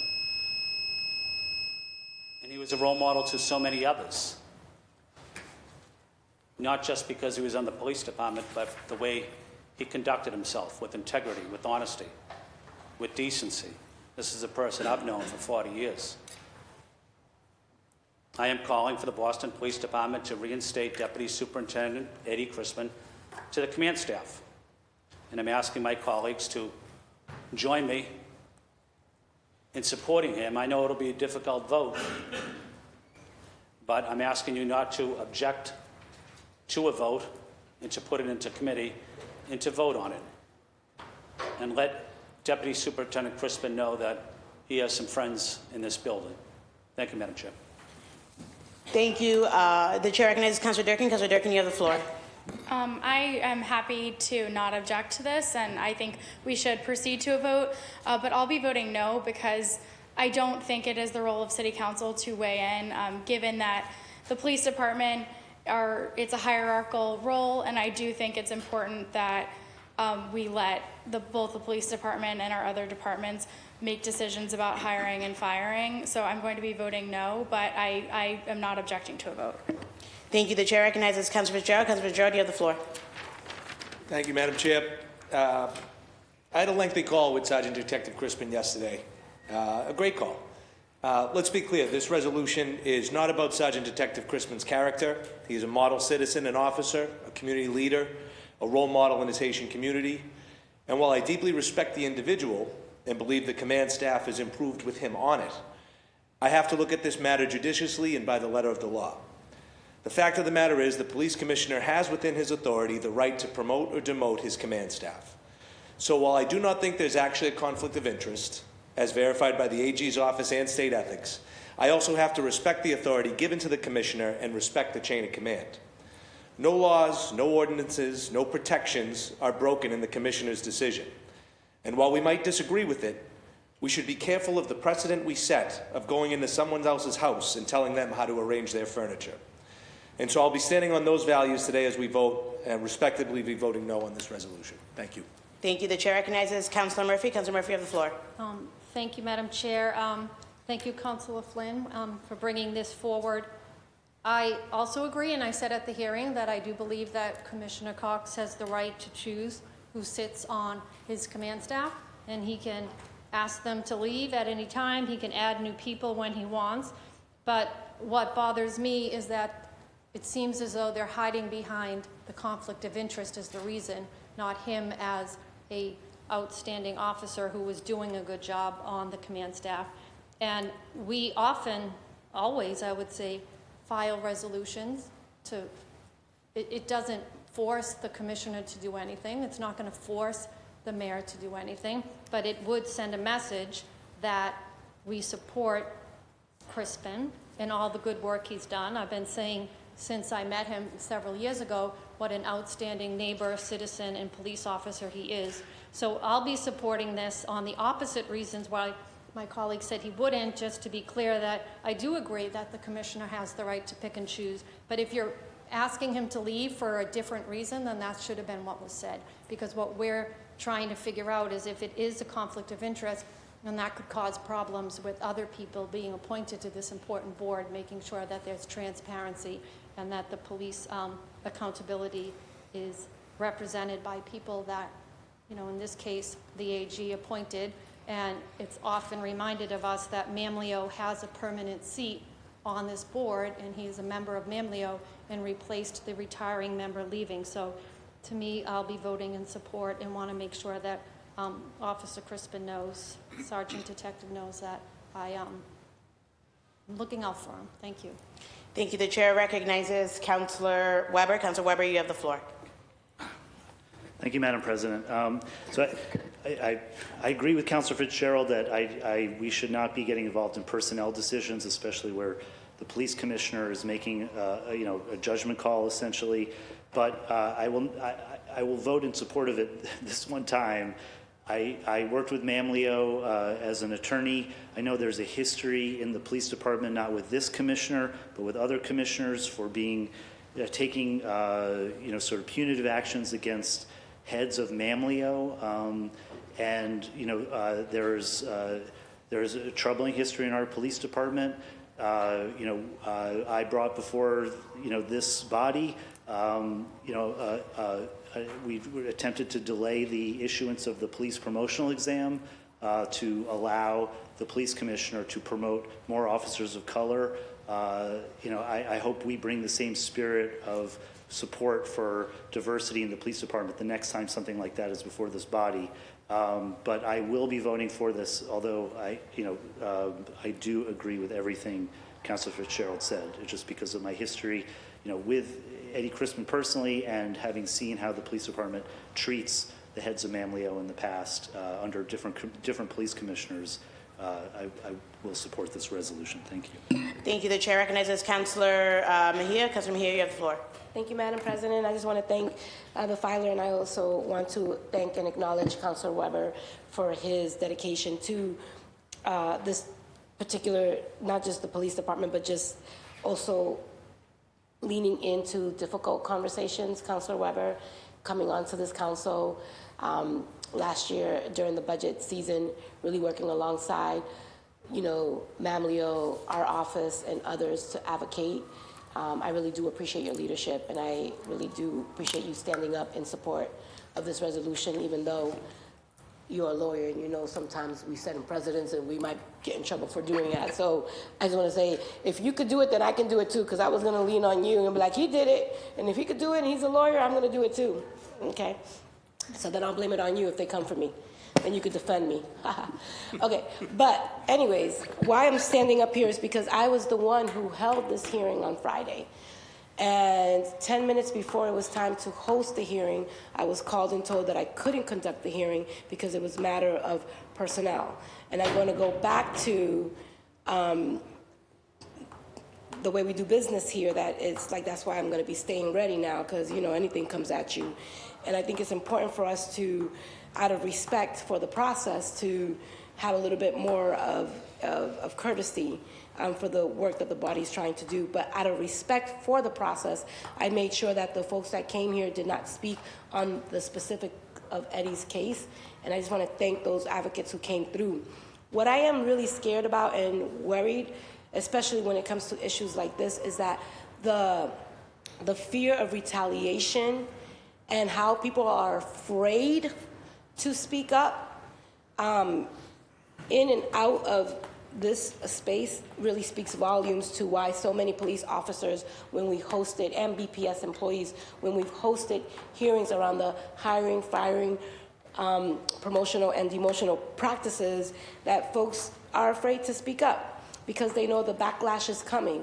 And I think that the type of culture we are creating here, and we also, and when I say we, all of us, right, is that people, when they want to speak up or when they want to be fully expressed or they want to rage against the machine, there's always, you have to pay a price for that. And I think that sometimes people utilize their tactics and their privilege and their, appointment status or whatever the case is to punish people. And I think that it's really interesting to watch all of this unfold here in and outside of this chamber. And so I'm rising and modeling my lawyer colleagues' behavior and saying, while we may not, we shouldn't, I am going to rise in support of my colleague here and his advocacy. And the reason why I held that hearing in my committee was because you weren't allowed to. I think it got put into some other committee, so I'm glad we were still able to give the people a voice. So thank you, and I look forward to supporting you. Thank you. The chair recognizes Councilor Santana. Councilor Santana, you have the floor. Thank you, Madam President. I really appreciate all the comments of my colleagues. Today I will be voting present on this resolution. I want to just explain that a little bit more. I think I agree with a lot of what Councilor Fitzgerald mentioned, but I'm conflicted here because I personally haven't been briefed on this on the situation, and I feel because I don't know much of the information, I can't vote in support or against this. I've got the opportunity to get to know Eddie Crispin. He's a great role model, someone who's dedicated his life to the city of Boston. Only hear great things about him. I look forward to having a conversation with him in the near future. But I'm just afraid of the precedent that this will stand, and I just want to make sure that I'm staying consistent in that end. So I do support Eddie and Crispin in the work that he does, but I will be voting president on this resolution today. I also do want to mention, I think earlier this year, there was a letter that went out on behalf of some of the councilors. I've been asked by many people why I wasn't on that letter. I just want to make it clear, I had no recollection that letter was even being written. I never got asked to be part of that letter. So I just want to make that clear that I was not on that letter. It was not my choice not to be on that letter. And I just want to make that clear for folks who are listening in. I look forward to learning and talking to Eddie Crispin and the commissioner as well. Thank you. Thank you. The chair recognizes Councilor Pepin. Councilor Pepin, you have the floor. Thank you, Madam President. And I wanted to stand up here to say, I had a very good conversation with Mr. Crispin yesterday, and I met with him and was able to hear his side of the story and get to know him personally as well, and hear about his story about why he got into the police force, and understand his commitment to equity and making sure that he's moving the police department forward. And after hear from him and being able to hear from my colleagues, being able to just understand the situation here, and I understand my council colleague Fitzgerald's point about setting precedent, but people like Eddie Crispin should be on the post. He should be someone that we should have more of him. So today I'll be in support of this resolution, and I just want to make sure that I just wanted to say that, and thank you for allowing me the time. Thank you. The chair recognizes Councilor Coletta Zapata. You have the floor. Thank you so much. I'll be voting yes in support of Eddie Crispin. I got the chance to welcome him with open arms, seeing that he was relocated to Charlestown, and I immediately reached out to him and said, we're happy to have you, despite the situation that was unfolding. And this is, again, I respect the commissioner greatly. I think that his leadership, he's demonstrated his leadership. Boston is the safest city in America. And, I don't want to set a precedent here. Points are well taken from my council colleague from District 3. This is an extraordinary measure for an extraordinary person. And I'm just going to leave it there. Thank you. Thank you. The chair recognizes Councilor Fernandez Anderson. You have the floor. Thank you, Madam President. Councilor Durkin made me lose my train of thought. I'm kidding. She was trying to help me, giving me more information. This is a very serious issue, and I do understand that this, within the jurisdiction of what our jobs. What I'm trying to say is I take my council colleague Fitzgerald's point in terms of setting precedents, but it seems like we sort of bend and become flexible in ways where, when we kind of have to, or the things that we're passionate about, or things that we're invested in. And to my colleague, Councilor Santana, really simple, if there hasn't been a conflict of interest determined here, but then an injustice has taken place, then he's been now displaced or moved to another area. He has worked all of his life, and I'm not sure how old is Eddie. I think he still looks like he's 30, but he might be like 50, I don't know. But I think he's an attorney and, sergeant detective. That is a lot of work and a lot of determination. And he is a very dark-skinned, Black Haitian American who has had to really, really work hard, and he's extremely bright. He's an exemplary citizen, and he's someone that has always been respectful. Probably met him over 25 years ago in community, and has observed his work, has observed his interactions with people. Not once has ever had anything negative to say.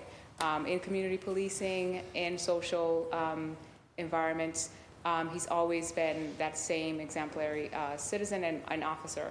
So although I take into consideration that this is not the case, but we've done that. We've done that with hospitals when we just want to send a message and we have no jurisdiction over laws and we can't necessarily move things, but we want to send a message. And then we write letters, and I think the letters hopefully would have been suffice. But here I think my council colleague Flynn is trying to send a stronger message. In addition to this letter, let's put it on record because we know that this is televised. We know that, maybe this gets more press attention. Not sure the full angles, and I won't speak for my colleague, but I think it's a matter of, do you support this? And yeah, it's not a law that you're passing. Do you support it or not? A foul play has not been found. He got moved to Charlestown. Is that fair? So I think it's pretty simple. We're not, creating a law. It's a resolution. We know what it means. We know we're not, telling the commissioner what to do, but we are respectfully saying, hey, take into account that the majority of us supports this. Thank you. Thank you. The chair recognizes Councilor Rao. Councilor Rao, you have the floor. Thank you, Council President, and thank you to Council Friend for introducing this resolution. And I do stand by Eddie Crispin. He has been a leader in police reform, well respected throughout the city, and we could hear that through all my colleagues. And I attended, when this first came down, the community meetings, provided statements and remarks. And if we are demoting individuals who advocate for police accountability and transparency, then who are we promoting? Although I support Eddie, I am concerned about the precedents that this set that was brought up by Councilor Fitzgerald.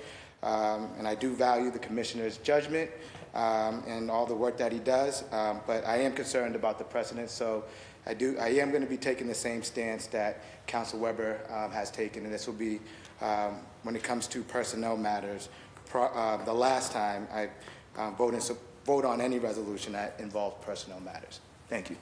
Thank you. The chair recognizes Councilor Murphy. Councilor Murphy, you have the floor. Well, thank you. And through the chair to Councilor Santana, you had mentioned a letter that you didn't sign on to. Was that something the council sent? Because I don't know the letter you're referring to, if you wouldn't mind explaining. Through the chair, Councilor Santana, if you would. Yeah, so it was under my understanding that there was a letter sent out during the fall that I think more than half of our council colleagues signed on to. That's not what I have a problem with. I was just never asked personally. I didn't know about the letter, and then I have community members reaching out to me. Why wasn't I part of it? Yeah, because I did not know about this. It's the first I'm hearing about it, so thank you. Exactly. Maybe we can talk about it after the meeting to see what this letter was. Thank you. Thank you. Councilor Murphy, I think you did sign the letter. Is this the one we're talking about? Yeah, yeah. So would anyone else like to speak on this matter? Councilor Fernandez Anderson. Sorry, just for clarification, the letter would say the same, that we are supporting Sergeant Detective Crispin, and most of you signed it. Maybe some of you forgot. Maybe it's in your email. And sometimes, I guess, lack of coordination, or we're moving fast and you didn't get the letter. It wasn't nothing personal. The letter didn't come from me, but I'm just saying that I remember the letter, I signed the letter, and it was very clear that it wasn't cherry-picked who's going to sign this or who's not. It was simple, let's move fast because we need to go on record and support them. Thank you. The chair recognizes Councilor Flynn. Councilor Flynn, you have the floor. Yeah, thank you. Thank you, Madam Chair, and just want to recognize Councilor Fernandez Anderson. I also signed the letter in support of Deputy Superintendent Crispin and attended the meeting at the historic 12th Baptist Church and at Manlio as well with many of my colleagues. But basically, what that letter said was we support Deputy Superintendent Crispin. Basically the same thing as my resolution. There's nothing really different than the letter that some of us signed, and in the letter, the only thing that might be different now is the time. Maybe that more time has passed. But although time has passed, maybe it's an opportunity for us to acknowledge that over this period of time, and listening to residents, they're asking. I think what they're really asking for is respect for Deputy Superintendent Crispin. Is it likely that he's going to get his job back in the command staff? Probably not. Probably not. I want to be honest with everybody. But what it does say is that we respect him. We respect the work he does. We respect him as a man. We respect him as a police officer. We respect him as a community leader. I think that's what the resolution does. Thank you, Madam Chair. Thank you. The chair recognizes Councilor Durkin. Councilor Durkin, you have the floor. Thank you. I just feel the need to clarify my statement. For me, it's really about the chain of command and making sure that organizations within the city, like the fire department and police department, that are mission driven, that are similar to the military, where when the person above you asks you to do a specific thing and you have a new mission each time, that honor of the chain of command be respected. And that's really where I'm coming from. It is not personal to this individual who sounds like he's done an incredible job and has a lot of admirers on the city council. So I just want to clarify that. Thank you. And I want to I think my position on this has been very clear as the person who authored the letter, as a person who's been public in media statements from the very beginning, someone who's been talking to the commissioner about this from the very beginning, someone who's been talking to Sergeant Eddie Crispin about this from the very beginning. Where I stand on this, as Councilor Coletta Zapata said, extraordinary measure for an extraordinary person. There are very few people like Sergeant Crispin, who is so dedicated and so committed to community that, I think that our individuals have done, have either spoken to him or I know him from way back because of his leadership in the Haitian community in the city of Boston. And I know that he's been very committed. I've had so many conversations with people, command staff, our police officers, Ma'am Leo, Sergeant Crispin, about the lack of a conflict of interest. And I do respect the commissioner. And I talk to the commissioner all of the time, and I respect that he has decisions to make. But I also respect the fact that so many people benefit from Sergeant Crispin's leadership, especially in my community. And so the fact that this is a personnel issue, I don't love that it is something that we are, taking a council time to discuss. I do not want this to become a habit of the council. But again, Sergeant Crispin, I think, is very unique in what he means and what he represents to the city, and his leadership in Ma'am Leo, his leadership throughout the city. And so, for me, of course, I'm voting yes, both in the meetings at the 12th Baptist Church, in conversations with people, in public statements. I've been very clear that I believe that it's actually an asset to this city for Sergeant Crispin to be on the post. And so I will continue to stand with him today. Would anyone else like to make any comments? Okay. Would anyone else like to add their name? Mr. Clerk, please add Councilors Coletta Zapata, Fernandez Anderson, Mejia, Murphy, Pepin, Weber, Worrell. Please add the chair. Councilor Flynn, suspension of the rules and adoption of docket number of docket number. Oh, and Councilor Santana to docket number 0345. Mr. Clerk, could you please conduct a roll call vote? Roll call vote on docket number 0345. Councilor Braden. Councilor Coletta Zapata. Yes. Councilor Coletta Zapata, yes. Councilor Durkin. No. Councilor Durkin, no. Councilor Fernandez Anderson. Yes. Councilor Fernandez Anderson, yes. Councilor Fitzgerald. No. Councilor Fitzgerald, no. Councilor Flynn. Yes. Councilor Flynn, yes. Councilor Louisiana. Yes. Councilor Louisiana, yes. Councilor Mejia. Yes. Councilor Mejia, yes. Councilor Murphy. Yes. Councilor Murphy, yes. Councilor Pepin. Yes. Councilor Pepin, yes. Councilor Santana. Present. Councilor Santana, present. Councilor Weber. Yes. Councilor Weber, yes. And Councilor Worrell. Yes. Councilor Worrell, yes. 9 votes in the affirmative, 2 votes in the negative, and 1 present. Thank you. Docket number 0345 has been adopted. Mr. Clerk, would you please read docket number 0346?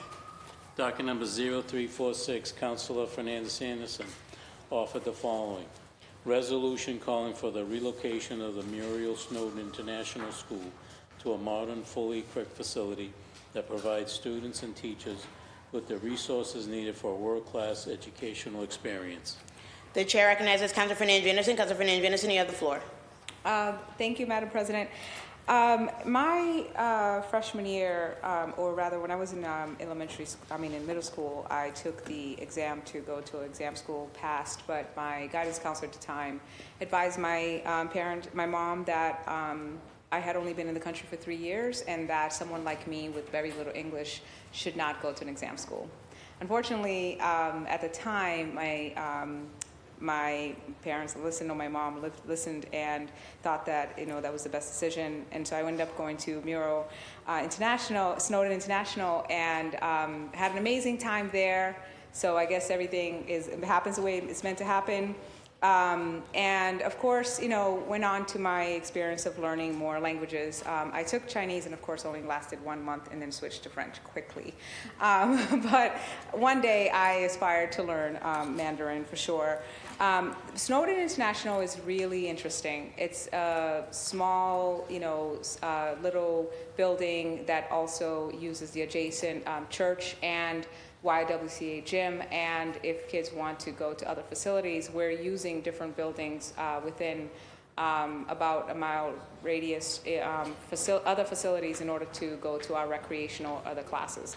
And the cafeteria is actually shared with the math classroom, or sometimes other classrooms. They don't have a real science lab or other types of facilities, or art or music. They use the church, the Old South Church behind them for theater classes. This is when I started theater.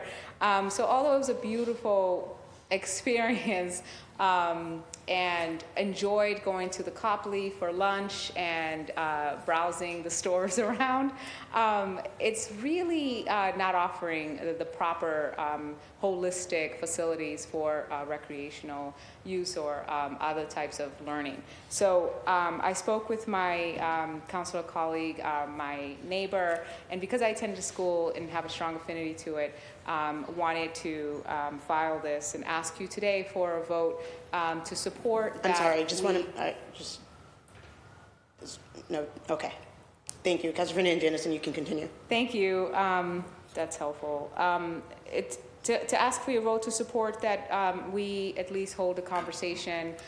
Today, if you support it, I think that we can look forward to my colleague who actually represents the district where Snowden is in, to later file a hearing if she should have the time to do that, so we can bring the BPS over and really discuss, have a serious conversation about actually moving the school.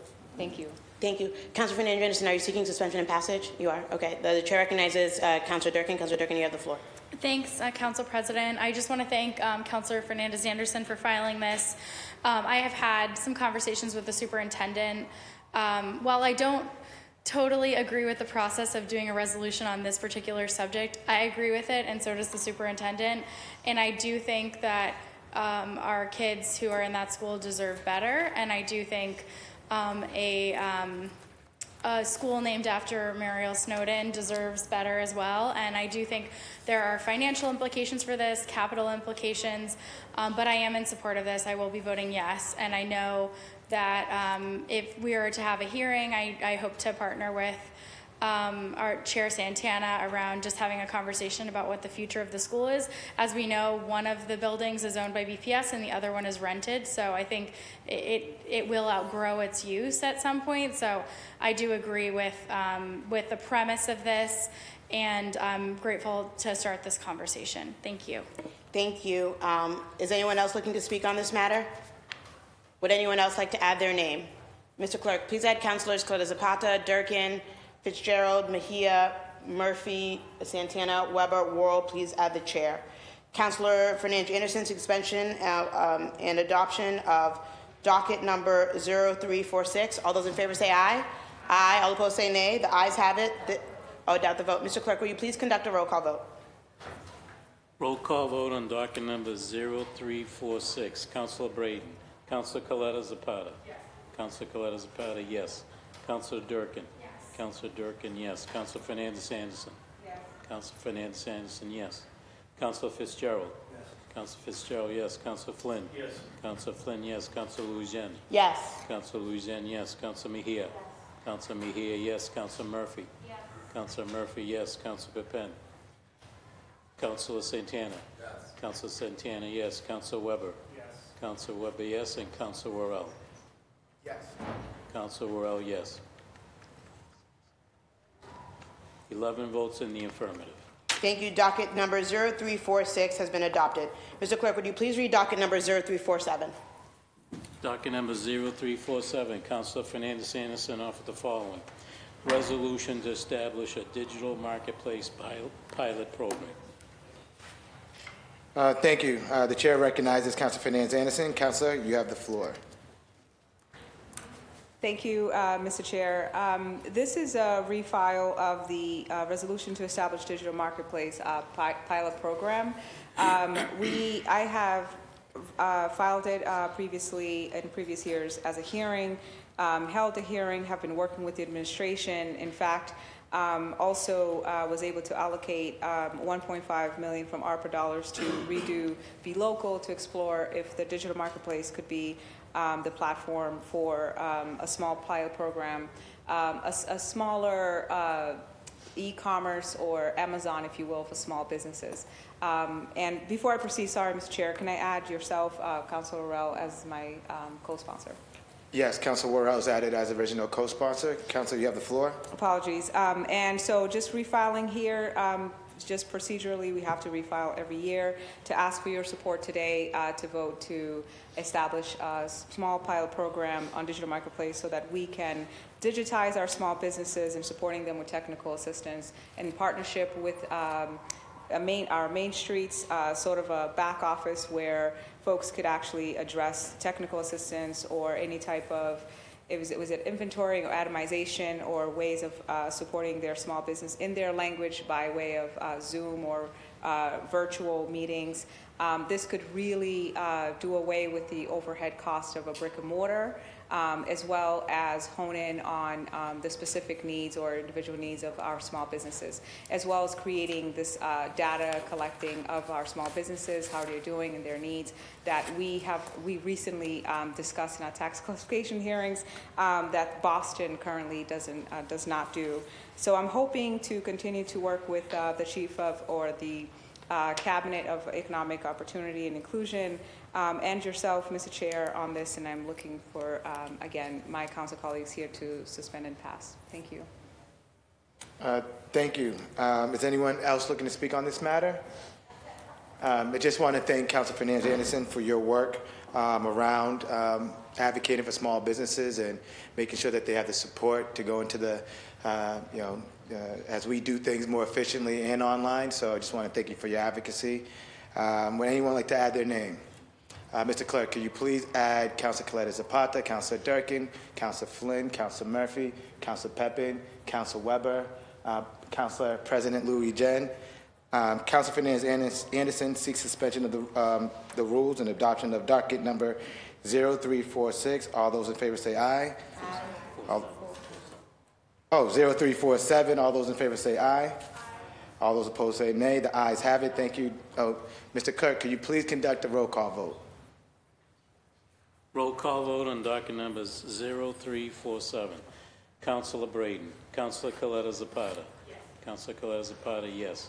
Councilor Durkin. Yes. Councilor Durkin, yes. Councilor Fernandez Anderson. Yes. Councilor Fernandez Anderson, yes. Councilor Fitzgerald. Councilor Flynn. Yes. Councilor Flynn, yes. Councilor Louisiana. Yes. Councilor Louisiana, yes. Councilor Mejia. Councilor Murphy. Yes. Councilor Murphy, yes. Councilor Pepin. Yes. Councilor Pepin, yes. Councilor Santana. Yes. Councilor Santana, yes. Councilor Weber. Yes.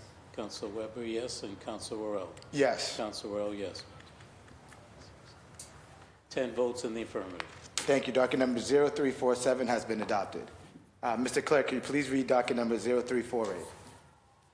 Docket number 0348, Councilor Fernandez Anderson offered the following. Resolution to improve bus monitor pay rates and working conditions in the city of Boston. Thank you. The chair recognizes Councilor Fernandez Anderson. Councilor Fernandez Anderson, you have the floor. Thank you, Madam President. We must prioritize a livable wage, adequate rest breaks, and improve job protections to ensure that bus monitors can continue their essential work without financial insecurity and burnout. We heard here throughout different hearings from bus monitors in terms of the intricacies of their work and the different types, levels of professional development needed or supports that they did not have in order to do their job. In addition to being burdened by additional responsibilities or unanticipated responsibilities in their job, they are not reasonably paid for their job, with starting wages barely above minimum wage, and the cost of living in Boston continue to rise. Many bus monitors struggle to afford basic necessities, leading to high turnover rates and disrupt stability for students. These are folks that are protecting our children, that ensuring our children's safety, and also spending enough time to be so our children to be influenced by them. So I would say that we do everything to support them. I filed this last year. This is also a refile. Filed it last year and passed. Just looking for suspension and pass here. Thank you. Thank you. Would anyone else like to speak on this matter? Councilor Fernandez, would anyone else like to add their name? Mr. Clerk, please add Councilors Coletta Zapata, Durkin, Murphy, Pepin, Santana, Weber, Worrell. Please add the chair. Councilor Fernandez Anderson seeks suspension of the rules and adoption of docket number 0348. All those in favor say aye. Aye. All opposed say nay. The ayes have it. This docket is passed. Mr. Clerk, would you please read docket number 0349? Docket number 0349, Councilor Fernandez Anderson offered the following. Resolution in support of the Recover Boston proposal. The chair recognizes Councilor Fernandez Anderson. You have the floor. Thank you, Madam President. I would have liked to add Councilor Fitzgerald as my co-sponsor, but as you can see, he stepped out for a short break, so maybe when he returns. The closure of critical recovery infrastructure, such as Long Island Shelter, has left devastating gap in series, forcing our residents into cycles of instability, trauma, and harm. Our neighborhoods, particularly those surrounding Newmarket and Mass and Cass, of course, Roxbury, Nubian Square area, all along the Orchard Gardens, and our parks have borne in brunt of this crisis, with families, schools, and businesses, as I just mentioned, all experiencing the ripple effects. Recover Boston represents a transformative opportunity to rebuild a recovery-centered system that not only provides immediate relief, but also ensures long-term pathways to housing, employment, and self-sufficiency.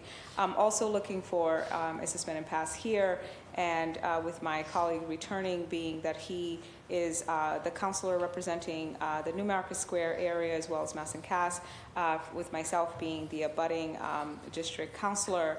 I look forward to working with him as the chair, obviously, of public health, to seeking more results in how to support Recover Boston. Thank you. Thank you. Councilor Fitzgerald is so added as is an original co-sponsor. Would anyone else like to speak on this matter? The chair recognizes Councilor Fitzgerald. Councilor Fitzgerald, you have the floor. Thank you, Madam Chair, and thank you to the maker for allowing me to be a co-sponsor on this of Recover Boston. A lot of the work I've done with Mass and Cass sitting squarely in District 3, but of course affecting its surrounding communities. We've had a lot of discussion around Recover Boston, and while not a perfect tool yet, I think one of the most important things is trying to find out where to site a thing like Recover Boston, but it also calls upon the regional approach needed to address this issue. But I look forward to working on more on Recover Boston and certainly support its overall general concepts. Thank you. Thank you. Would anyone else like to speak on this matter? Thank you, Tanya. Would anyone else like to add their name? Mr. Clerk, please add Councilors Coletta Zapata, Durkin, Mejia, Murphy, Pepin, Santana, Weber, Worrell. Please add the chair. Councilors Fernandez Anderson and Fitzgerald, suspension of the rules and adoption of docket number 0349. All those in favor say aye. Aye. All those opposed say nay. The ayes have it. This docket is passed. Mr. Clerk, will you please conduct a roll call vote? Roll call vote on docket number 0349. Councilor Braden. Councilor Coletta Zapata. Councilor Coletta Zapata, yes. Councilor Durkin. Yes. Councilor Durkin, yes. Councilor Fernandez Anderson. Yes. Councilor Fernandez Anderson, yes. Councilor Fitzgerald. Yes. Councilor Fitzgerald, yes. Councilor Flynn. No. Councilor Flynn, no. Councilor Loujain. Yes. Councilor Loujain, yes. Councilor Mejia. Councilor Mejia, yes. Councilor Murphy. Councilor Murphy, yes. Councilor Pepin. Councilor Pepin, yes. Councilor Santana. Yes. Councilor Santana, yes. Councilor Weber. Yes. Councilor Weber, yes. And Councilor Worrell. Yes. Councilor Worrell, yes. Docket number 0349 has received 11 votes in the affirmative and 1 negative. Thank you. Docket number 0349 has passed. Mr. Clerk, would you please read docket number 0350? Docket number 0350, Councilor Fernandez Anderson offered the following: resolution recognizing the National Fitness Campaign. Thank you. The chair recognizes Councilor Fernandez Anderson. You have the floor. Thank you, Madam President. Again, this is also a refile. I am committed to ensuring that every resident, regardless of their zip code, has equitable access to the resources that promote a healthy and thriving life. We know that communities like Roxbury face disproportionately higher rates of chronic illnesses such as heart disease, asthma, and diabetes, all of which are deeply linked to social determinants of health. The National Fitness Campaign presents an opportunity to invest in free, accessible fitness spaces that empower our residents to take control of their health while fostering community connections. As we continue to recover from COVID-19 pandemic, I know that it's been a good 4 to 5 years now, but still recovering. It is critical that we prioritize outdoor wellness spaces, expand opportunities for physical activity, and integrate culturally relevant health initiatives and reflect the vibrancy of our neighborhoods. And just on a personal note, I think I started a journey about a year now of weight loss.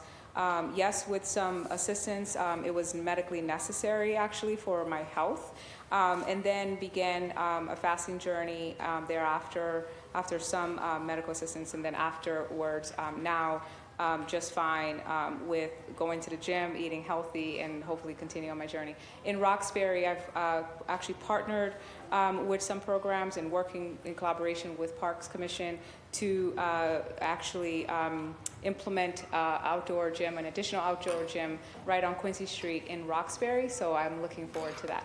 Also looking for suspension and pass here when it is necessary. It's not a matter of if you can be beautiful and big, and you can be beautiful and small. This is not a thing about whether or not you're attractive, but if you are unhealthy and we know that we have an issue, it is your individual journey for you to take care of your health. So I encourage that, and don't let anybody shame you for your size or for your decision to take care of your health. Thank you. Thank you. Is anyone else looking to speak on this matter? Would anyone else like to add their name? Mr. Clerk, please add Councilors Clara Zapata, Durkin, Flynn, Mejia, Murphy, Pepin, Santana, Weber, Worrell. Please have the chair.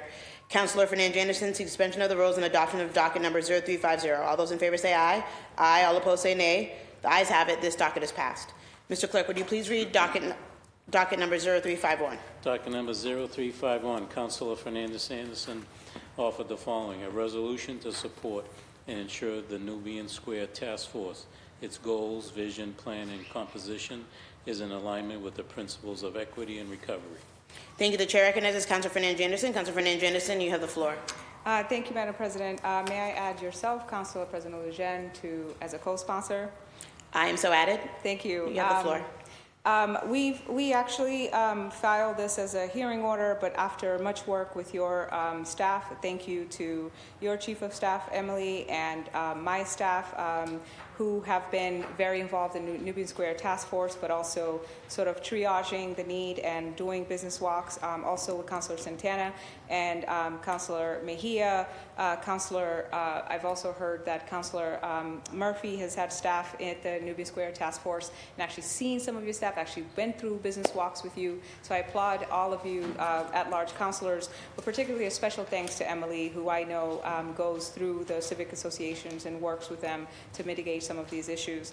And we know we have the answers, we know how to support them, we have the resources. I think here it's looking at the best way to coordinate cross departments, but also looking into outside partners thank you so much to Torchlight, Newby Square Foundation, as well as many more, Metro Life Inc., and all the other organizations that I've been able to support. And thank you to the small businesses for your patience, for your compassion, for your understanding and tolerance throughout this. I do think that we need some sort of like crisis plan and booklets and all of these other types of tools as well outside of coordinated services in order to support for crisis intervention or de-escalation in terms of this. And we've been working with housing.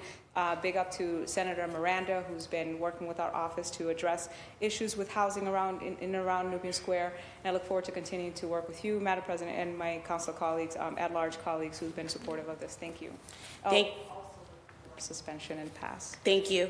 And thank you, Councilor Fernandez Anderson, for the work that you've done on this issue. And I want to just shout out the incredible work of the Nubian Square Task Force and their efforts in getting more resources and all of the things that have been promised to Nubian Square, both in terms of dealing with issues of homelessness and dealing with issues of how do we help people who need help the most, to how do we drive more economic growth to Nubian Square. I think this is all really important work, and there are models around the city that really are helpful in terms of what it looks like to empower people who need help and assistance. And so I want to just thank Nubian Square Task Force for all the work they do. Yes, I too want to shout out my Chief of Staff, Emily, for all of her work with the Nubian Square Task Force and everything that you do. And so thank you again for this resolution, and I look forward to continuing the work as we continue to support the Nubian Square Task Force.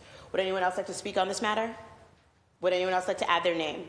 Mr. Clerk, please add Councilors Coletta, Zapata, Durkin, Fitzgerald, Flynn, Mejia, Murphy, Pepin, Santana, Weber, Worrell.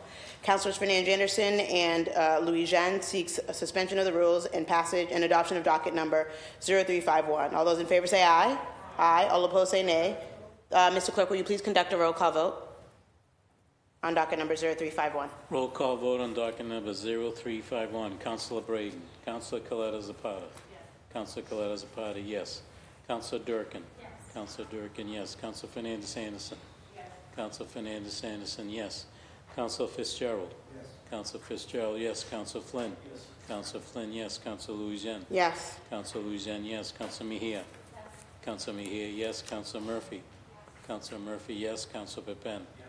Councilor Pepin, yes. Councilor Santana. Yes. Councilor Santana, yes. Councilor Weber. Yes. Councilor Weber, yes. And Councilor Worrell. Yes. Councilor Worrell, yes. Docket number 0351 has received 12 votes in the affirmative. Thank you. Docket number 0351 has been adopted. Mr. Clerk, would you please read docket number 0352? Docket number 0352, Councilor Mejia offer the following. Resolution in support of anti-displacement protections in the Squares and Streets Rezoning Initiative. Thank you. The chair recognizes Councilor Mejia. Councilor Mejia, you have the floor. Thank you, Madam President. I just wanted to quickly rise.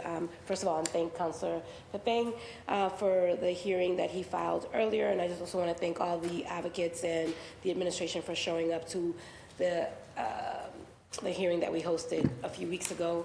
I was planning to move forward with a vote on this resolution in support of anti-displacement protections in the Squares and Streets Rezoning Initiative. However, because regardless of whether or not I'm in here, I'm still very much out in these streets and a activist and community organizer first.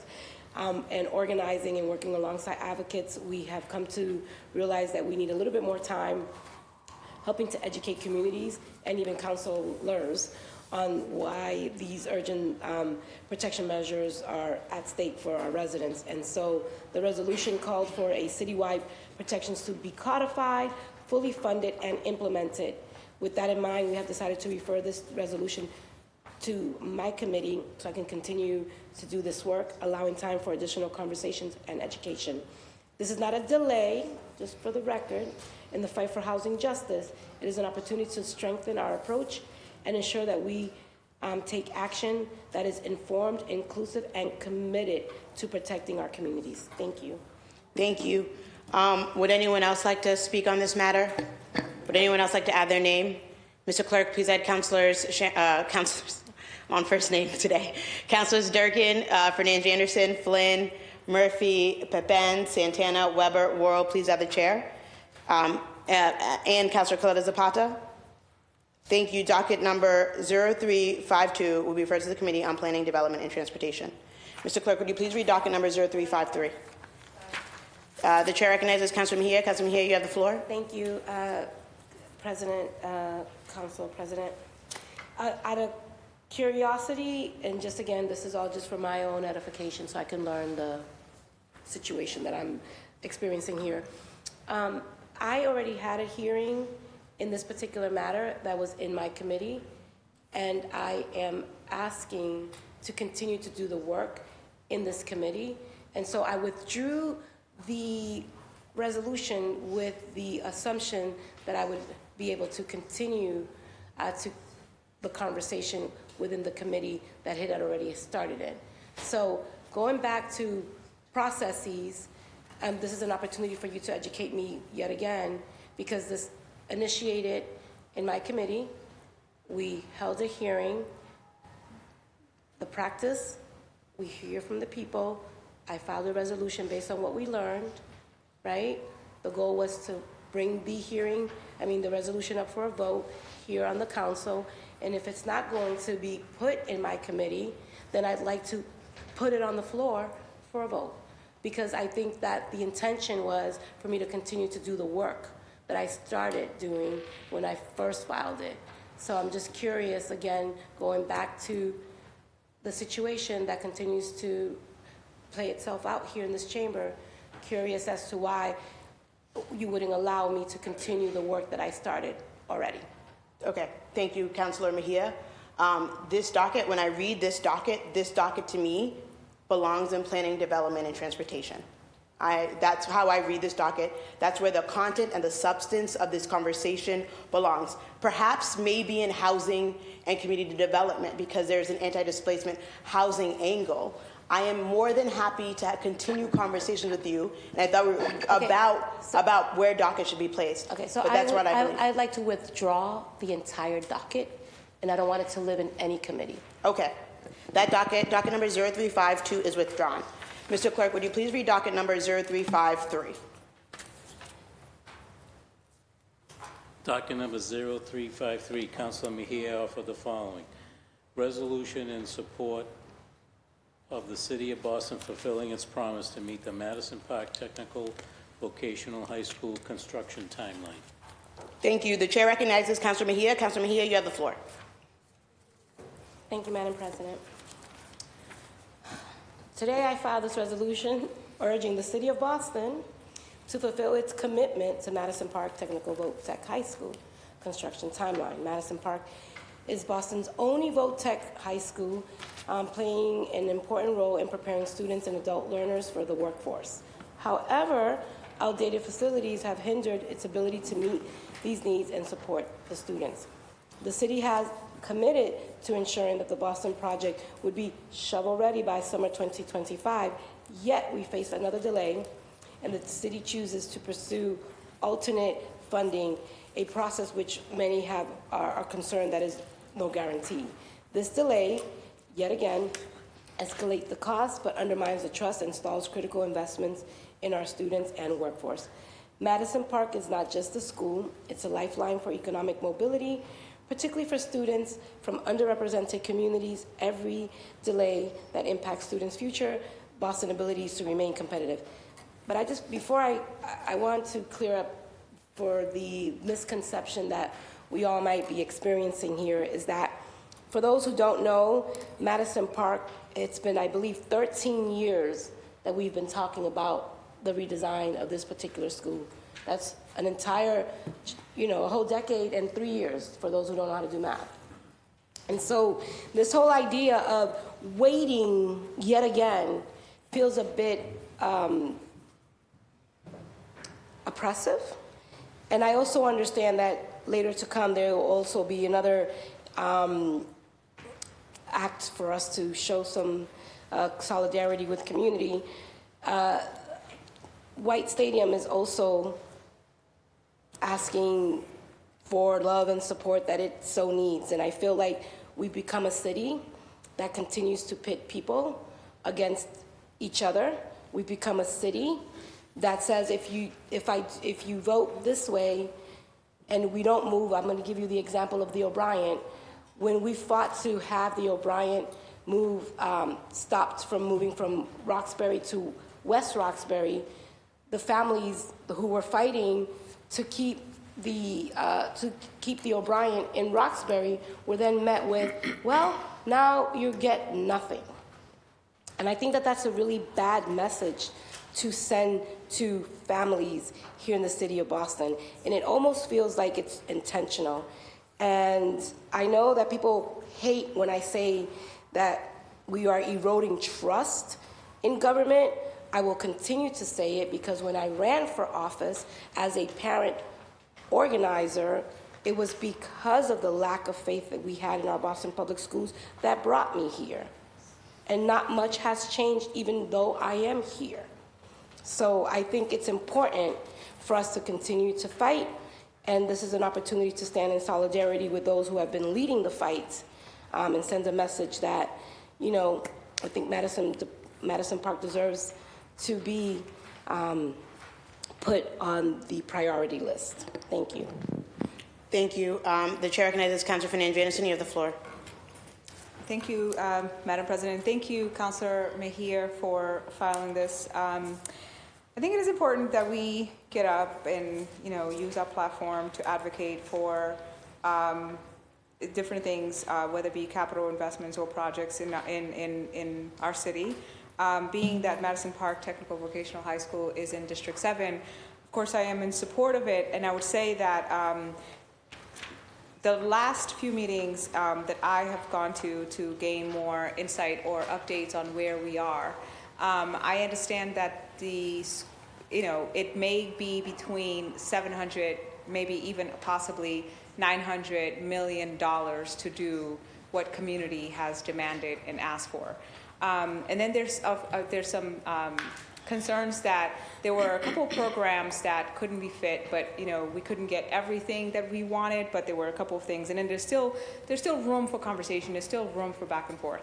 The administration has committed and promised to implementing or coordinating or collaborating with Madison Park. The principal has been a strong advocate in advocating for the current students and saying, look, we can't forget or dismiss the students that are currently there. We must coordinate services with the City of Boston, use our resources so that we retain and sustain the programs and support our students with quality education at Madison Park. So I heard that loud and clear and was very pleased that the administration was very forthcoming and has followed up with my office to be able to actualize those efforts. In addition to that, in applying for MSBA loan, it's very clear that we will need assistance. If we can get state funds to support something like this, we should. If we're adding funds, just 50 million, or hopefully it sticks to just 50 million, or any other types of programming, then but we're looking for 200 to 300 million to be able to accomplish this. So I believe that it's practical. I prayed and wished and prayed that it would happen right away. I do understand the administration's rationale behind this, and look forward to continue to not only advocate, but to be able to show up to these meetings and support the Friends of Madison. I want to take this time to thank the Friends of Madison. I think there may be like one or two here in the audience. And specifically Louis, Elisa, and many, many others, Ms. Claudia Smith-Reed, folks that I'll get in trouble if I start trying to remember names, because I won't. But I do want to thank my constituents and Friends of Madison who have been advocating for a high-quality technical vocational high school in District 7 for over decades now. So I think that it's important that we go back to administration and also say, look, let's support Councilor Mejia's resolution, but also let's commit and let's create these timelines, realistic timelines, to understand how we can execute their promises. Thank you. Thank you. The chair recognizes Councilor Orell. Councilor Orell, you have the floor. Thank you, Madam President, and thank you to Councilor Mejia for putting this resolution forward. I think we all like to get this school built tomorrow, but as frustrating as the MSBA process is, we should be going through it, especially for a project of this size. We can't leave hundreds of millions of dollars on the table at the state, not when we know that a portion of our sales tax goes to funding the MSBA. That's our city money in that pool, and we don't, I feel, get our fair share of it. Now we could push our colleagues on Beacon Hill to speed up the MSBA process, so we're not looking at such a lengthy timeline, or better yet, start advocating for the state to pass a special appropriation for Madison Park, since it's likely going to attract students from other nearby towns and will be a game changer for the region. I acknowledge and respect this urgency. I also acknowledge how lengthy the MSBA process is, but I believe at this time it is our best interest to explore all funding opportunities for a capital project, especially this large. So yes, I support a new Madison Park. However, exploring MSBA funding only puts the city in a position to continue to renovate more schools into the state-of-the-art facilities that our students need. Thank you. Thank you. The chair recognizes Councilor Pepin, then Councilor Weber, and then we'll go around the horseshoe. Councilor Pepin, you have the floor. Thank you, Madam President. Councilor Worrell took the words right out of my mouth, where I also agree that Madison Park needs to be redeveloped. I went to school right next door at the O'Brien, and I always thought to myself, why isn't the only vocational school in the city of Boston in better conditions? And I remember when I was working with Congressman Kennedy, and we took a trip down to Fall River to visit Diamond Vocational High School, and that is a state-of-the-art vocational tech school that provides great opportunity. They have a NASA program down there. They have the great auto body shop, one of the best in the entire state. And I said, why don't we have that here in Boston? So I want to make sure that Madison Park gets that type of treatment, and that the students in the city of Boston also have the same opportunity. At the same time, I also believe that during these times of financial questions and what's happening with taxes and everything, we need to be fiscally responsible of how we go with the timeline. So I do believe that we should hold the state accountable to make sure that they don't provide any more delays. We should take an opportunity with the MSBA funding. So today I won't be voting in support of this, but I do support a Madison Park redevelopment. Thank you. Thank you. The chair, okay, I think everyone has already spoken on this docket. Oh, Councilor Flynn hasn't? Okay, we're going to go to Councilor Flynn, then we're going to go to Councilor Weber, and then, sorry if I missed the order, and then, sorry, Councilor Weber, and then we will go back to folks who've already spoken. Chair recognizes Councilor Flynn. Thank you, Madam Chair, and I'm going to support the resolution proposed by Councilor Mejia.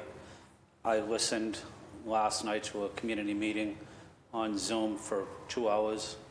I wanted to learn more about this. I didn't say anything. I just wanted to listen to the residents in the Madison Park community, high school community.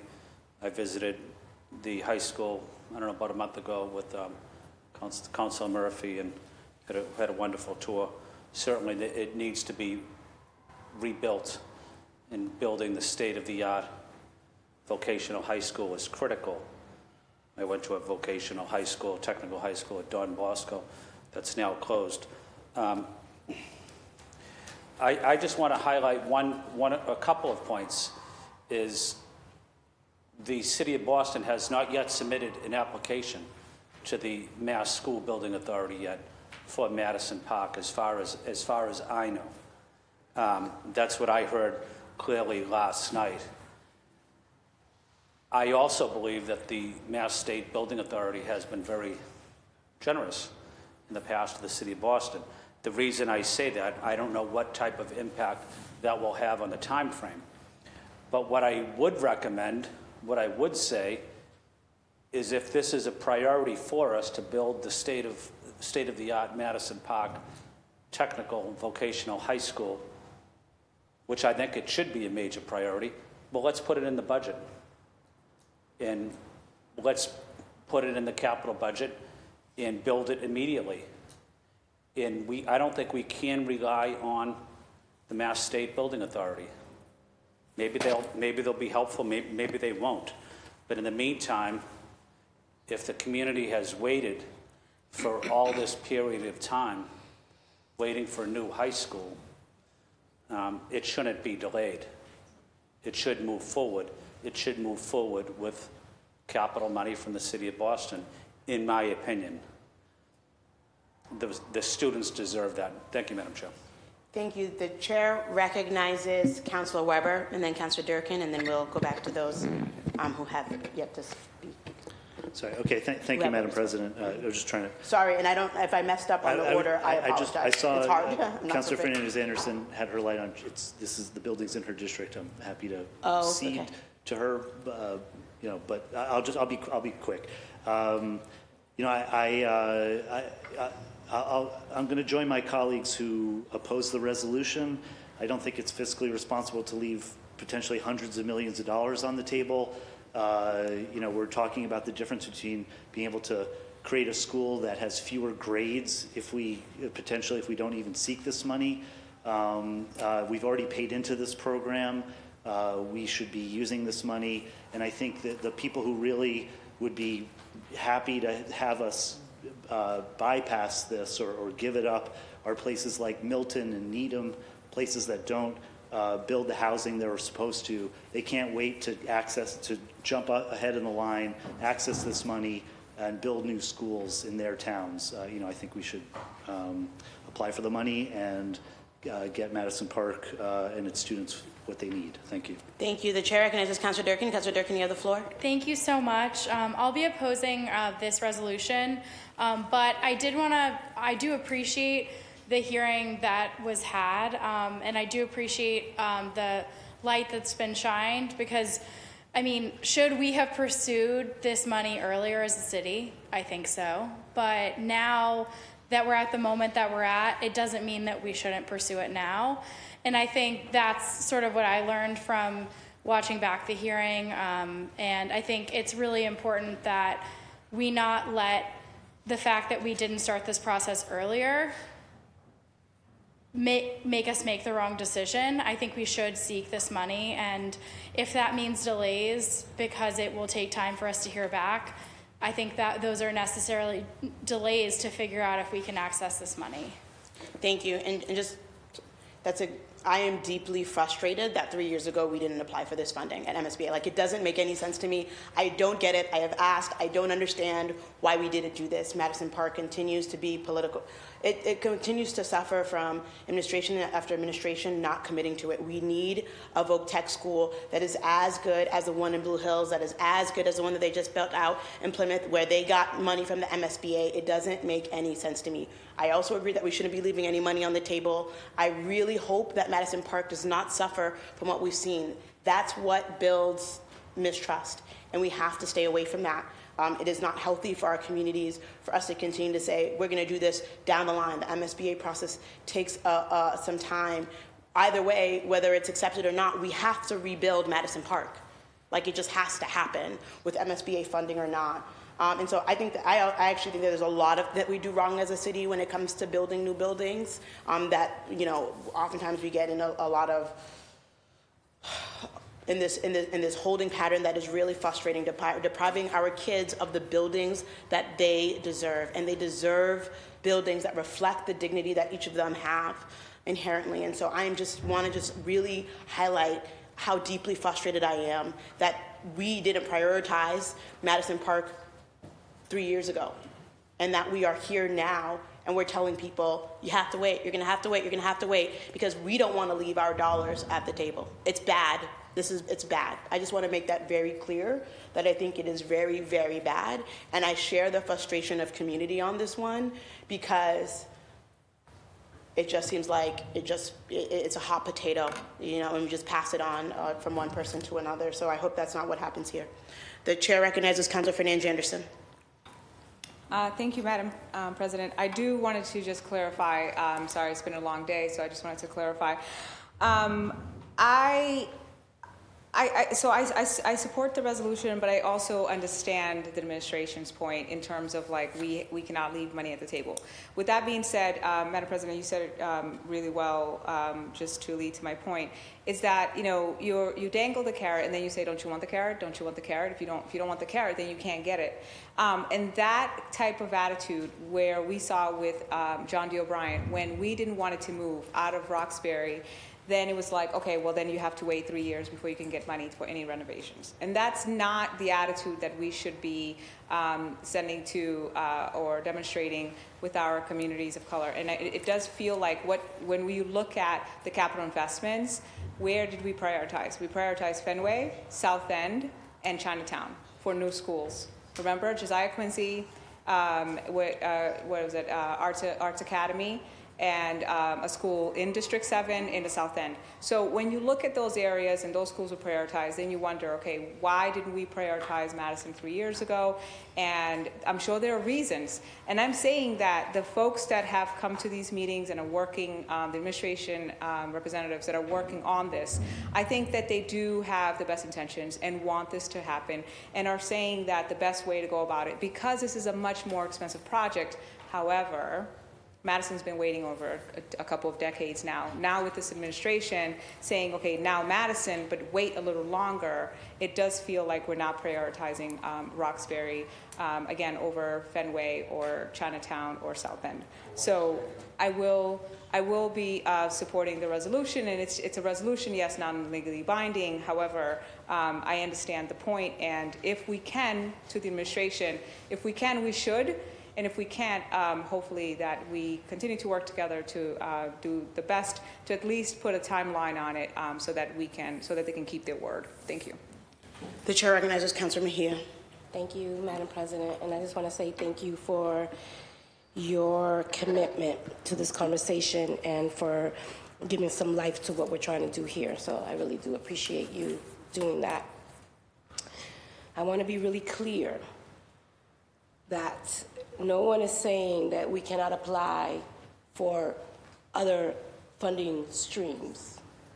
What I am asking us to do is, with fidelity, to fulfill the commitments that we have made to the people that we serve. And we stated that we were going to be shovel-ready 2025. Well, allegedly it's on the website. And I know we're all late and we've been here all day. And I have been praying for patience because I know that when I get frustrated with this system, I let the wrath be felt, and I'm really trying to contain myself. But it is really difficult to be a BPS graduate that bounced from crumbling school to crumbling school, then to be a BPS parent and continue to see the complete and utter disregard for Black and brown students. And then juxtapose that narrative with the white stadium conversation. Because we're saying, hurry up and let's go, and telling the Madison Park kids to hurry up and wait. That, to me, is difficult to grapple with. Yes, go ahead. Talk all you want about me. But as a body, we cannot continue to act like we really care about the people who put us here. And then when we have an opportunity to fight for them, look the other way. Fiscally responsible, I haven't even read the other one into the record yet. No. I worked really hard to be in this chamber. And I die for the people that I serve. I do. Because they deserve that and a lot more. And they're tired of waiting for this body to stand up for them and fight for their money. And I think this is an opportunity for us as a body to do our job. And so, no one is saying that they cannot apply for funding sources outside of the constructs in which they've been operating under, but it has been 13 years. Those kids and those families deserve us to do right by them. And so I am not asking you all to be fiscally irresponsible. I am asking you to be morally responsible. Thank you, Councilman Mayor. Would anyone else like to speak on this matter? Would anyone else like to add their name? Mr. Clerk, please add Councilors Fernand Janderson, Flynn, and Murphy. Councilor Mejia seeks suspension of the rules and adoption of docket number 0353. Mr. Clerk, will you please conduct a roll call vote? Roll call vote on docket number 0353. Councilor Braden. Councilor Coletta Zapata. Councilor Coletta Zapata, no. Councilor Durkin. Councilor Durkin, no. Councilor Fernandez Anderson. Councilor Fernandez Anderson, yes. Councilor Fitzgerald. Councilor Fitzgerald, no. Councilor Flynn. Yes. Councilor Flynn, yes. Councilor Louisiana. No. Councilor Louisiana, no. Councilor Mejia. Councilor Mejia, yes. Councilor Murphy. Councilor Murphy, yes. Councilor Pepin. Councilor Pepin, no. Councilor Santana. No. Councilor Santana, no. Councilor Weber. No. Councilor Weber, no. And Councilor Worrell. No. Councilor Worrell, no. 8 votes in the negative and 4 votes in the affirmative. Thank you. This docket has not been adopted. Mr. Clerk, would you please read docket number 0354? Docket number 0354, Councilor Mejia offered the following. Resolution for the timely release and review of final transportation, parking, environmental, and alternative public plans for White Stadium prior to further demolition work. Thank you. The chair recognizes Councilor Mejia. Councilor Mejia, you have the floor. Thank you, Madam President. And before I get started, I would like to make a motion that I have substituted the language in the original hearing order. Does everyone have the substituted docket? All right, can we just make sure that everyone, I don't have it either. Can we make sure that everyone has the substituted docket in front of them?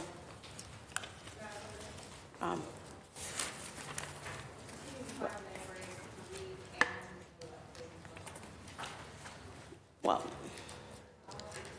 we don't have there's some of us, I don't have the docket in front of me, others don't have the docket in front of me, and I will say that there have been motions for those who are reading. Okay, I don't have the docket in front of me. So let's take a 6:38, 6:45. We'll be back here at 6:45. We're in recess.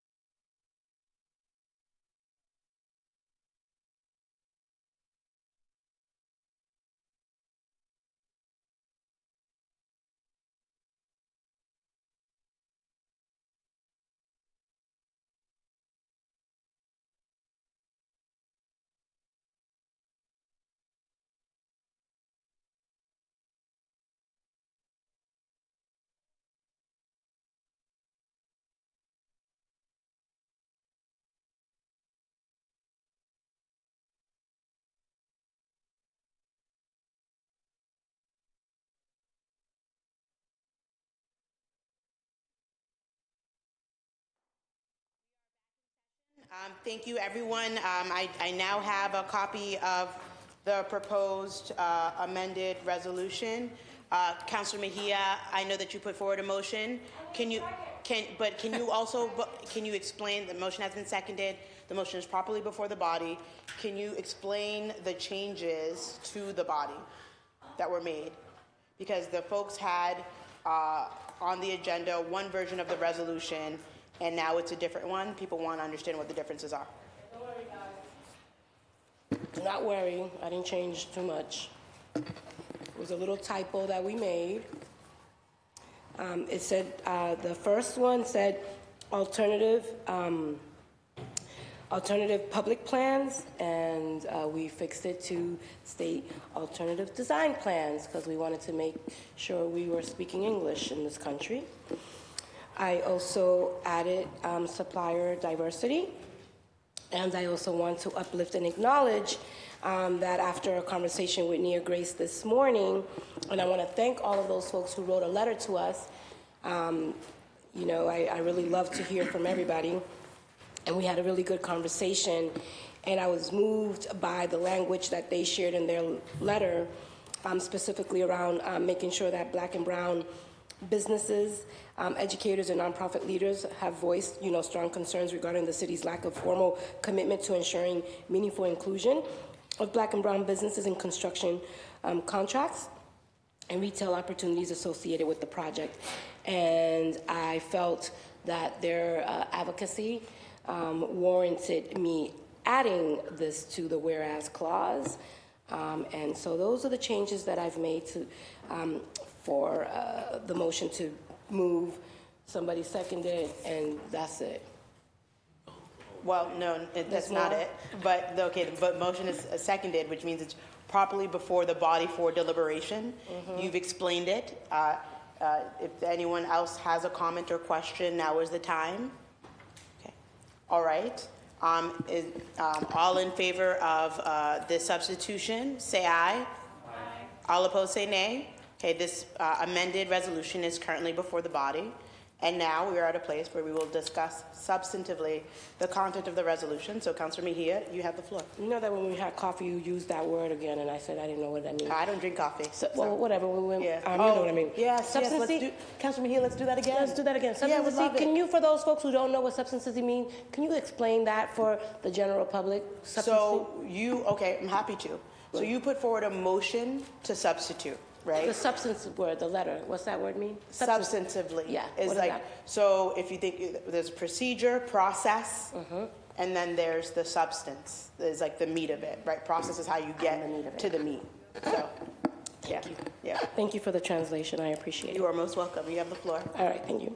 So for my colleagues, I've already highlighted, and so I want to be really clear that this particular hearing order is a provision, you know, to pause until the City Council can also vote on the FY 2026 capital budget, because that is a very interesting situation that has occurred. So I want to start off by acknowledging the strong support for renovating White Stadium. Let us not get confused about why we are here. Make sure you can hear me. Because I do believe that everyone here believes that White Stadium should be renovated. Everyone, including the thousands of emails that we have received. There seems to be a misconception about what we're trying to do here, because I want to be clear for the record that we do believe that White Stadium and our students deserve to have high quality facilities. And so I want to acknowledge that first. The resolution that I filed today is not about supporting or opposing the project itself, or whether Boss Nation should use space in a public park. That's another conversation that's happening somewhere outside this chamber, and I want to remind my colleagues that that's not what I'm talking about here. Just because I feel like sometimes I need to break it down for y'all. This is about making sure that we, as a city council, are responsible stewards of our taxpayer dollars and making informed decisions with full transparency. Now, I recognize that some of my council colleagues may prefer to refer this matter to committee rather than take a vote today. And I know that you all can do that because I've seen y'all do it. However, I am going to urge you to take a bold stance today. At our 9-hour hearing, many voiced concerns about the lack of meaningful community engagement, citing absence of alternative plans or real choices. Now, that might not have been the case for everybody. I'm not sure what presentations people went to, but it just seemed like not everybody was on the same page in terms of what community engagement looked like. At the same time, many constituents support this project and oppose any delays. Yet, on both sides, many voices still remain unheard. During the hearing, the city acknowledged the importance of supplier diversity, but without written commitments and clear plans, there is no way to hold the administration or this body accountable. Verbal assurances are not enough. We need enforceable commitments to ensure equity in this project. We're asking for a pause until the City Council and the public receive the final transportation plans, parking, the environmental impact, the supplier diversity, which I want to note that it was the Black Men and Boys Commission that really took the charge around the supplier and diversity conversation. So I just want to acknowledge that they were on the forefront of this conversation. And then I also want to acknowledge that the city has not presented any alternative design plans.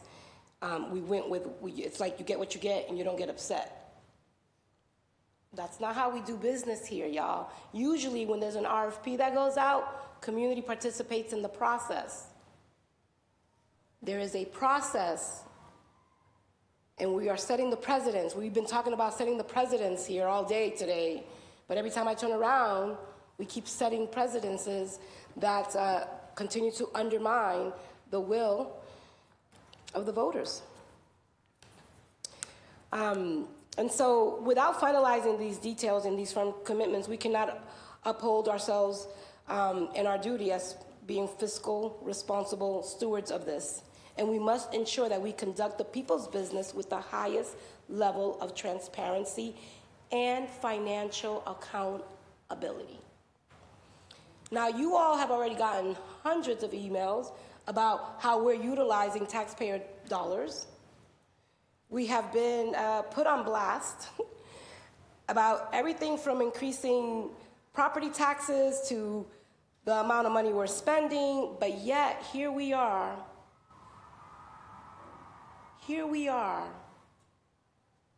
saying it's okay to spend almost $200 million on one project. Digressing here. Last year, this council approved up to $50 million in the capital budget for White Stadium.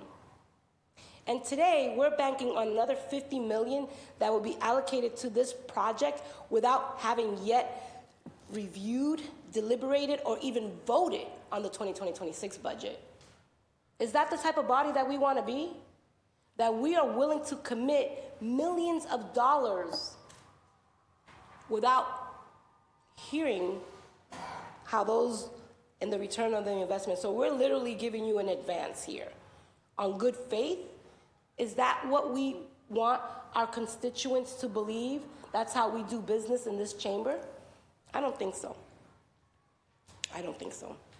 Without having yet done our due diligence, and you're gonna expect us to just go willy-nilly, take this situation and just take it at face value with nothing in writing and no commitments.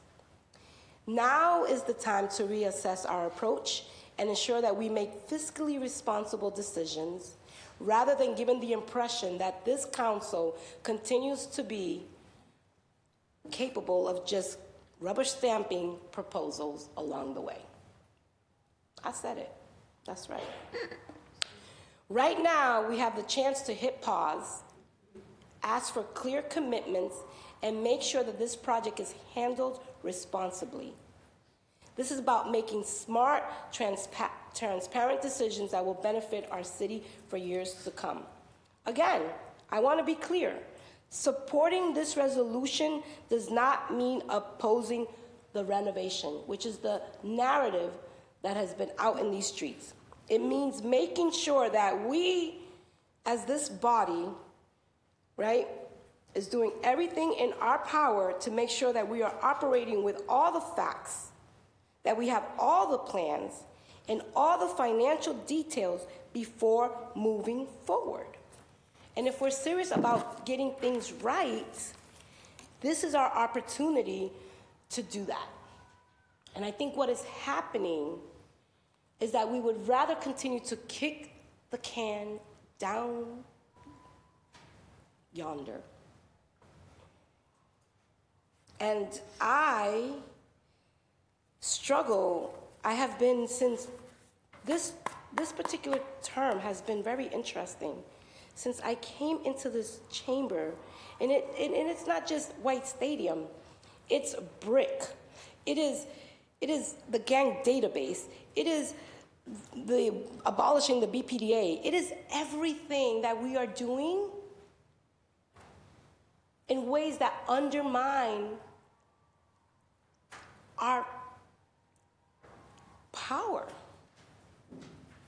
We are just literally saying, here's the check. But what are we saying to those that we serve? That their voices don't matter? That their concerns don't count? I don't think this is the moment for us to continue to do business as usual and expect different results. There are questions about potential conflict of interest. There are concerns about who is going to be left with the tab if the situation doesn't manifest. People want to gamble, but the issue still remains that people of color, primarily low-income communities, continue to be the afterthought.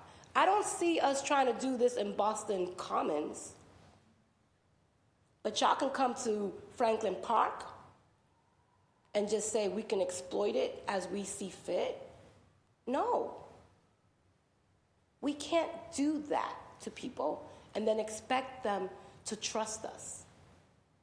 I'm asking for a pause until we do our due diligence. And I can't approve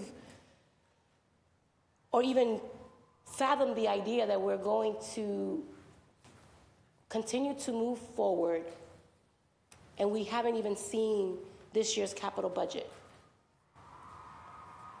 And we spent $110 million on an accelerator fund. We are about to spend $100 million on this White Stadium. Man, I grew up poor. It is really difficult for me to just let money go like that. It really is. I think that we have to start assuming some fiscal responsibility. And yes, I fought for Madison Park. Yes, I did that. I did. I asked the city to fulfill its promise to Madison Park. And now I'm asking the city and the council to fulfill its promise to those that they serve. And that is to be fiscally responsible. And I don't know what's going to happen because, even though I say stay ready, I came here ready. But I don't know because I already told you all, and I know I'm going to be here until tomorrow. I waited a long time. You know what? I've been talking a lot about how I feel like I can't trust this body, and I know that makes people feel uncomfortable. But the fact of the matter is that there have been so many different occasions, and I am going to do a little video recap so you can see it, of how many times we undermined our ability to do our jobs in the interest of just being a rubber stamp. And we can't keep doing business that way and expecting people to believe that we are here to do their job if we don't have the political courage and will that it takes to speak up. Look, I'm almost losing my voice. And it is really hard to feel like I'm the only one that sometimes has to say the things that people feel. And I do that because I know what it's like to not be heard. I know what it's like to be disregarded and dismissed. And that's why I take those things so personal. Because that's what our constituents feel like every single day when we ignore them. And so I am asking for a pause and for consideration for us to do the people's business and for us to be fiscally responsible and get the answers that we're asking for so that we can move on. But we need everything in writing. We need a timeline. We need commitments, and we need the city to do a little bit more on their end to assure those who are still uncomfortable with the way we've been moving. And I don't think that is an unrealistic expectation and request to have. And I will be speaking again, just so you know. Thank you. Thank you. The chair recognizes Councilor Flynn. Councilor Flynn, you have the floor. Thank you, Madam Chair. Madam Chair, before I speak, may I ask Councilor Mejia a question? To the chair, you may. Thank you, Madam Chair. And Councilor Mejia, your resolution is pausing this plan. Can you give us a little bit more information? Maybe it helps some of our colleagues in terms of pausing the plan. Are you saying after the budget is signed, so we have a better idea of what's going in the budget? So pausing the plan maybe until June or July? Thank you, Councilor Mejia. Through the chair, Councilor Mejia, you may respond if you'd like. So, somebody said to me that I have to watch myself here because there's a lot of money at stake and there are a lot of people who will tend to lose by me utilizing my microphone the way that I am. But you know what? I'm not going to lead with fear. I'm going to keep on speaking truth to power because that's what I was born to do.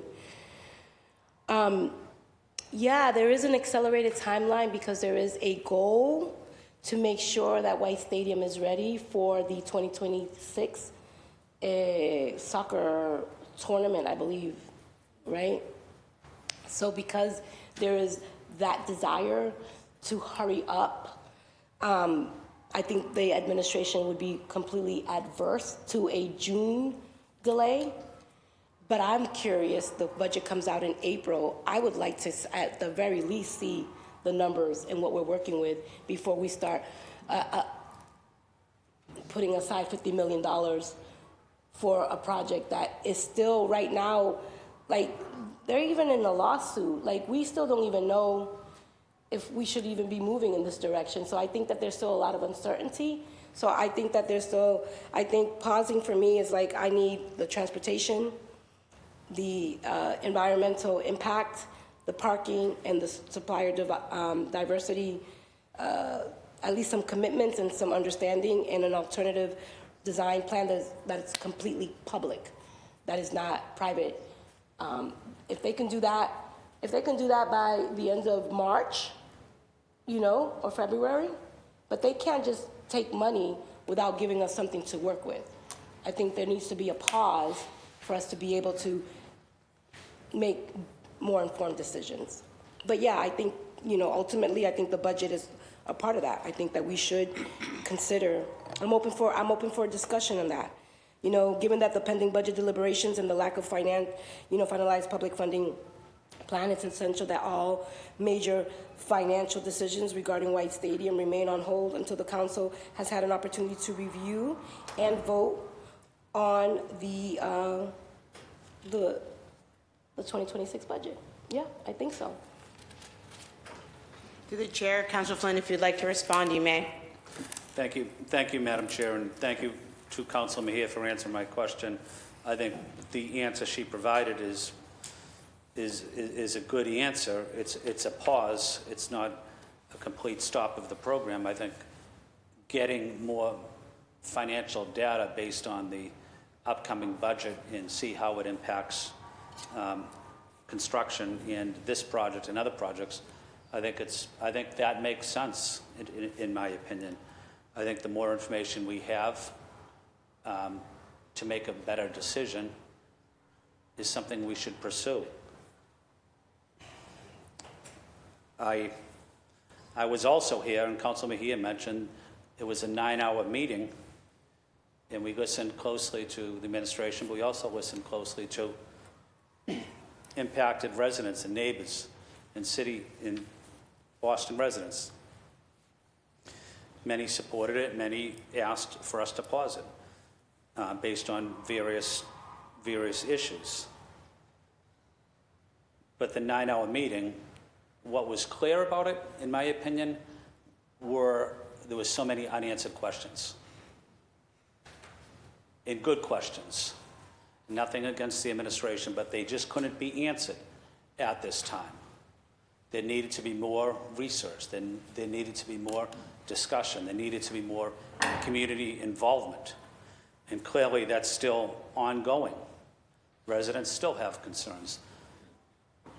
Dr. McGuire, who's 92 years old, 93, she was at that 9-hour meeting, and she's here with us today. She wouldn't be here if it wasn't important to her. She's been in this city a long time, and she's probably the strongest advocate for Franklin Park, and someone we respect for her work as an educator and a civil rights leader. She has questions. Does Dr. McGuire deserve answers to simple questions? Do her neighbors deserve answers to simple questions? I think they do. I think they earned it.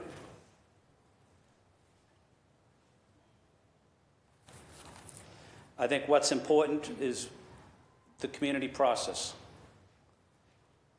I think what's important is ensuring residents feel like they've been heard and respected. And we're not there right now. Maybe we'll get there, I don't know. But the proposal Council Mejia is offering makes sense. Do we want to be a city council body that's basically a rubber stamp? That's something we can do. Or do we want to ask difficult questions, be fiscally responsible, and pay a political price?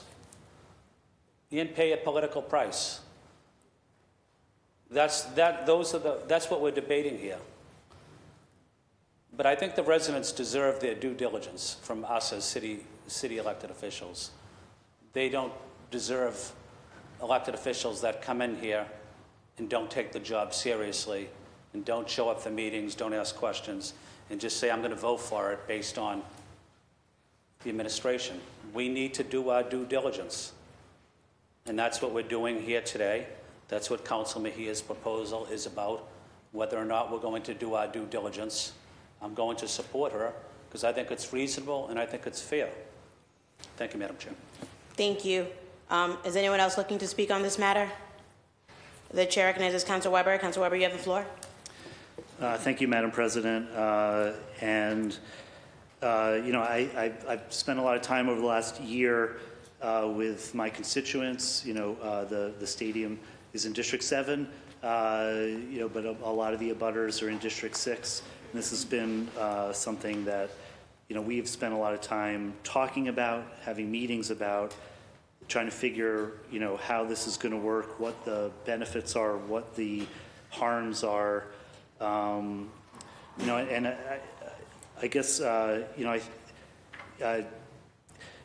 think politics is often, it's too often about division. The White Stadium has certainly highlighted that. I think, we had a 9-hour hearing here, and we heard, primarily from one side about how they oppose the project.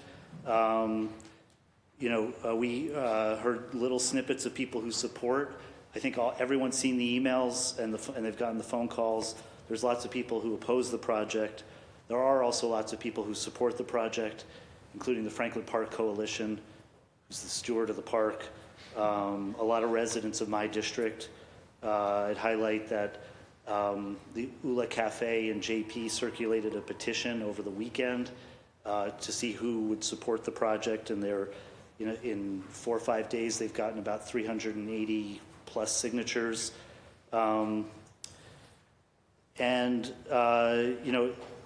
It's so we have a divided community, at least in District 6, I think probably all across the city.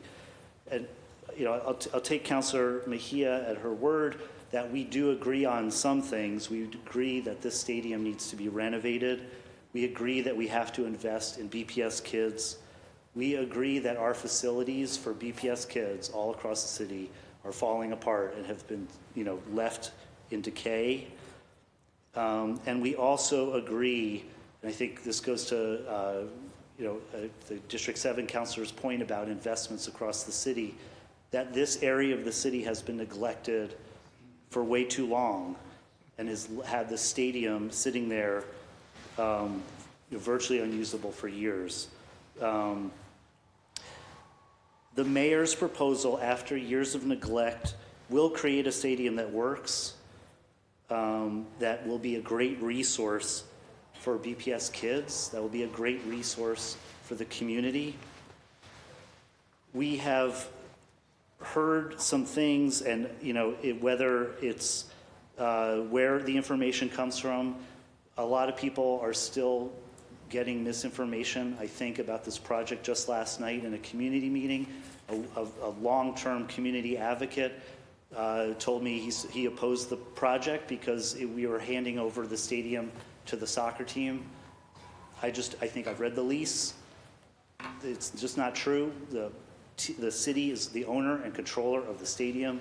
The soccer team will have the ability to play 20 games in the stadium, and in exchange for that, we will get a huge investment that'll be in the stadium for BPS kids, and a plan to keep and maintain that stadium. It's $400,000 a year, according to the lease, in rent, $500,000 a year for a community plan, $1 a ticket for the community, additional money in the revenue that the team will develop for our community. I agree that the numbers seem very large, and that's why I think this has never actually come to fruition, this project, because every time anyone looks at it, they say, oh my God, $20 million back in the 80s, $40 million, that's way too much. We heard from the administration at the hearing that to do the project by themselves, they estimated it would cost over $100 million. We have a pool, the Clardy pool, that costs $35 million. We're looking at Madison Park, which is $800 million.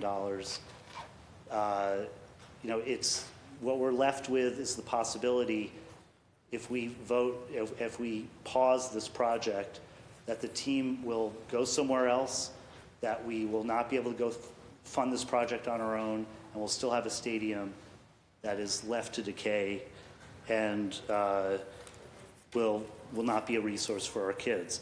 In terms of, we've heard about alternative plans. I will say, in being in all these meetings with the city and the team, they have revised the plan. I understand it's not the alternative that the opponents want, but the stadium has been revised several times in response to community feedback. In addition, in terms of traffic plans, I do think that's a major issue in my district on Walnut Ave, right along the park. We've had many meetings. The team and the city have come up with a plan that the neighbors support, predominantly support, or the majority support, because they're going to close the street. They're going to have neighborhood parking for people who live there. They're only going to allow shuttle buses to come in during the games. It's going to reduce traffic in the neighborhood. And there is going to be an advisory council. We're going to continue to work on these issues every day for our community. Another thing, we've heard about community process and how people feel like they haven't been heard and there hasn't been a community process. I've been in a lot of meetings. There's been a lot of process. I hope at some point we can get to a place where people feel are okay with the community process where they don't agree with the outcome. I don't know if that'll ever happen in all of human history. I don't know if that's ever happened. For example, there's a place called Flaherty Park in Jamaica Plain, and there was a community process, and some people really liked it, and those people are actually some of the named plaintiffs in the lawsuit. They liked it because they got a dog park that we need in Jamaica Plain. Right now that park is being torn up. There's a dog park going in. It's something we need. People who didn't like it are the abutters. They didn't want a dog park in front of their house. But we need to provide the facilities for our community that we need. Okay, the abutters didn't like it. I advocated for the dog park, and my predecessor advocated for the dog park over the abutters because it's something that we needed for our dogs, so they could run and play and have a space. I want us to provide resources for our kids so they can run and play too. This stadium, while the price tag is high and it's up to us to make sure the administration answers questions, has come up with a plan. I support the plan. I'll be voting against the resolution. I've written to my constituents. It's no surprise what I'm saying here. I said it last night. I've said it in statements to them. I'm sorry we can't agree on everything, and I'll continue to work for you on every issue, including on the stadium. But I do, all things considered, want this to go forward, and I want our kids to have this facility. Thank you. Thank you, Councilor Weber. The chair recognizes Councilor Santana. Councilor Santana, you have the floor. Thank you, Madam President. I will now be supporting this resolution, and I've been very public about supporting this project in White Stadium. I'm a Roxbury kid, grew up in Mission Hill. I went to Boston Public Schools. I also used White Stadium during middle school to run track, and lived Eggleston Square. Actually, by the end of this week, we'll be moving back into District 7, right across White Stadium, right across Franklin Park, I should say. So this neighborhood and this area is very important to me from a personal level. But since day one, I've been on this seat. I've been advocating for our youth. Our BPS students across the city has been my #1 priority. I understand that there are residents who are opposed to this. There are residents who are supportive of this. I think there's a missing piece in this whole conversation, and that's been our youth. Our youth have not been here to be able to advocate or oppose, right, this project, and I think that's we failed in that area. But I have been talking to youth.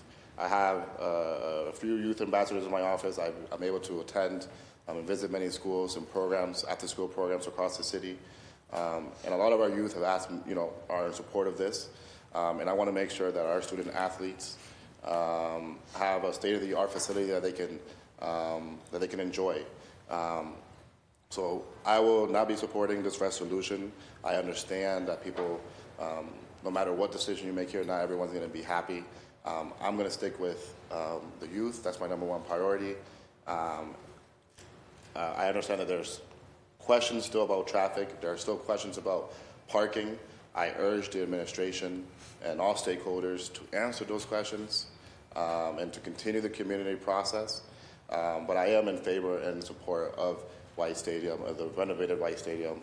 I think this will be an asset to our community. I think this will be an asset to our youth. This will be an asset to our BPS students. And just want to also empathize some of the words that my colleague, Councilor Weber, mentioned. I also, I think just 2 days ago, had a resident give me a call, and we talked about this project. And one of the concerns they had was that this was not going to be BPS or City of Boston owned. And I just want to make sure that this will be BPS owned, right? As I reviewed also that lease. And this will continue to, this is just a great project for our students, for our BPS students. And again, I just really want to urge, I think there's still a lot of questions that need to be answered. And just because I support this project and the renovations does not mean that I'm still not going to hold the administration accountable to be able to answer those questions that people may have. So thank you, Madam President. Thank you. The chair recognizes Councilman Mejia. Councilman Mejia, you have the floor. Thank you, Madam President, and thank you to my colleagues who have gotten up to speak. I really do appreciate it. The good thing is that, you know, I've been here now with this body for almost a year, so I don't even take things as personal as I used to, because it's like, okay, I'm doing my job. If y'all don't vote in favor of it, I still win. Whether I lose, I still win, because I'm doing my job and I can sleep at night. So I don't take these votes as much as I used to before, because before, oh my God, the votes that used to be taken in this chamber, I'd go home and cry. I don't do that anymore. I've learned to just accept the things that I cannot change. So I'm okay with it, and I'm not going to be mad at y'all. Don't worry, Flynn. I see you. Fitz, you know, you're still my number one. But anyways, I want, for those, again, who are paying attention, my daughter's an athlete. I started off my career in the youth development space. I've dedicated my entire career to uplifting the voices of young people. In fact, today I received calls from young people urging me to support and to stand with students first. No one asked them what they thought, you know? Because like everybody else, especially if you're a person, if you're marginalized and chastised for speaking truth to power, you never get invited back to spaces and places. And so I think it's important for us to be mindful that this particular resolution, because everybody keeps trying to switch up what it is that I'm asking for, and for the record, I'm going to remind everybody, everybody wants White Stadium to be renovated. Everybody believes that Black and brown children deserve to have quality facilities. We're all in agreement. I think the problem that we're having here, and what I'm here to deliberate on, is that there seems to be a bit of hypocrisy around finances here. Because in the Madison project, Madison Park, y'all were all like, oh, we gotta be fiscally responsible and da-da-da-da-da. But now, we're talking about this project, and what happened to that language? And what happened to that rhetoric? Where did that go? Oh, so it's different strokes for different folks, right? We're gonna plow through the hood and build a stadium that allows our kids to play in it, but then at the same time, allow it to become an entertainment space. Let's really think about gentrification here. Let's really think about Chuck Turner. Let's really think about those folks who came before us, trying to remain here. I don't golf. I don't play soccer. There's a privilege conversation that we're having right here in the city of Boston. This is about class, and it's about privilege. Yeah, I'm going to say it. I'm going to say it. This situation and what you are doing to people who live in the Roxbury, Mattapan, Dorchester, low-income Black and brown people, and I'm going to say it because it needs to be said, y'all are deciding that moving forward with a White Stadium supporting a women's soccer situation in a black community is far more important than supporting Madison Park. Like, y'all gonna have to take responsibility for that one. Y'all are gonna have to take responsibility for that one. And yes, y'all, wait, y'all Please, can't talk. please, no. No, I'm your microphone talking right from, now. no. But here's the deal. Here's No the deal, snapping, right? no clapping. Because I know some folks get real funny when I start talking about race. But I'm gonna talk about race, I'm gonna talk about class, I'm gonna talk about privilege. All of those things are at play right now. And the reason why I can say those things without fear is because and I've said it 100 times, I do this because I want to, not because I have to. And I don't need the title to fight for the people that I serve. Because the only person that I am responsible to and accountable to is the man up above. That's it. That's it. So I can speak my mind, I can speak my truth, I can do all of those things because I fear nothing. And that must be the most dangerous thing for a lot of people who can't tolerate me. But you're gonna miss me when I'm gone. Because I know y'all trying to take me out. But anyways, I know you hate when I say that. But I will just say this, right? We have an opportunity to stand up and show up for the people who put us in these seats. I support renovating White Stadium because our black and brown students deserve that.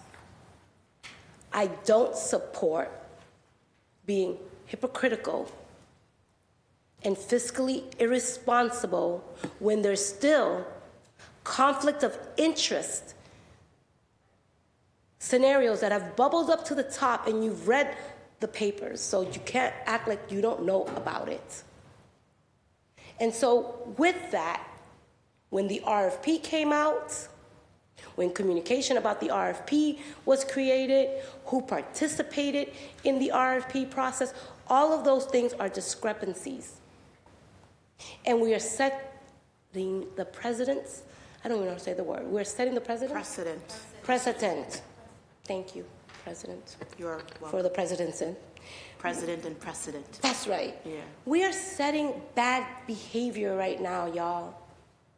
Last week, or the last time that we were in this chamber, we pulled out something out of the green sheet and we brought it up for a vote without deliberation, right? I questioned that behavior. I was worried that we were going to continue to act as such because once somebody does something, it might happen again. And I got called out for even considering that I should even think such a thing. And here we are. Here we are. Here we are, saying that we want to be accountable and that we want to be transparent and we want to hold the administration accountable and we want answers and we want to be fiscally responsible, but yet when it's time to make decisions, we're making it about something that is not. We want to renovate White Stadium. We do. I struggle with the process in which we are going about getting there. The fact that we had a 9-hour hearing was because half of those people who came here were muted when they participated in other spaces and places. The fact that I even had to have a hearing so that people can be heard speaks volumes to what is happening here right now. So, again, y'all can ride up and say, I believe in youth. I believe in all of the things that y'all said, but I also believe in justice. And right now is our opportunity to demonstrate that we are going to function as a body, be the checks and balances, demand that the administration deliver on the things that are still outstanding, and then we can move on. If we don't do this time, it'll be a project that's coming to your district District 4, District 3, District 5, and then you're gonna need everybody to rally and support you because we're plowing through your neighborhood? And then what? And then what? Then who's gonna speak for you? Right? So this is how we're gonna roll, this is how we're gonna roll. But everybody's gonna have to take responsibility for how they show up because everybody's watching us. Everybody's watching us. And I hope that you play pause and rewind. Thank you. The chair recognizes Councilor Flynn. You have the floor. Thank you, Madam Chair, for giving me another opportunity to speak again. Yeah, and let me just say that this is another opportunity. Councilor Mejia has spoken twice. You've spoken twice. This is going to be your second time, and I do want to offer. My colleagues want me to move this along, so I will. Madam Chair, I can wait until other colleagues want to speak. No, you may speak. The reason I didn't see any lights. I know. I'm just saying you may speak, and this is your second time speaking. So no, and I've been respectful. I thank you, Madam Chair, for giving me the opportunity to speak. Yes, you have the floor and the mic. Yep. Okay. Madam Chair, the White Stadium itself, many people think it's technically 100% owned by the city of Boston. That's not necessarily accurate. I know the White Fund itself plays a critical role also. There's a potential, or there is a legal case pending right now in court. I don't know the status of it. But I guess my question is, if, depending on how the legal case goes, is the city of Boston, if they lose the case, is the city of Boston liable for damages, or is it the White Stadium Fund? Or is it the residents of Boston? I think there's some language that needs to be clarified. And if Councilor Mejia is asking for a pause to ask some questions, I think that one should also be asked as well, because I don't necessarily know the answer to that question. And if there's anyone of my colleagues that know that answer, I'd welcome that, because I think that information would be helpful to us before we vote on this.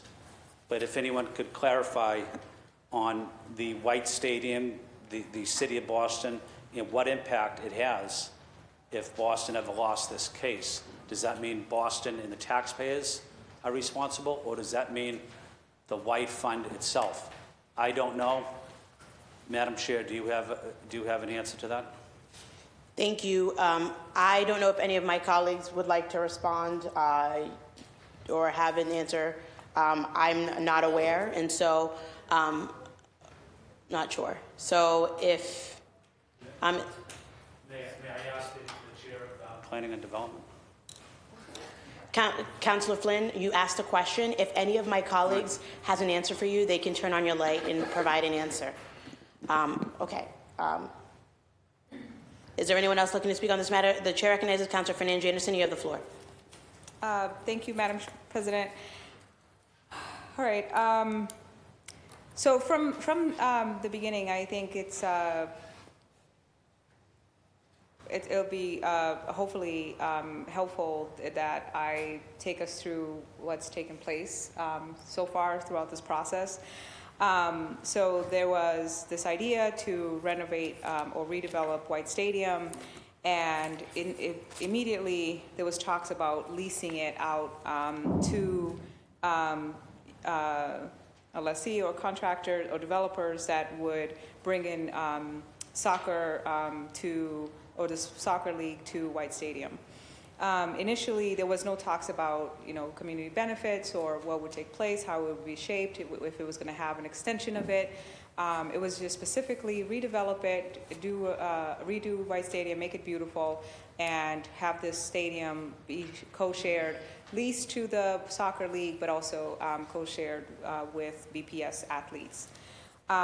Then my office, I think, was probably the first being, for the record, I am the district city councilor that represents District 7, where the entire Franklin Park is located in, and believe that my constituents are mostly impacted more than District 6, more than District 4, more than District 3, or is it 3? Yes, it's 3. Because of, the back of the hill and how you get to the park. I mean, yes, everyone in Boston uses Franklin Park. Everyone throughout the city and outside New England, right, uses Franklin Park, but District 7 constituents bear the brunt of the traffic or the parking or the ins and outs of all of the transportation to get to the park. So back of the hill, yes, parking, because people try to park on Walnut and the other areas, but once that's full, and it fills immediately, and any of my colleagues can feel free to correct me, you are forced to go immediately into Grove Hall, Roxbury. That is where people look for parking. And so they'll start parking on the adjacent street, Seaver Street, Blue Hill Avenue, Walnut, on the other side, not JP, in Roxbury, Humboldt Ave, and all of the parallel streets adjacent to Seaver Street. And so I started talking to the developers and the city or the potential developer lessees about what they were trying to propose. I met them. They were very pleasant and spoke with the administration, worked with Chief Idowu to talk about the potential of this thing happening. I immediately started advocating on if they were going to come in, what would the impact be?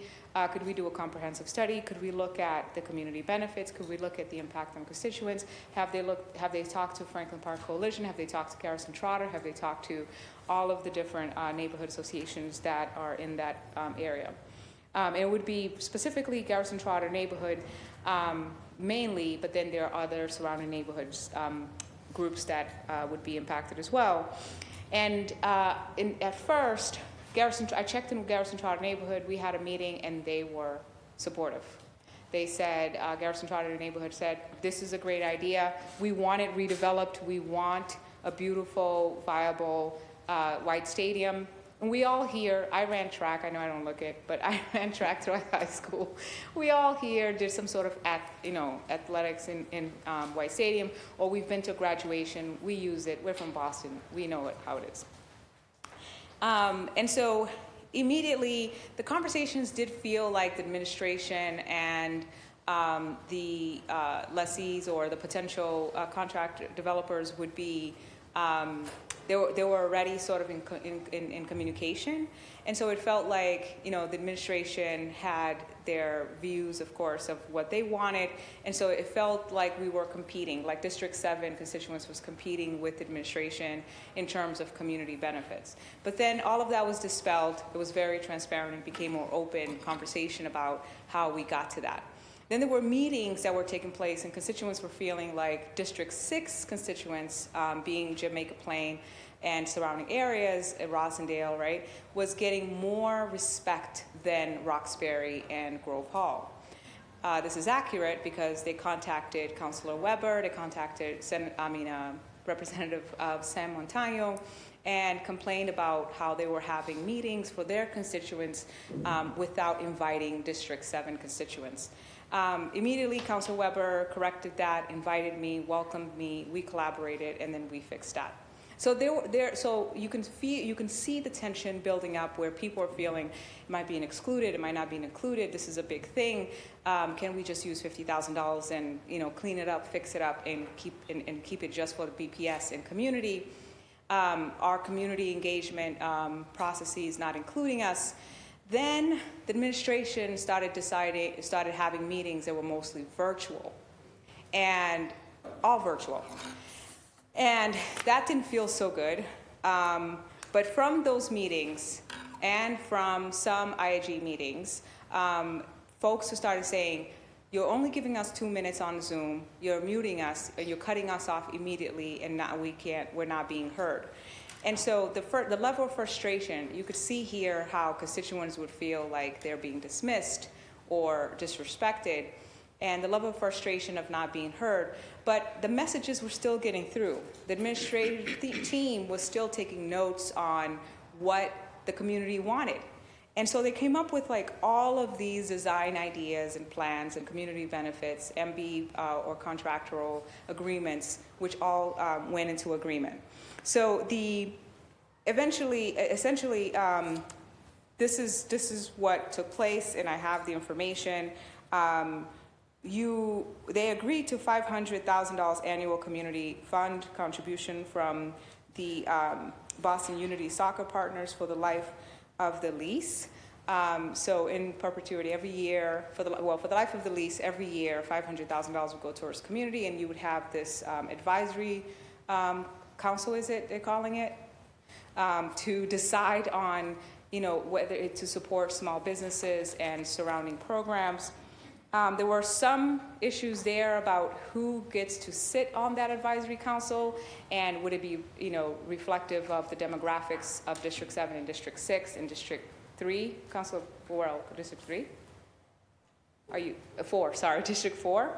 Of the three major districts where Franklin Park is in or abutting, and then agreed on 650 plus more hours per year for BPS students, athletes to use this world-class professional maintained stadium to represent increase in nearly 3+ hours. They agreed on a greatly improved venue, right, to host long-standing community events like, the ones, BAM Fest and Kitty Carnival and big ones.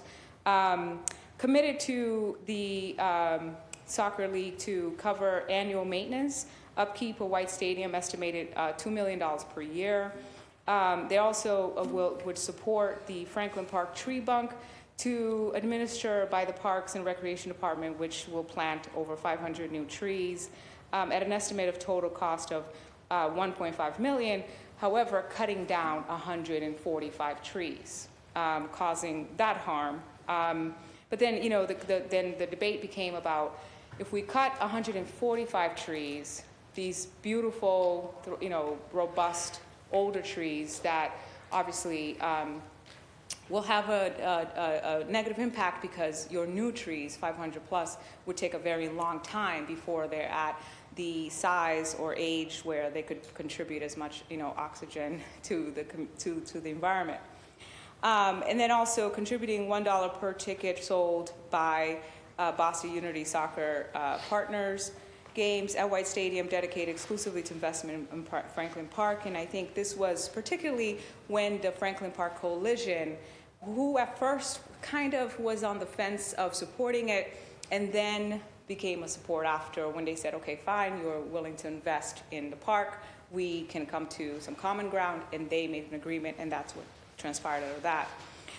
The Boston Unity Soccer Partners also agreed to pay city annual rent payments of $400,000 with 3% increases and 10% of the in-stadium advertising revenues that the Boston League generates, and 3% of all concession sales, which I thought was a pretty good deal. I was part of these conversations, so was Councilor Weber, and I think Councilor Worrell at some point, and Representative Chris Worrell. 500 construction jobs and 300 permanent jobs with firms' commitment from the soccer league to focus on hiring diverse.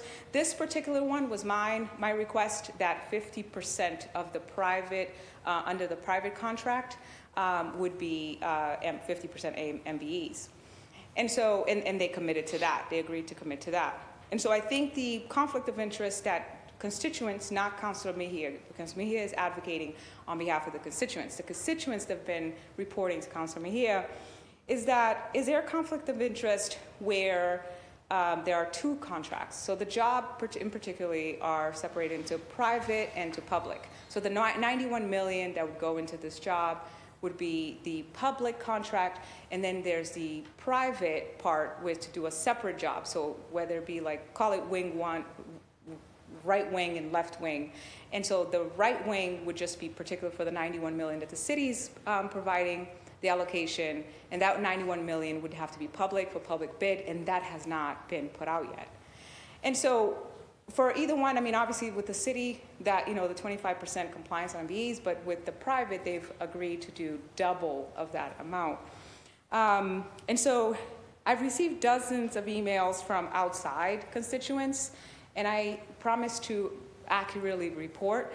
I counted about 52 emails from outside constituents, meaning Council Weber's constituents have been emailing me, and about a dozen text messages and several phone calls today, just maybe about 5 or 6, to my personal cell phone, asking me to support this project. But over hundreds of emails from District 7 constituents saying this would negatively impact us if we don't get, and I'll give you this list, the following. And so in terms of environmental impact, I just want to cross that off the list because I think it's important that we eventually do some sort of infographic where we separate the things that check off with the things that they have done and complied with and have been responsive with, and the things that are missing here. So energy efficient and comfort, the building will meet Massachusetts strict energy efficiency standards, and I don't want to go into details because now I'm going too long. All electrical systems, the project will use all electrical systems for heating, cooling, and appliances, low flow plumbing, fixtures, electric and water meters, 100% renewable energy, lead gold certification, environmentally friendly design, net zero carbon goals. So check, except for the 145 trees that we're going to kill. Transportation study, specifically, they have particularly done transportation, Department of BTD Transportation Actions Plan guidelines, and so they've mapped out, what the routes would be, where people would park outside of the area, and the administration has then put together a parking plan that if people park in the area without a permit during these events, that they would be towed. But then the community's like, yeah, but you don't do that now. Why should we trust that you now will do what you're supposed to do when it is going to be an added burden? And so with that, there's study and improvements, so project notification forms. So for example, they want to update us on these improvements and respond to public comments. And they are asking to continue this project, although there are still pending items. And so that's a lot, in my opinion, that from the developers in lessee, they have tried to comply. From the administration, that Transportation Department, and big up to, gosh, I'm so bad with names, the young man in Transportation Department, you know who I'm talking about, and Angie, yes, I remember her name, who has done a tremendous job with the transportation and meetings and coming to community. My constituents have reported that they've been so respectful and responsive. So shout out to you. But basically, again, with the conflict that the constituents have been complaining about is that, is it a conflict? No, it's not, because the bidding is not out yet. So technically, if the owner has this project and she's going to lease something and she goes to a family member and says, I want you to develop it with private funds. I looked it up. We contacted the commission and asked on conflict of interest, and technically it is not, although it could be perceived as an issue. And so we want release of information for bidding as soon as it becomes available, but we're not there yet. Financial commitments of projects, expenditures, who performs, the cost analysis, how did we get there? How did we come up with this cost analysis? We then said we need a cost analysis, and the administration provided it right away. I have a copy for my colleagues if you want a copy. City must commit to not increasing the budget, and the city has on record said that they commit to only staying at this 91 million. Provide a copy of the final lease when that's available. We need that immediately. Provide a comprehensive transportation impact plan. Again, they have a transportation plan, but not the impact plan, the impact analysis. Provide a comprehensive assessment of parking impact as well, And as far as community engagement, I'm listing now the pain points, obviously. As far as community engagement, I do think that, 150 meetings, yes, but if you could have 1,000 meetings, but if constituents are still feeling unheard and being muted at 2 minutes, then it begs the question if we have to do that differently. And I would just say, to the administration, I know we have a lot of work to do, but at some point, you could have had meetings like the one that I held at the Garrison Trotter, like the one that I supported Councilor Weber having. And so there are opportunities to do better there. So annual projection calendar, we want to see all of the events, not just the 20 games. So it's 20 games plus BPS games plus graduations plus other events, BPS events, plus festivals, plus concerts, plus FanFest, plus Franklin Park Coalition concerts, kiddie carnivals, fundraisers, and additional community events. It sounds like every weekend there's going to be something at the White Stadium. So if you get that picture, you can see why someone that lives next to the stadium would feel overwhelmed and want to understand the actual impact. And then for small business community benefit, look forward to working with that. So with all that being said, and I do apologize, it was a lot because... You're at 18 minutes. Whew, I'm sorry. Yeah. I'm so sorry. But I did want to be very detailed on purpose to say, so I believe that the developers or lessees and administration have done a whole lot to be responsive to what community wants.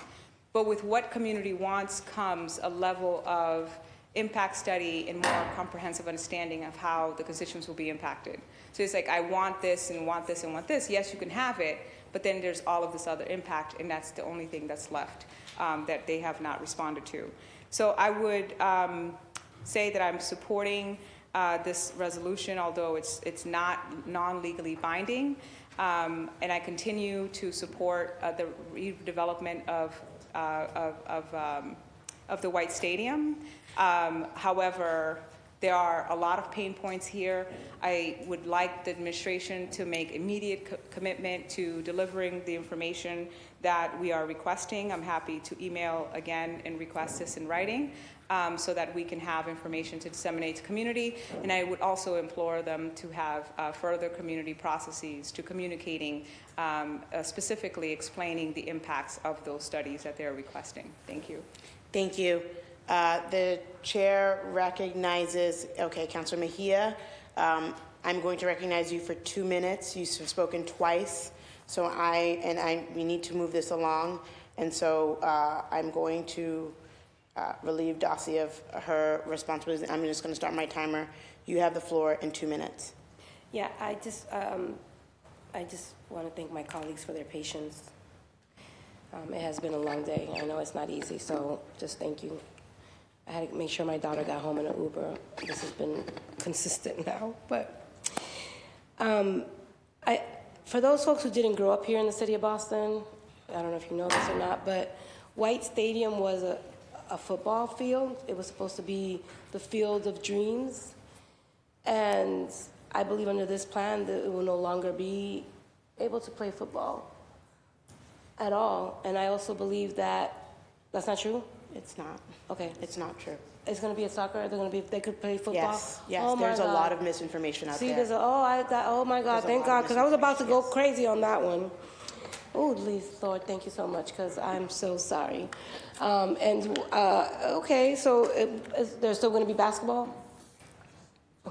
There's a court. Yeah, because allegedly I heard that they were going to take a kid out too. So okay, as long as we don't get rid of all the black sports, that I'm good. But anyways, I know I'm entertaining, and I don't want to make this about myself. You're at 1 minute and 15 seconds. I don't want to make this about myself, but I just want everybody to recognize that the stadium deserves to be renovated. That is not what we're discussing here. I just want to make sure that everybody who's paying attention knows that's not what we're fighting about. The chair recognizes Councilor O'Reilly. You have the floor. Thank you, Madam President, and thank you to Council Mejia and all my council colleagues who have gotten up to voice their opinion. The current plans for a new professional stadium present some great community benefits, It also presents a great opportunity to renovate White Stadium. And a venue like this could bring a new energy to Franklin Park. As a district counselor, and I feel like some district counselors might be able to relate to this, but I strongly believe in the value of a co-design model when it comes to construction projects. In my experience, involving the community at the very start of a project before any designs are drawn leads to the best outcomes. When the community is engaged early on, they feel heard, and their input can be also reflected in the final design. When renovating public spaces, the co-design model, the community, and our city departments should be working hand in hand to bring a collective vision to life. Throughout this process, and especially at the most recent hearing, it's become clear that the community's vision for White Stadium is different from the proposed plans. What I'm hearing loud and clear from all residents is a desire to see all the plans, one that truly reflects their priorities and addresses their concerns. As someone who lives walking distance from the park, I understand the concerns of my neighbors about the proposed plan. Many residents already are frustrated with the area's parking issues from the zoo, the golf course, and other Franklin Park events. And they are now being asked to support a 10,000-seat stadium that lacks any dedicated parking garage or lot to accommodate the influx of fans. Residents have also seen this scenario play out, the private-public partnership play out before. Looking back at the experience with the Carter Playground, we've seen that ceding parkland to a private entity can sound like a good deal at first, but in practice, it often leads to the community losing out. With $100 million or less, it feels like we should be able to build a new stadium. The administration has mentioned alternative plans that will give the public full control over the space, and the community should absolutely have the opportunity to explore those options. Decreasing the capacity from a 10,000 to a 5,000-seat stadium is in line with most high school stadiums, which I also believe will help cut costs. I've heard the arguments that there aren't many BPS football teams left, and that most high school soccer games don't take place on the proposed Saturday dates. But at the end of the day, if we're investing $100 million in this renovation, I believe we should have full access and full control. While I have some concerns over whether $29 million that alternative is feasible, I do think we could come up with a reasonable solution for the budgeted amount that the city has put forward, a design that is in line with the community's priorities. Watching 93-year-old Dr. Jean McGuire continuing her unwavering advocacy for centering students was truly inspiring. For me, voting in support of this resolution is about giving the community the opportunity to review all outstanding plans and fully explore alternatives they've been advocating for. What is the harm in putting all the plans out, hearing all the pros and cons, and then resuming? We owe it to our residents to ensure they have all the facts before any construction of a 10,000-foot stadium moves forward. Thank you. Thank you. The chair recognizes Councilor Durkin. Councilor Durkin, you have the floor. Thank you, Madam President. I'd like to move to a vote. So move to a vote. That's been seconded. Okay, that move to vote has been seconded. We cannot debate the after that. So Councilor Durkin has called for us to move to a vote, and it requires a 2/3.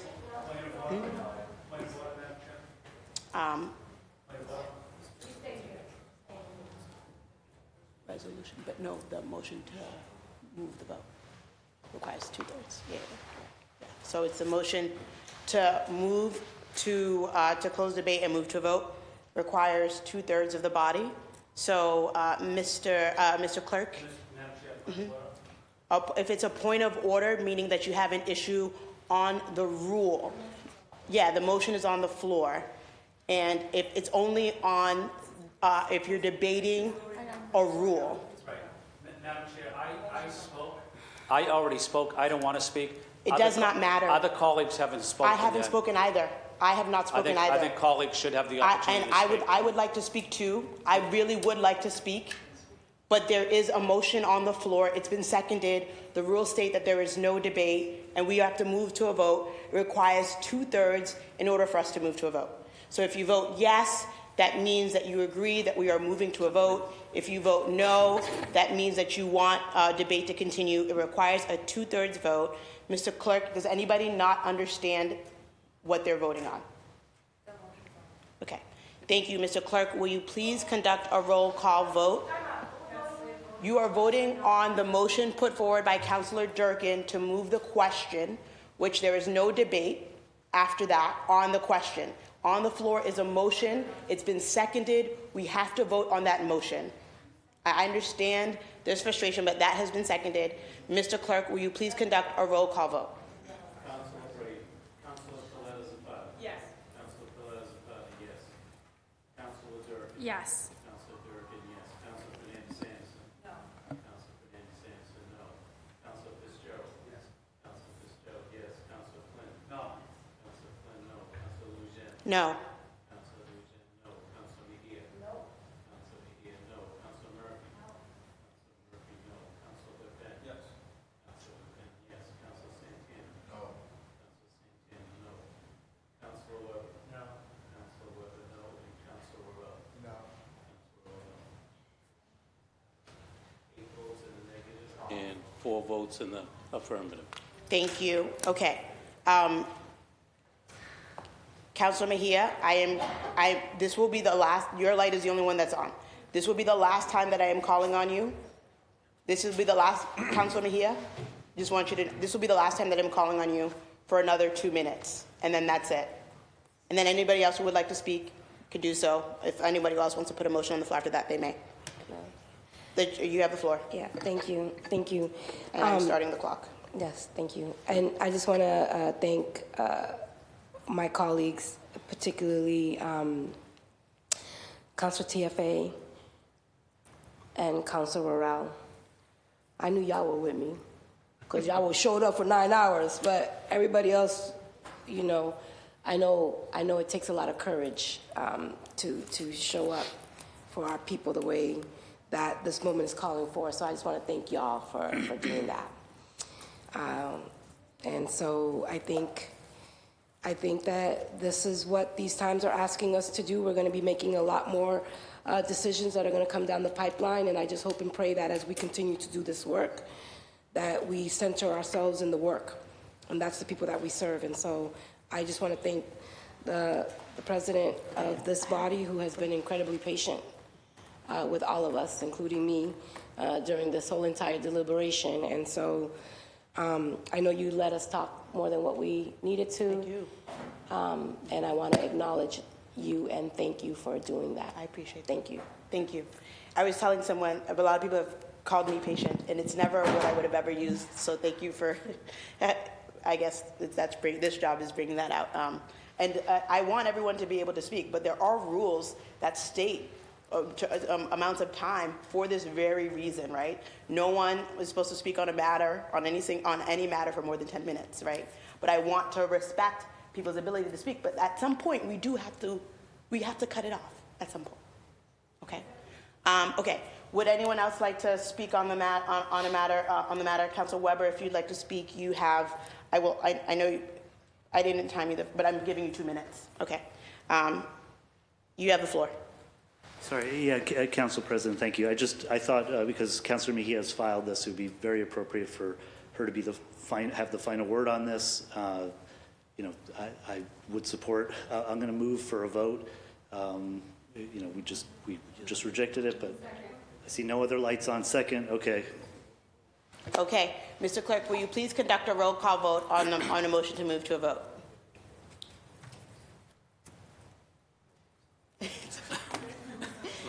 Mr. Clerk, will you please conduct? Yes. The motion was seconded. Please conduct a roll call vote on the motion to close debate and move to a vote. Councilor Brady. Councilor Coletta Zapata.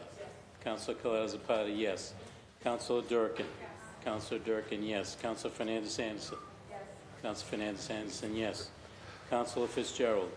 Counselor Fitzgerald, yes. Counselor Flynn? Yes. Counselor Flynn, yes. Counselor Lujan? Yes. Counselor Lujan, yes. Counselor Mejia? Oh, actually, no. I'm a no on that. Counselor Lujan, no. Counselor Mejia? Counselor Mejia, yes. Counselor Murphy? Counselor Murphy, yes. Counselor Pepen?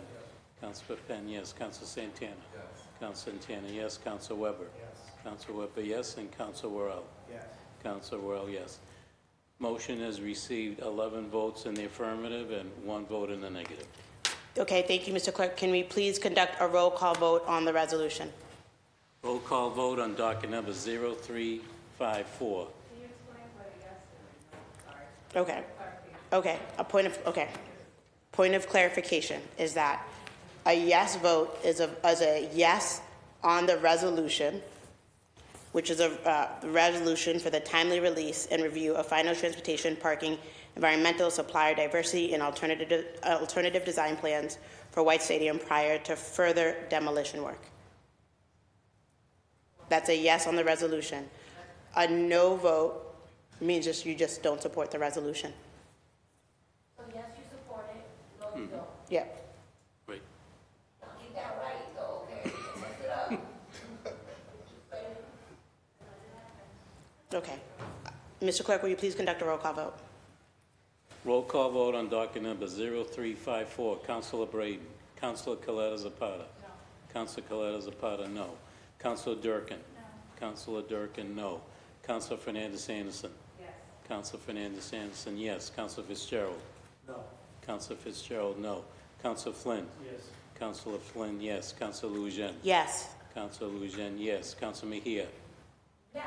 Councilor Mejia, yes. Councilor Murphy. Yes. Councilor Murphy, yes. Councilor Pepen. No. Councilor Pepen, no. Councilor Santana. No. Councilor Santana, no. Councilor Weber. No. Councilor Weber, no. And Councilor Worrell. Yes. Councilor Worrell, yes. 6 votes in the affirmative, and 1, 2, 3, 4, 5, 6 votes in the negative. Thank you, Mr. Clerk. The docket has not been adopted. Nope. Mr. Clerk, if you... Councilor Mejia, point of clarification. For the newbie, the political, so when it was a tie, who breaks the tie? There's no, it requires it requires a majority vote. Councilor Where Mejia. is Braden? Councilor Mejia, it requires a majority vote. All right, thank you. Mr. Clerk, would you please read docket number 0355? Docket number 0355. Councilor Mejia offered the following. Resolution recognizing January 18, 2025 as Day of Care in honor of the life and legacy of Kiri Ambrose. Thank you. The chair recognizes Councilor Mejia. Councilor Mejia, you have the floor. Oh, a day of care. We all need that. Councilor right Mejia, now. you have the floor. I know. I'm trying to let everybody be quiet so I can be heard. Everybody's good? Okay. Thank you, Madam President. Today we honor the life and legacy of Kiri Ambrose, a gifted dancer whose passion and authenticity left a lasting impact on Boston's art community. Kiri's talent inspired all who had the privilege of knowing him. His passing is a profound loss, but his spirit lives through the unity of Boston dance organizations who have come together in love, strength, and solidarity. Their support for Kiri's family, friends, and fellow artists remind us of the healing power of the arts. Our office proudly recognizes January 18, 2025 as a day of care, celebrating Kiri's legacy and the arts community that continues to uplift his memory. It is a call to continue his spirit and creativity, kindness, and compassion. It reminds us to hold space for one another, to support young artists, and to ensure that the power of dance and expression remains accessible to all. Thank you. Thank you. Would anyone else like to speak on this matter? Would anyone else like to add their name? Mr. Clerk, the chair recognizes Councilor Weber. Councilor Weber, you have the floor. Yeah, I wanted to thank Councilor Mejia for bringing this. My son is a senior at Boston Arts Academy, and while he's in a different program than Kiri was, friends of his were in the dance program with him, and I spoke to them, and They all love Kyrie, and they're going to miss him. And so my thoughts are with the family and at this terrible time. Thank you. Thank you, Councilor Weber. And yes, we continue to honor the beautiful life lived by Kyrie. Would anyone else like to add their name? Mr. Clerk, please add Councilors Coletta Zapata, Durkin, Fernando Anderson, Fitzgerald, Flynn, Murphy, Santana, Weber, Worrell. Please add the chair. Councilor Mejia seeks suspension and passage. Oh, and Pepin, sorry, I didn't see. And Councilor Mejia seeks suspension of the rules and a passage of docket number 0355. All in favor say aye. Aye. All opposed say nay. The ayes have it. This docket has been adopted. Mr. Clerk, would you please read docket number 0356? Docket number 0356, Councilors Durkin and Flynn offer the following. Resolution recognizing the 332nd Fighter Group, the Tuskegee Airmen, and Brigadier General Enoch Woody Woodhouse II. Thank you. The chair recognizes Councilor Durkin. You have the floor. Thank you so much. You all met General Woodhouse this morning. He's incredible, and I was so happy that we honored him with a presentation, and I know it meant a lot to him in the Mission Hill Post, so thank you so much. Thank you. Would anyone else like to speak on this matter? The chair recognizes Councilor Flynn. Councilor Flynn, you have the floor. Thank you, Madam Chair, and thank you, Councilor Durkin. Honored to join you recognizing General Woodhouse. I think it's important to talk a little about the history of the Tuskegee Airmen. I know it's late in the day, but I still think it's important. During World War II, the Tuskegee Airmen were the first group of African-American aviators in the U.S. Army Air Force. They garnered much success and earned 8 Purple Hearts, 14 Bronze Stars, 90 Distinguished Flying Crosses. The Tuskegee Airmen marks a significant chapter in our history as they encouraged the eventual integration of the U.S. Armed Forces. In 1948, 3 years after the war, President Truman signed Executive Order 9981, ending segregation and establishing equality of treatment and opportunity in the military. Our friend Brigadier General Woodhouse was assigned to the 322nd Fighter Wing at Morton Field in Tuskegee, Alabama, known as the Tuskegee Airmen, where he was honored for distinguished services. Despite racist challenges, as we talked about at 12 o'clock when we recognized him, he was honored. He served his country with honor. He was discharged from active duty in 1949. He joined the Air Force Reserves until retiring in 1997. We all know he graduated from Yale and Washington University School of Law. He worked in the State Department. In 2007, Brigadier General Woodhouse was awarded the Congressional Gold Medal by President George Bush. And in 2022, he was appointed to the state militia with the rank of Brigadier General by Governor Baker. It is important to honor the incredible contributions that he has made for our city and our country. His courage, honor, valor, intellect, tenacity. As a Navy veteran, I find it alarming to learn that a few days ago, as Councilor Durkin mentioned, that the Air Force removed training courses with videos of Tuskegee Airmen and the women Air Force service pilots, the women World War II pilots, for review to comply with the current presidential administration's ban on diversity. Thankfully, due to huge public outcry and backlash, including from many veterans and veterans organizations, rightfully so, the video has been reinstated.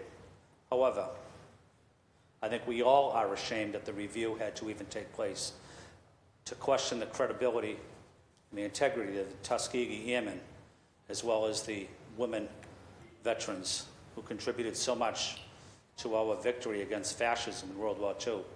We cannot let any initiative in environment and race or hide their contributions. They were significant. We can never downplay the significance of their contribution to our country. Since the founding of our country, African American soldiers have played an important role in the defense of our nation. Time and again, they have place themselves in danger for the protection of our freedom, despite not being fully free themselves. They have been and continue to be an integral part of our military. Without their contributions, our forces would have not accomplished many of its missions. General Woodhouse has been a longtime champion and advocate for veterans and military families throughout his life. It's important that we as the City Council honor him, because we're honoring him, but we're also honoring all African American veterans, and I think that's what we're really here discussing this today, is making sure that they get the respect that they earned. Not that we're giving them any. They've earned that respect, and they've earned those veterans' benefits as well. Thank you.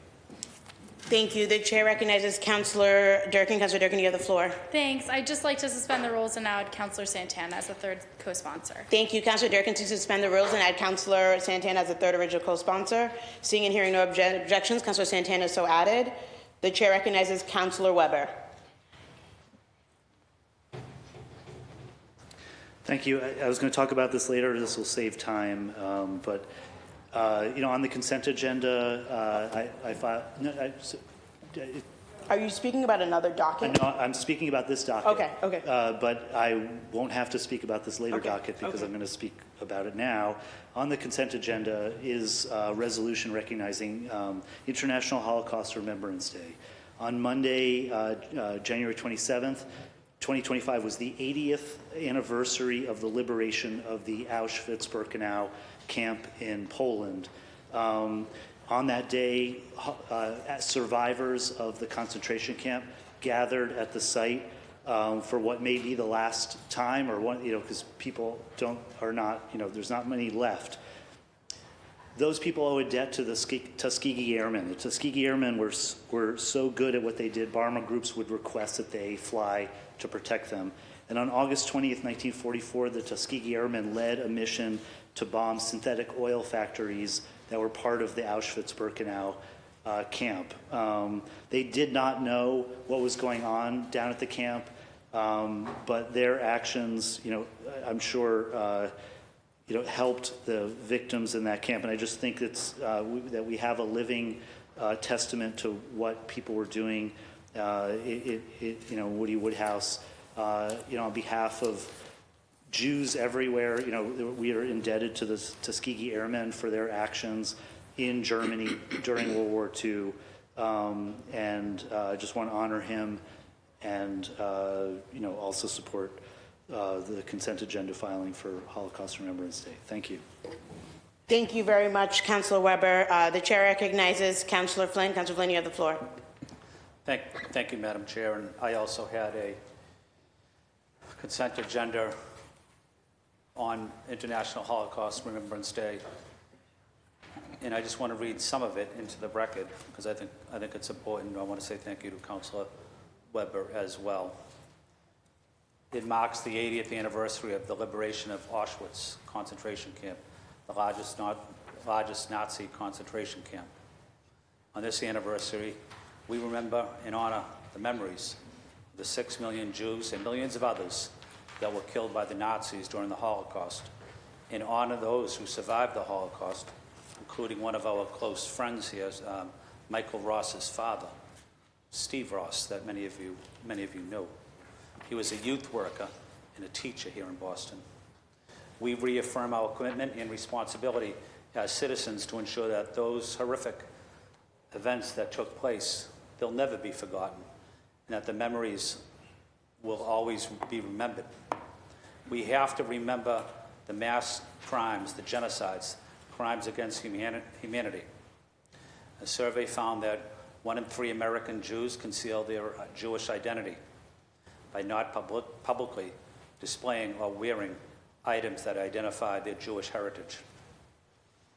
Everyone should be able to celebrate their heritage and religion without fear of violence, bigotry.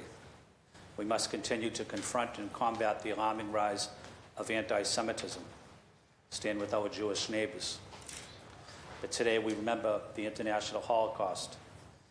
We remember the survivors, the 6 million people that were killed, mostly Jews. We remember their families, and let us vow that it should never happen again. Thank you. Thank you. Would anyone else like to speak on this docket? Councilors Durkin, Flynn. Oh, okay, we got to add names, yes. Okay, and just because we've been talking about a lot. So this is a resolution recognizing the 332nd Fighter Group, the Tuskegee Airmen, and Brigadier General Enoch Woody Woodhouse II. I understand why, and thank you, Councilor Weber, for connecting it to the Tuskegee Airmen. I understand why you spoke on a consent agenda item. Just want to make it clear for folks that we're voting, the resolution we're voting on is recognizing the 332nd Fighter Group, and the other matters are in the consent agenda. Okay, Councilors Durkin, Flynn, and Santana. Oh, we still need to add the names. Okay, Mr. Clerk, could you please, if you'd like to add your name, please raise your hand. Mr. Clerk, please add Councilors Coletta Zapata, Fernandez Anderson, Fitzgerald, Mejia, Murphy, Pepin, Weber, Worrell. Please add the chair. Councilors Durkin, Santana, Councilors Durkin, Flynn, and Santana, suspension of the rules and adoption of docket number 0356. All those in favor say aye. All opposed say nay. The ayes have it. This docket has been adopted. We are now on to personnel orders. I do want to give if anyone was out of chambers for a matter and would like to add their name, now is the time to do so. Councilor Fernandez Anderson. Thank you, Madam President. If I may just remain seated. Docket, can you add my name to 0314, 0315? Wait a minute. What? Please, I'm yeah, sorry. the clerk needs to. I'm sorry. 314. 315, 316, 317. Remove my name from 319. And add my name to 332.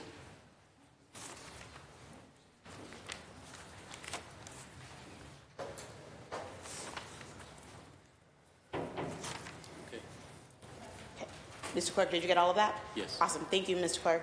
The chair recognizes Councilor Royal. Councilor Royal, you have the floor. Thank you, Madam President. I'd like my name to be added to docket number 0313. 0313. Yep. And then also 0326. 0326. Okay. Do you have those, Mr. Clerk? Yes. Okay, thank you. Anyone else? Okay. We are now on to, I'm sorry, charge it to the head, not the heart. The chair recognizes Councilor Pepin. Councilor Pepin, you have the floor. Thank you. I just would like to be added as a yes to docket number 0346. 0346. Okay. So that requires a motion for you to vote on the matter. Yeah. Yep. Thank you. Seconded. Okay. All in favor say aye. Aye. All opposed say nay. The ayes have it. Councilor Pepin, you would like to vote on docket number 0346. 0346. A yes vote. Okay, 1 second. Okay. Majority. I thought you said yes.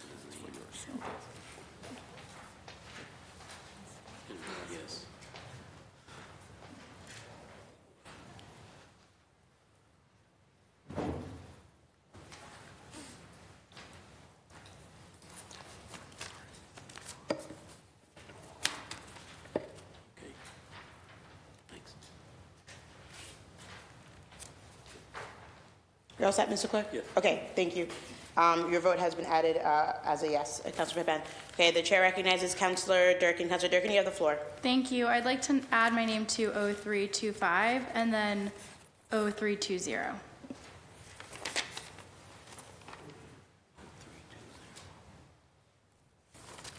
Okay. Mr. Clerk, do you get that? Yep. Awesome. Thank you. Anyone else? Great. Okay. We are now on to personnel orders. Mr. Clerk, would you please read the personnel orders? Personnel orders, docket number 0357, Councilor Louisiana for Councilor Durkin, and docket number 0358, Councilor Louisiana for Councilor Durkin. All those in favor say aye. So the chair moves to passage of dockets numbers 0357 and 0358. All those in favor say aye. Aye. All those opposed say nay. Thank you. The personnel orders have passed. We are now moving on to green sheets. Does anyone have any polls from the green sheets? The chair recognizes Councilor Pepin. Councilor Pepin, you have the floor. Thank you, Madam President. I'd like to pull docket number 0123 out of the City Services Innovation Technology Committee on page 1 of the green sheets. Okay, docket number 0123. Ms. Clerk, do you have the docket? Okay. Mr. Clerk, could you please read the docket into the record?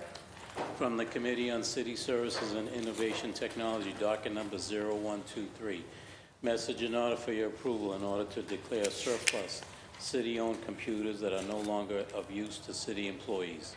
Once the Department of Innovation and Technology determines that a city-owned computer has reached the end of its useful life and has little to no resale value, the department wishes to donate surplus computers to a 501c3 charitable organization pursuant to Massachusetts General Laws, Chapter 30B, Section 15.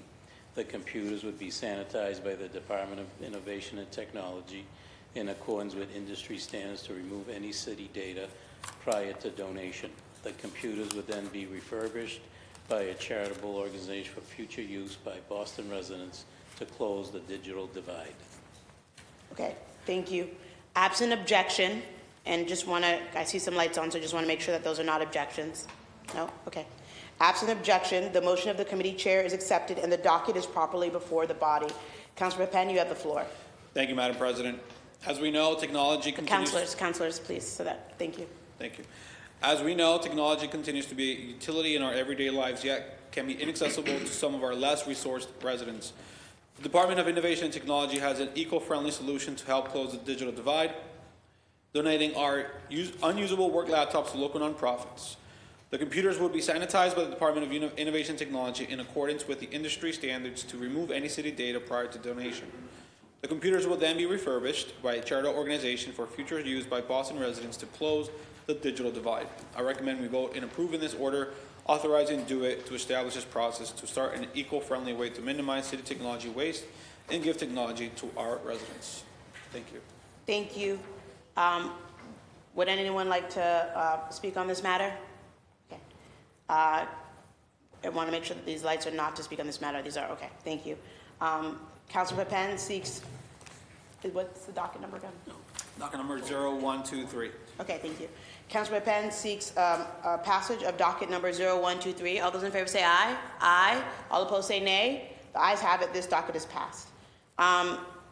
The chair recognizes Councilor Murphy. Councilor Murphy, you have the floor.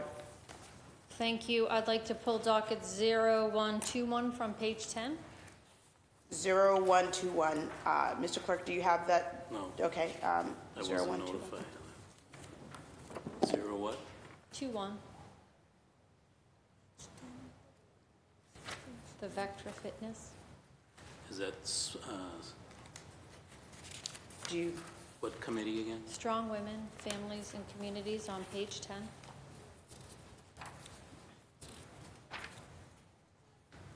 Oh, 0121? Yes. From the Committee Strong Women, Families, and Children and Communities, docket number 0121. Message in order authorizing the City of Boston to accept and expend a donation of a Vectra Fitness cable multi-station weight machine valued at $12,599, donated by Fitness Equipment Service of New England. The purpose of this donation is to enhance the fitness program and facilities at the BCYF Rosendale Center for the benefit of the Rosendale neighborhood. Thank you. Absent objection. I want to make sure that none of the lights on are for objection. Okay.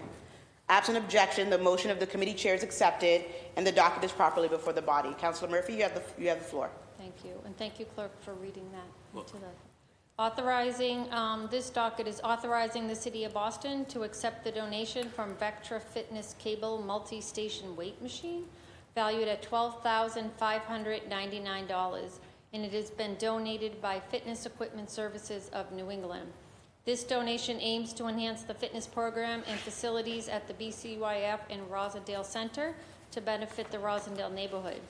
BCYF Rosendale Center, located in District 5, Councilor Pepin's district, is one of 36 community centers in the city, and the center features a community room, a gymnasium, a senior room, a teen center, and a fitness area that includes a walking track. The addition of the Vectra Fitness Cable Multi-Station Weight Machine We'll add another enhancement to the fitness area.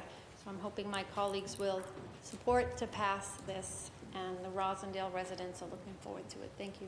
Thank you. Would anyone like to speak on this matter? Okay. What was your docket number again? 0121. 0121, okay. Councilor Murphy seeks passage of docket number 0121. All those in favor say aye. Aye. All opposed say nay. The ayes have it. This docket is passed. Does anyone else have any green sheets polls? The chair recognizes Councilor Coletta Zapata. You have the floor. Thank you, Madam President. I'm requesting for, I would like to pull docket 0120 from page 3 from the green sheets. Which docket number? Docket 0120 from page 3. 0120. What government ops? No, it's the Environmental Justice, Sustainability and Parks Committee.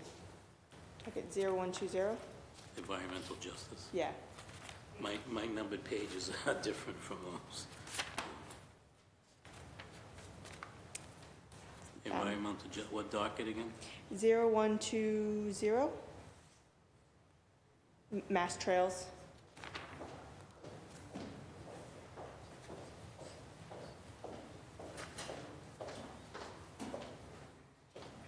Yep.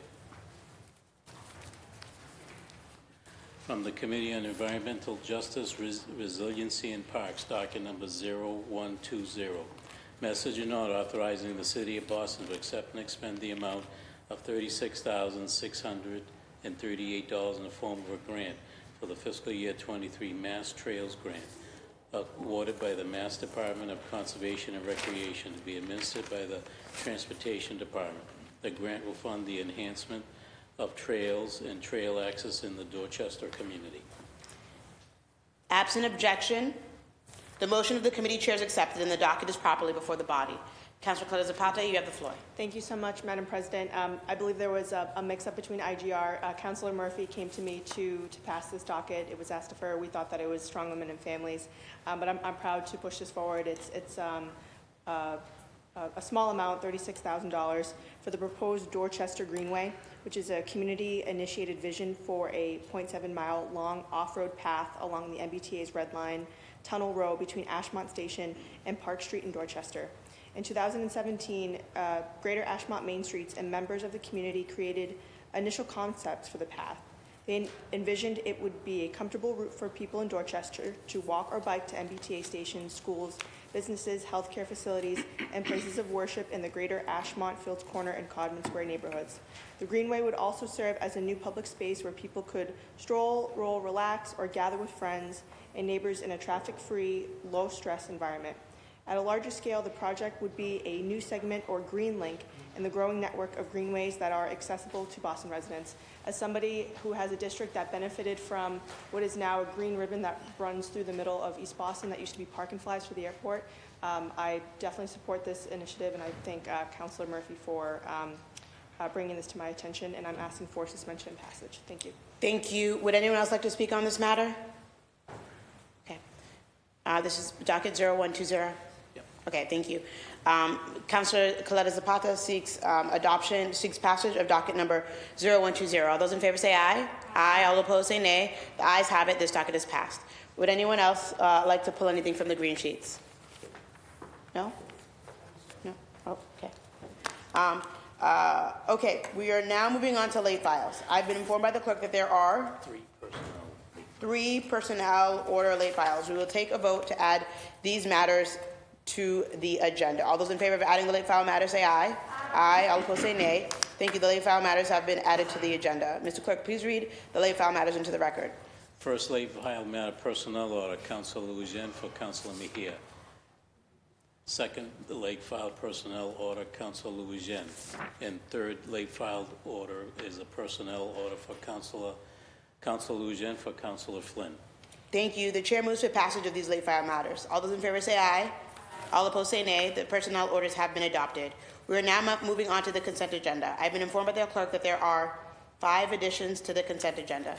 The question now comes on approval of the various matters contained within the consent agenda. All those in favor say aye. Aye. Thank you. The consent agenda has been adopted. We are now on to announcements. Please remember that these are for upcoming dates and events. The only birthday that I have on is for Lorraine, so happy birthday, Lorraine, next week. Next week is also the start of is it this Saturday, February 1? Also the start of Black History Month, so looking forward to the celebration that we'll have here on the council. Council Worrell, that is at February 19th, which is a Wednesday, the Wednesday where we don't have a council meeting. We'll be celebrating Black History Month here on the council, and there will be a bunch of different events around the city to celebrate Black History Month, which, as Brigadier General Woody Woodhouse explained earlier, Black history is American history. So looking forward to a special highlight in February for the contributions and continued challenges that the Black community in this country has. The chair recognizes Councilor Mejia.